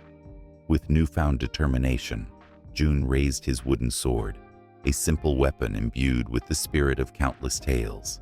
He swung it through the darkness, not just as a sword, but as a symbol of hope. The spirit writhed and shrieked, unable to withstand the purity of his intent. Shadows slithered back, retreating into the depths of the forest, and for a moment, the air grew still. But victory was not so easily won. Just as the spirit began to dissolve, it unleashed one final scream, a chilling sound that rattled the very core of the earth. The villagers felt the ground tremble beneath them, and their hearts raced with fear. Would June's bravery be enough? The question lingered, heavy and electric, as the village held its breath. In that very moment, Mira, drawn by the echoes of hope, broke free from the spirit's grasp. Her eyes sparkled with defiance as she stepped into the clearing, a radiant figure against the backdrop of darkness. "You will not take my light," she declared, joining June in the fight against the malevolence that sought to consume them both. Together, they became a force of courage, embodying the very essence of goodness that had been tested but not broken. The battle raged on, ebbing and flowing like the tides, as the embodiment of good and evil clashed in a dance of fate. Villagers gathered at the edges of the clearing, drawn not only by fear, but by the flicker of hope ignited by June and Mira's bravery. They began to chant, their voices rising in a powerful chorus, echoing through the forest. The spirit writhed, its form cracking as the collective strength of their faith and love reverberated through the very fabric of the world. As the moon cast its silvery light upon the struggle, it illuminated the faces of those gathered. Each expression told a story of resilience and unity, a tapestry woven of shared experiences and the endless fight against darkness. From the depth of despair, the light of hope surged, pushing the boundaries of good and evil into uncharted territories, a conflict that was never merely black and white, but a swirling mix of gray, where the true nature of humanity lay. The battle continued, the air thick with emotion, the stakes higher than ever.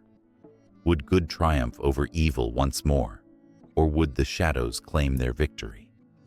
The villagers' hearts pounded, caught in the pulse of the moment, as the confrontation unfolded before them, a testament to the age-old struggle that defined existence itself.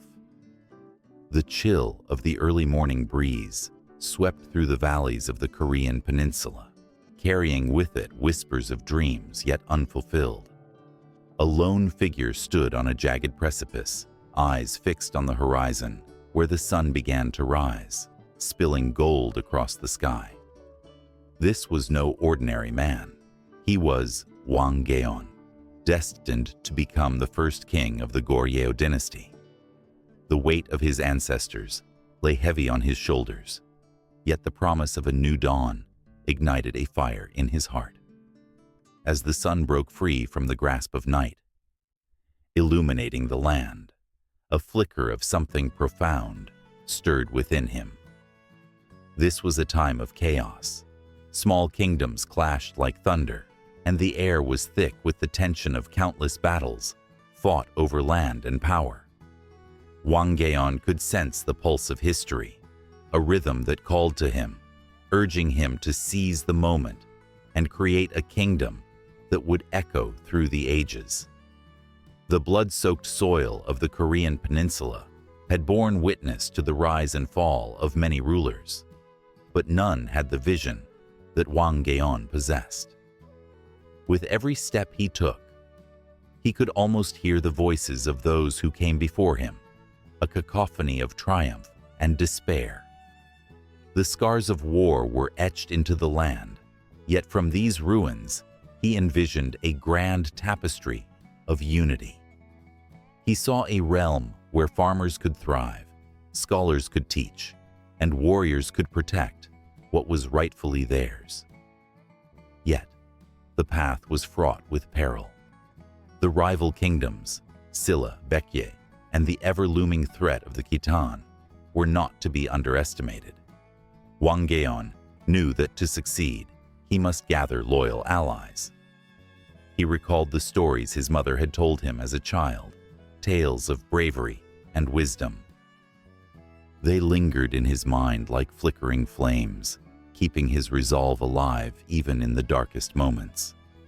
He sought out the remnants of the Goryeo clan, a family steeped in history and honor. Their name was synonymous with strength, and it was there, among the echoes of his ancestors, that he found the first seeds of unity. The clan's loyalty was not easily won, but Wang Geon's vision burned bright and fierce. He painted the future with words of hope and courage, and slowly, the hearts of men began to turn. As they gathered around the fire on that fateful night, the air crackled with excitement. Shadows danced across their faces as stories of their past intertwined with dreams of their future.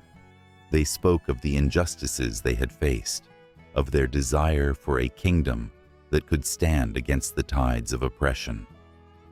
With each tale, Wang Geon felt their spirits lift, and he began to see the shape of a kingdom form before his very eyes. But darkness was never far behind. The night was suddenly pierced by the clash of steel and the cries of men. An enemy scout had infiltrated their camp, and in an instant, the dream of peace was on the brink of annihilation. Chaos erupted. Wang Geon, fueled by adrenaline and purpose, leaped into action. His sword glinted under the moonlight, a beacon of hope amidst the turmoil. The clang of swords rang out like thunder, a fierce symphony that would either herald victory or spell doom for the fledgling kingdom. Amidst the chaos, Wang Geon fought with unmatched ferocity, each swing of his sword carving a legacy into the night. He could feel the pulse of the land beneath his feet, each heartbeat echoing the cries of his ancestors, urging him onward. The battle raged, but it was not just a fight for survival. It was a fight for a dream, for a future that could be forged in the fires of this very moment. When the dust settled, the air thick with the scent of battle, victory belonged to Wang Geon and his loyal followers.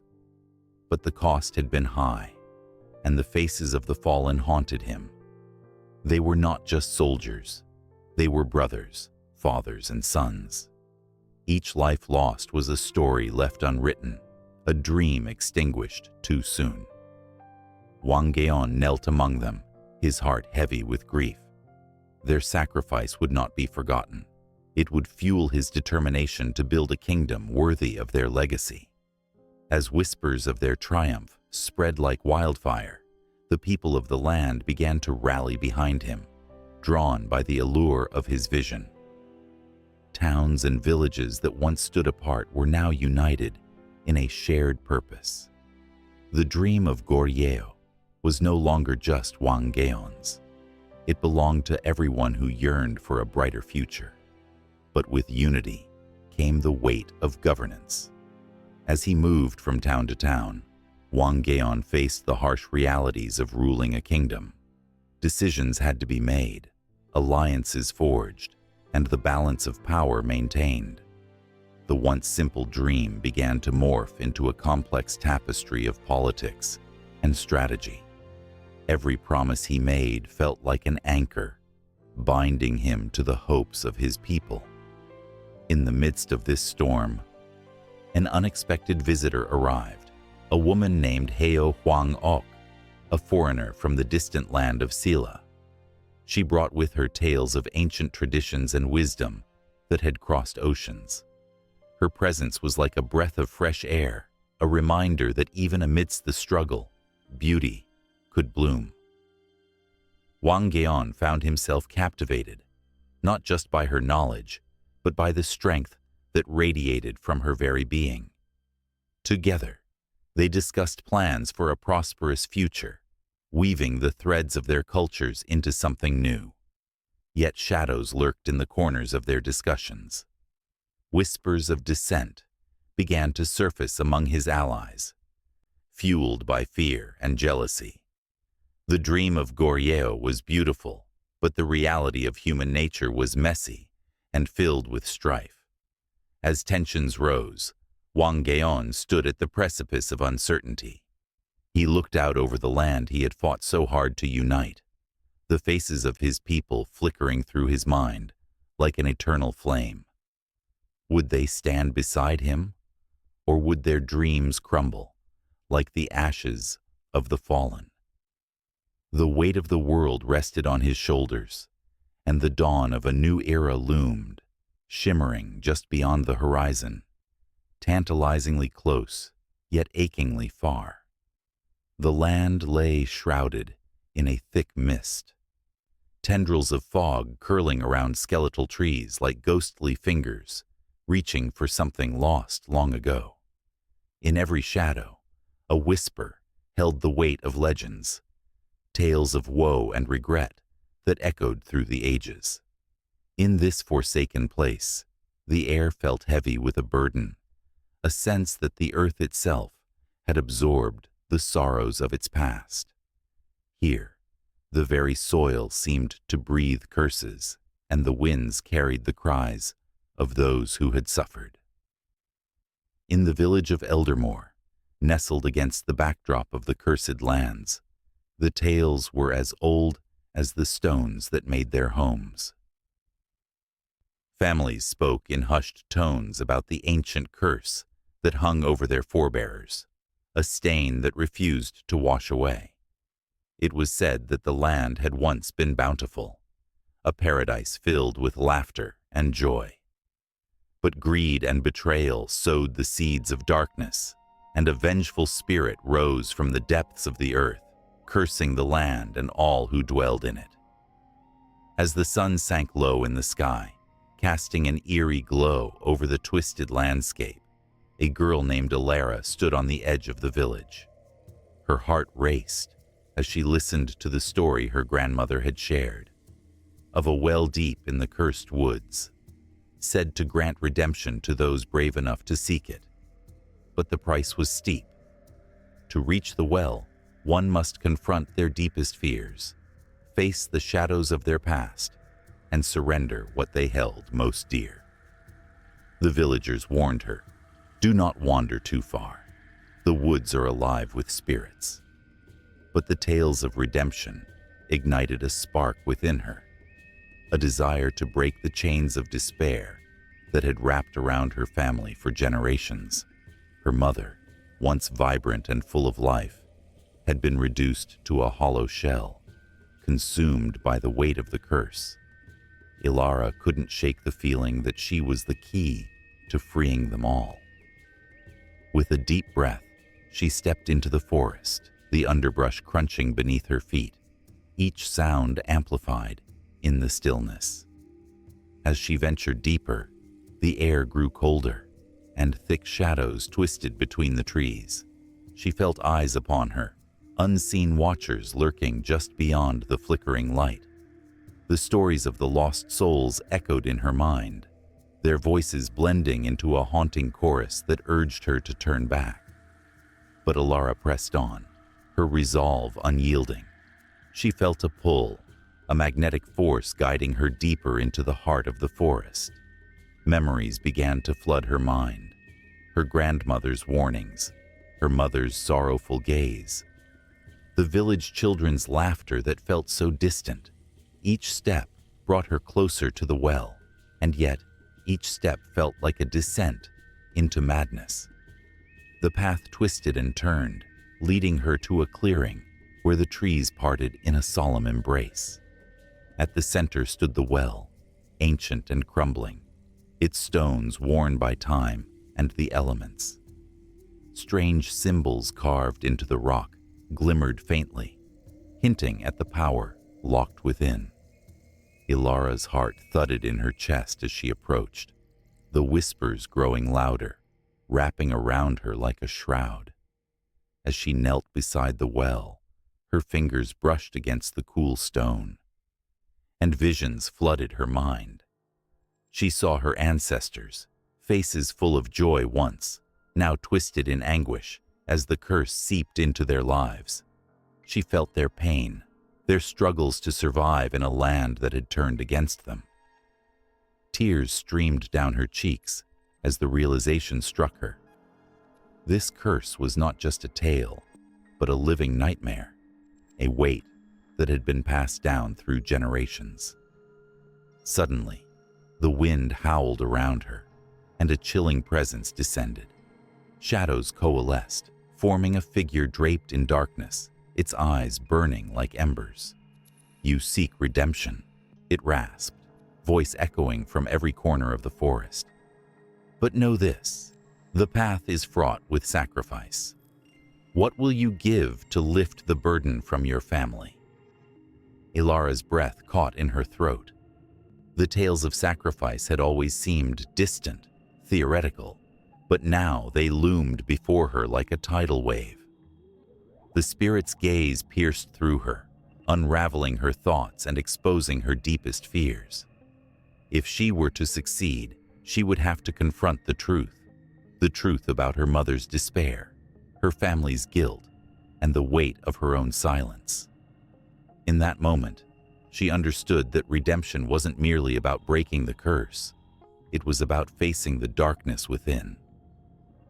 The villagers had whispered of those who had tried and failed, their souls trapped within the land. But Ilara felt an ember of hope. She was not just a victim of the curse. She was part of the solution. She rose to her feet, determination coursing through her veins. "I will face whatever I must," she declared, her voice steady, despite the tremors of fear coursing through her. "I will confront the darkness, for my family and for myself." The spirit's laughter echoed, a sound that sent chills racing down her spine. "Then the journey truly begins," it said. "But know that what you desire may come at a cost you cannot fathom." With a sudden rush, the ground beneath her feet trembled, and the scene around her shifted. The well's surface rippled, revealing a glimpse of her mother, trapped in a web of sorrow, her heart heavy with regrets. Ilara's resolve hardened. She couldn't turn away. She stepped closer, reaching for the waters of the well, feeling the pull of the unknown drawing her in. As the waters surged, visions of the past swirled around her. Betrayals, lost loves, and anguished cries echoing through the ages. Each image tore at her heart. Each memory a thread in the tapestry of curses that bound her family. But in the chaos, she caught a glimpse of a flicker of light, a chance for redemption that glimmered like a distant star. Ilara knew this was just the beginning, a mere taste of the trials that awaited her. The air thickened with anticipation, and the shadows danced around her, whispering promises of what lay ahead. She could feel the weight of history pressing upon her, the echoes of those who had come before, their hopes and fears intertwining with her own. The path to redemption was fraught with darkness, but Ilara was determined to break the cycle. As the wind whispered secrets of the cursed lands, she took a deep breath and prepared to confront whatever awaited her beyond the veil of shadows. The well's waters shimmered with possibilities, and with one final glance back at the life she knew, she plunged forward into the unknown. Under the pale light of a crescent moon, the whispers of ancient tales floated through the night air, curling like smoke around the ears of those who dared to listen. The stories, steeped in time, spoke of women who wielded power, wisdom, and an uncanny ability to change the course of fate. As the shadows played tricks on the mind, the figures of these legendary women emerged, warriors of the spirit, guardians of the earth, and harbingers of love and loss. In the twilight of history, the figure of Huangok, a famous queen, stood tall against the backdrop of a kingdom teetering on the brink of chaos. With a heart forged in the fires of adversity, she led her people with grace and courage. Huangok was not just a ruler, she was a beacon of hope in a world that often cast women aside. Her story echoed in the hearts of those who yearned for strength. She fought not just against enemies, but against societal norms that sought to confine her. Her indomitable spirit was a testament to the strength women carried through generations, often unseen but always felt. Yet, not all legends were of queens and warriors. Take the tale of the nine-tailed fox, or Gumiho, a creature intertwined with the essence of femininity. With her enchanting beauty and cunning nature, she navigated the realms of love and betrayal. Her form, a mesmerizing blend of allure and danger, captivated men while leaving them breathless. As the moon hung high, many would find themselves drawn into her web, caught between desire and despair. The Gumiho was more than a mere myth. She was a reflection of the complexities of womanhood, embodying both the nurturing mother and the fierce protector. In the mountains, the story of the goddess of agriculture, Guetong, unfolded. She descended from the heavens, her hands rich with the knowledge of seeds and soil. Women would gather around her, learning the secrets of growth and life. Guetong's laughter danced on the winds, wrapping around the fields, urging them to flourish. The earth thrived under her guidance, and as the harvests grew, so did the bond between women and nature.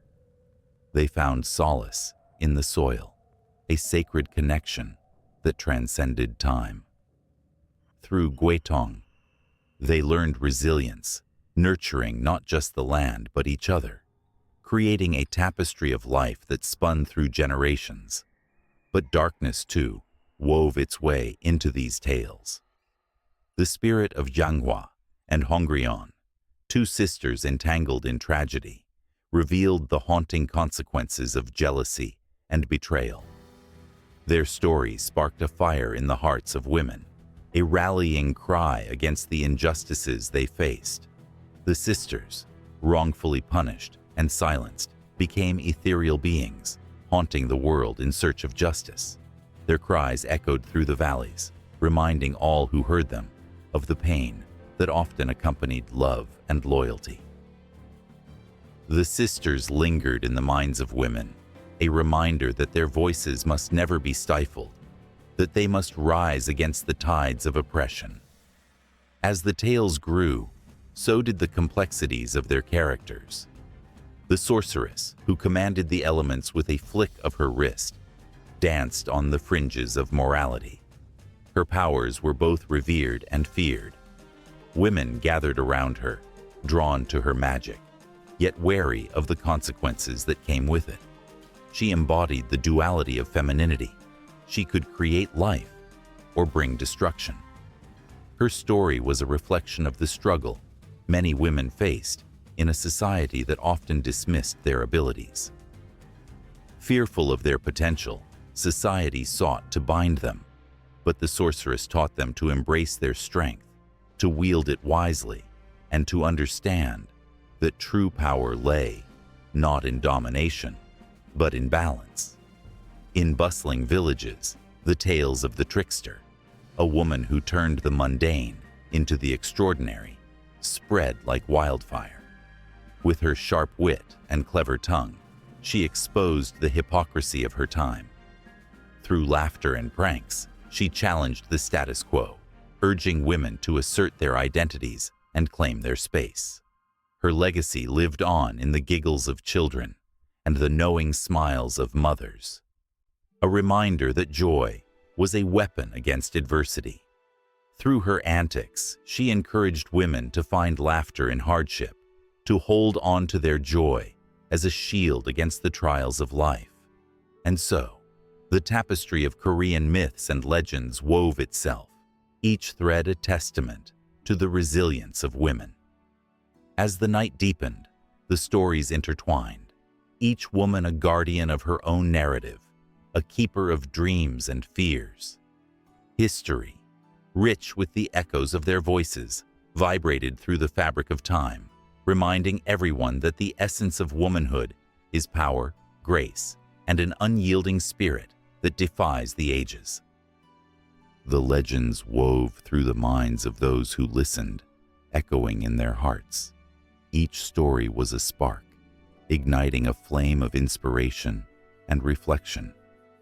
The whispers of the past danced in the air, a reminder that the strength of women in these tales, woven into the very fabric of Korean culture, was not just a relic of history, but a living, breathing force that continued to shape lives today. And as the moon hung overhead, the stories, rich with emotion, lingered, ready to seep into the next chapter of their eternal narrative. On a chilly evening in Seoul, the streets buzz with life while the flickering neon lights cast an otherworldly glow. A young woman clutching her phone glances up from TikTok, her heart racing. She had just watched a short film about a gumiho, a mythical nine-tailed fox who seduces and devours men. The terrifying beauty and allure of the gumiho linger in her mind, a modern reminder of ancient tales that once echoed through the valleys of Korea. Once, long ago, in the misty mountains of Korea, the gumiho was not just a creature of legend, but a symbol of the eerie and the unknown. Villagers would tell stories around flickering fires, their voices trembling as they spoke of this enchanting beast. They warned children to never wander alone under the moonlight, lest they fall prey to the gumiho's charms. These ancient fears, so deeply rooted in culture, now find their way into the smartphones of the young, their stories morphing and evolving with each generation. K-dramas have embraced these myths wholeheartedly. In a recent hit series, a dashing hero falls in love with a gumiho, who struggles between her predatory instincts and her desire to be human. Viewers sit at the edge of their seats, laughter and gasps filling the air as the Gumiho's story unfolds. The show begins with a playful banter, a modern twist on a tale as old as time. Yet, when night falls and the Gumiho's true nature reveals itself, the tension escalates. Each episode keeps audiences wondering whether love can conquer the darkness woven into her very being. Yet the Gumiho is not alone in this resurgence. The tale of Hong Gil-dong, Korea's Robin Hood, has taken on a new life, finding its way into animated films and graphic novels.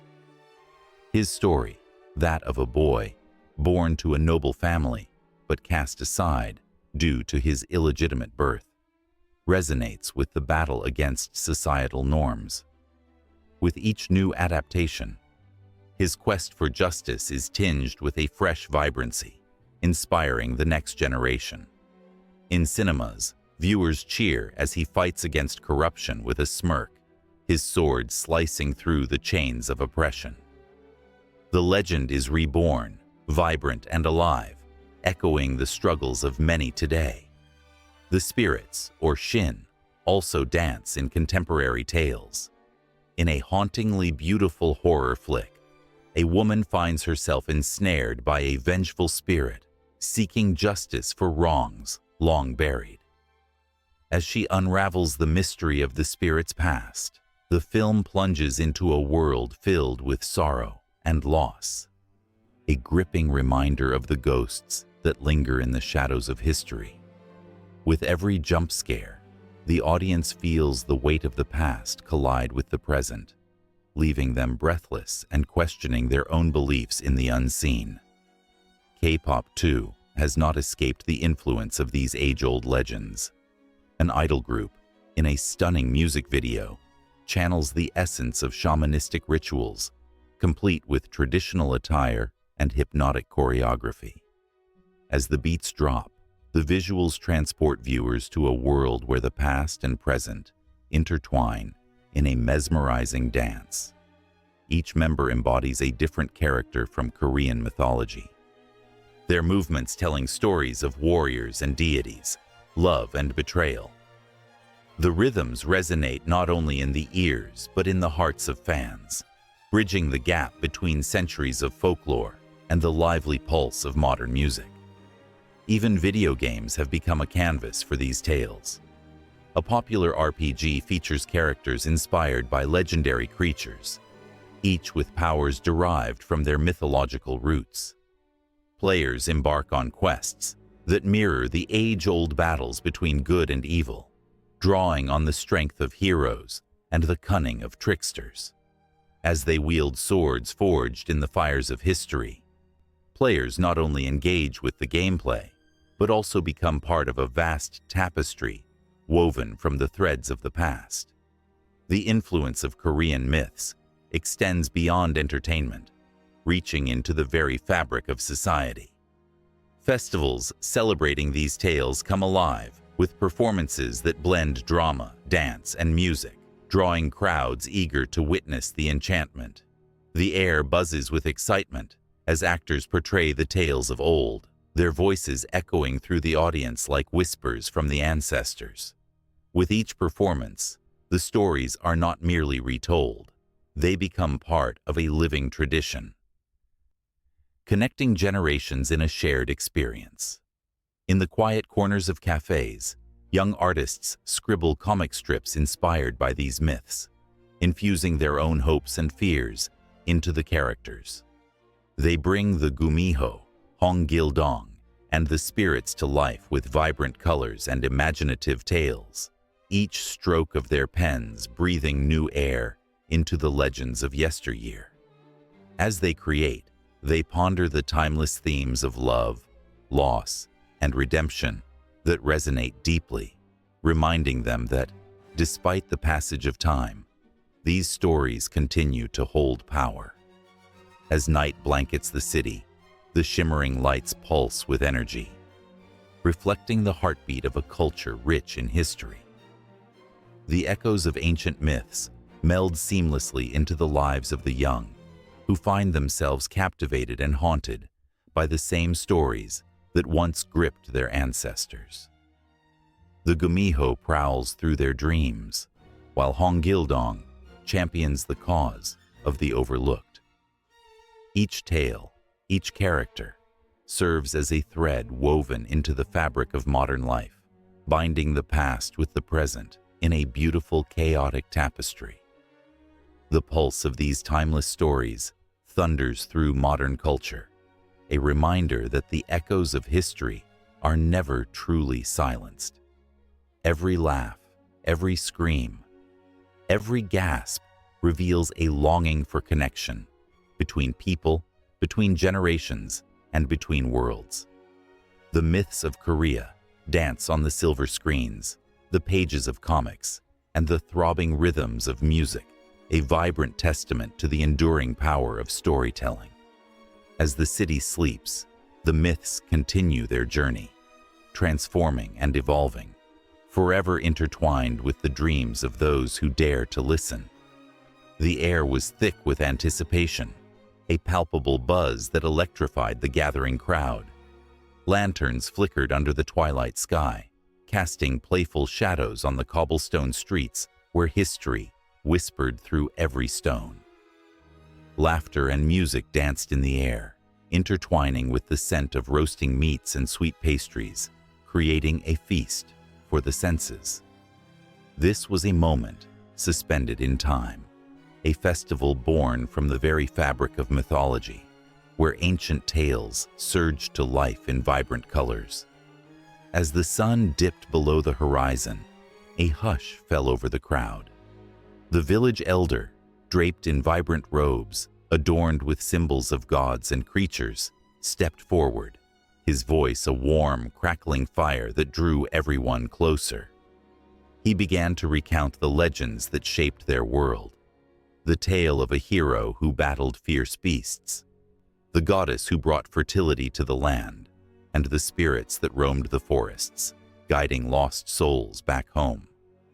With each word, the stories wove a tapestry of belief, binding everyone in a shared connection to their ancestors and the divine.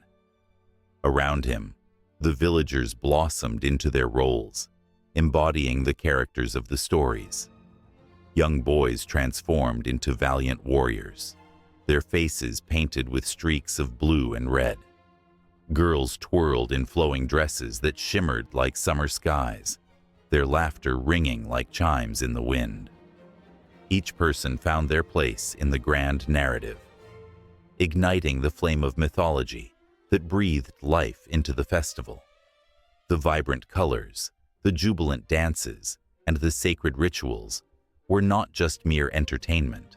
They were the very heartbeat of their culture, echoing the ancient whispers of gods who once walked amongst them. As the night deepened, the festivities escalated into a whirlwind of energy. Drums thundered like the footsteps of giants, and the sound reverberated in the bones of everyone present. The dancers moved with wild abandon, their bodies telling stories that words could not capture.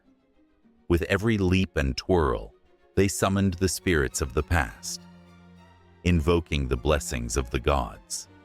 The crowd roared in approval, swept away by the rhythm that connected them to something greater than themselves, a force that transcended time and space.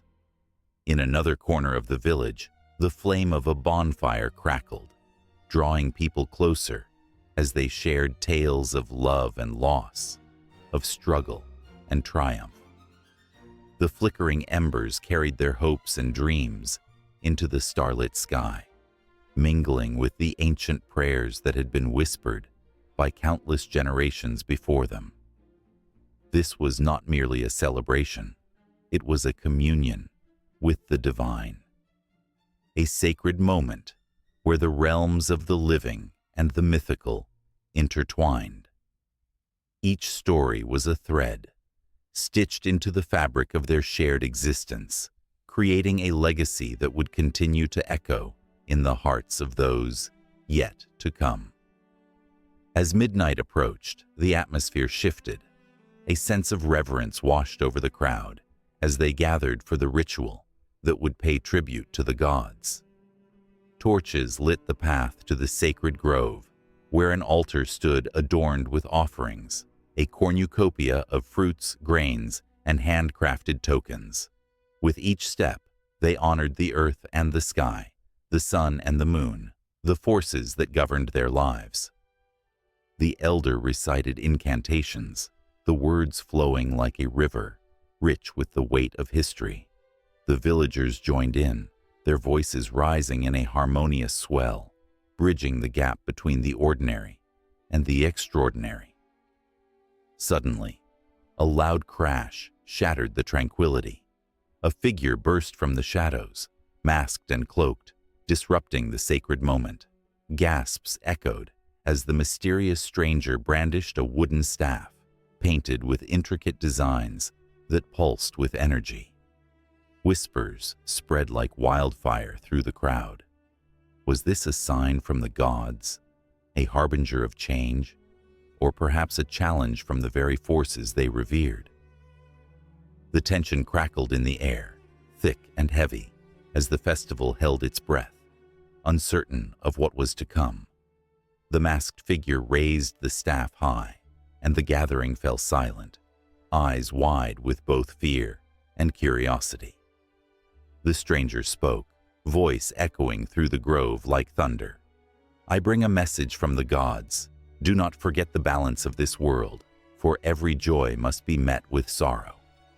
The crowd shivered, caught between the thrill of the festival and the ominous warning. The elders exchanged worried glances, sensing the shift in energy, the pull of fate tugging at their hearts. In that moment, the festival transformed. Joy and celebration intermingled with uncertainty, weaving a new narrative that would ripple through generations. The villagers faced the stranger, their hearts pounding, each breath heavy with the weight of myth and reality colliding. The music softened, the dancing paused as they contemplated the warning. Would they rise to the challenge, or would they let the message slip away into the night, like smoke from the bonfire? As the moon hung full and bright, illuminating their faces, the villagers stood united, the flickering fire reflecting in their eyes. They knew the stories would continue, each year breathing new life into the old narratives. With the stranger's words echoing in their minds, they felt both the thrill of the festival and the weight of their legacy. The night was far from over. It crackled with the promise of more stories to unfold. Each festival a new chapter in the ancient book of existence, forever entwined with the whispers of mythology that danced through the ages. As the sun dipped below the horizon, casting elongated shadows across the ancient hills of Korea, the air crackled with whispers of stories long forgotten. Little did the villagers know. Nestled within their hearts was a tapestry woven with threads of gods, heroes, and mythical beasts. These tales, passed down through generations, held echoes of the past, shaping the very essence of Korean identity. In the early days, when the earth was still young, the land was alive with the spirits of nature. The mountains, rivers, and forests were sacred, inhabited by deities who watched over the people. The creation myth of Dangun, the legendary founder of Gojoseon, stands as a testament to this era. Dangun, born from a heavenly prince and a bear woman, symbolizes not just the birth of a nation, but the intertwining of the divine and the earthly. His story is a reminder of the struggles faced by early Koreans, battling harsh winters and fierce predators, and yet finding strength in unity and belief. As time moved forward, the arrival of Buddhism in the 4th century began to weave into the already rich fabric of Korean mythology. Temples emerged from the mountainsides, their golden rooftops gleaming under the sun. each one a sanctuary for the stories of celestial beings. The tales of the Bodhisattvas, especially those of Avalokiteshvara, became a comforting balm for the people, offering hope and compassion amidst the chaos of their lives. The Buddhist influence infused Korean mythology with new layers, bringing forth stories of reincarnation and moral lessons that resonated deeply with the struggles of the common folk. Then came the age of the Goryeo dynasty, where the world of myth expanded even further. The tale of Janghwa and Hongrion, two sisters betrayed and transformed into vengeful spirits, swept through the towns. Their tragic story of love and loss captivated the hearts of many, shedding light on societal norms and the plight of women. Each retelling resonated with a raw emotion, revealing the fears and desires of a society grappling with change. The sisters' haunting cries became synonymous with the collective grief of those marginalized and forgotten. The tumultuous tides of history continued to shape Korean mythology. The invasions by Mongol and Japanese forces sparked a resurgence of tales that emphasized resilience. Heroes like Yi Sun-sin, the legendary naval commander, emerged from the depths of despair, transforming into symbols of hope and strength. His story, with the famed turtle ships battling against overwhelming odds, became a rallying cry for the nation. As the waves crashed against the wooden hulls, a burning desire for freedom ignited within the hearts of the people, uniting them against a common enemy. With the dawn of the Joseon dynasty, a golden era of cultural flourishing began. Confucian ideals took hold, putting a spotlight on morality and social order. The myths evolved too, intertwining with the teachings of Confucius. The story of Hyungbu and Nolbu, two brothers representing the virtues of kindness and greed, mirrored the moral dilemmas of society. As villagers gathered around the warm glow of the fire, their laughter mingled with the crackling flames. They learned lessons of compassion and humility, each tale reinforcing the fabric of their communal bonds. However, as the 20th century approached, darkness loomed over the land. Colonization by Japan brought despair, but amidst the suffering, the legends of resilience surged once more. The story of the nine-tailed fox, or Gumiho, shifted from a malevolent creature to one of complexity and depth. The Gumiho became a symbol of transformation, embodying the struggle between one's nature and the desire for acceptance. As the streets buzzed with tension and whispers of rebellion, the fox became a reflection of the Korean spirit, fierce, yet yearning for love and understanding. Then, liberation brought both joy and confusion. The evolution of Korean mythology raced forward, adapting to a world transformed by rapid change. Folklore found new life in modern narratives. The tales of the past were reimagined, mingling with contemporary struggles. The story of the shaman, always a vital figure in the mythology, flourished as spiritual practices intertwined with the rise of K-pop and global culture. The shaman became a bridge between the old and the new, invoking the spirits of ancestors while adapting to a modern audience. As the new millennium dawned, a vibrant mix of old and new narratives emerged. Movies, dramas, and literature began to explore the depths of Korean mythology with fresh eyes. The witch hunts of the past morphed into stories of empowerment and self-discovery, celebrating the strength of women often cast aside in traditional tales. Creators like Na Hong-jin and Bong Joon-ho redefined the horror genre, infusing it with cultural elements that resonated deeply with audiences, breathing new life into ancient myths. And yet, beneath the surface, the tales continued to evolve. New myths were born against the backdrop of technological advancements and globalization.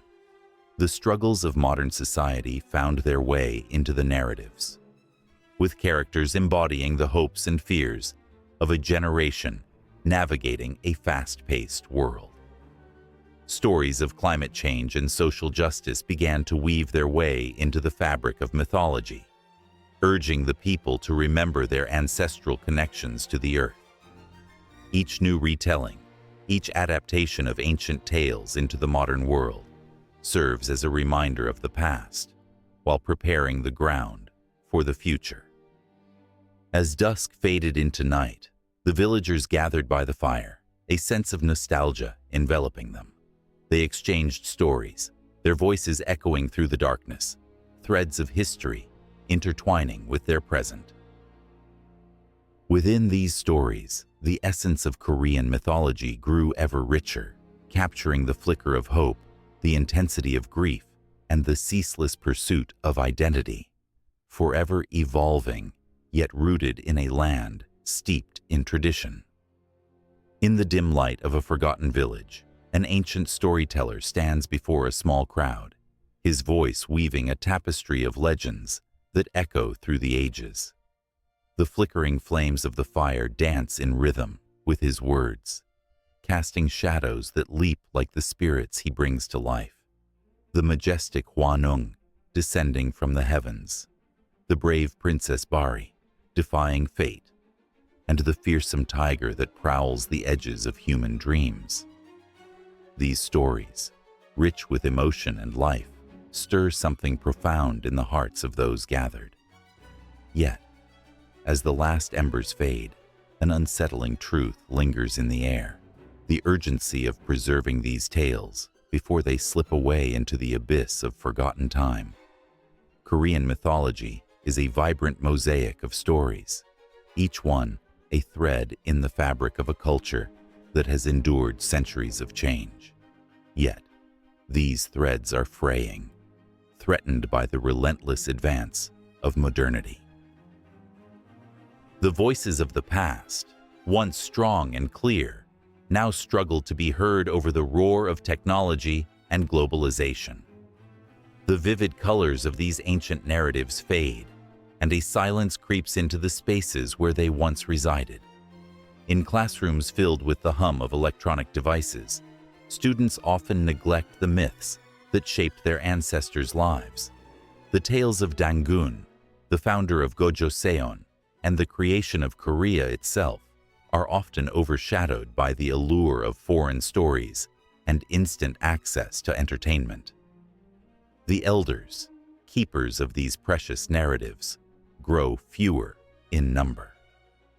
With their passing, the intricate details of oral traditions passed down from generation to generation risk being lost forever. The world seems to move on without them, leaving behind echoes of a rich heritage that once thrived. An initiative emerges, driven by passionate educators and cultural advocates, determined to breathe new life into these fading stories. They gather in community centers, their hearts filled with hope as they discuss ways to engage younger generations. They imagine workshops full of laughter and creativity, where children can immerse themselves in the tales of their ancestors. They see a world where traditional dance and music accompany the storytelling, igniting an emotional connection to history that transcends mere words. Yet, challenges loom large. The digital age, while a gateway to knowledge, also poses a formidable barrier. With the tap of a finger, children can access a universe of distractions, often bypassing the rich narratives of their own culture. The storytellers feel the weight of urgency pressing down on them like a heavy stone. How can they compete with the glimmering screens that beckon from every corner? The answer is not simple, but the determination in their hearts fuels their resolve. They realize that if they are to capture the imaginations of the young, they must adapt, weaving together the old and the new in a harmonious dance. The preservation of Korean mythology is not just about stories. It is about identity, about understanding who they are in a world that seems to change overnight. The legends do not just belong to the past.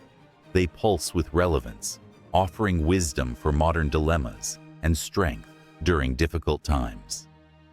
To ignore them is to sever ties to a lineage filled with resilience and hope. In a world rife with uncertainty, the stories of courage and kindness offer a guiding light. Amidst the tension, a moment of clarity arises. A group of young artists, inspired by the myths, begins to create vibrant murals that adorn the walls of their neighborhoods. Dragons and phoenixes burst to life in vivid colors, reminding everyone of the magic that once flowed through the land. This grassroots movement sparks a revival, igniting a sense of pride and curiosity in those who pass by. They stop, captivated by the images that tell stories of bravery and sacrifice, feeling a connection to the past that they never knew they needed. Yet, as the murals brighten the streets, a lingering fear remains. Will these tales endure in their original form? Or will they be diluted, altered, to fit a more palatable narrative for a global audience? The balance between preservation and adaptation hangs in the air like a fragile thread, ready to snap under pressure. A single misstep could send the entire legacy tumbling into the shadows. Organizations dedicated to cultural preservation face the monumental task of documenting these myths, capturing the nuances that make them unique. They delve into ancient texts and oral histories, gathering fragments of forgotten tales. The urgency of their mission pulses within them, a relentless drumbeat driving them forward. But as they work tirelessly, they uncover the complexities of translation.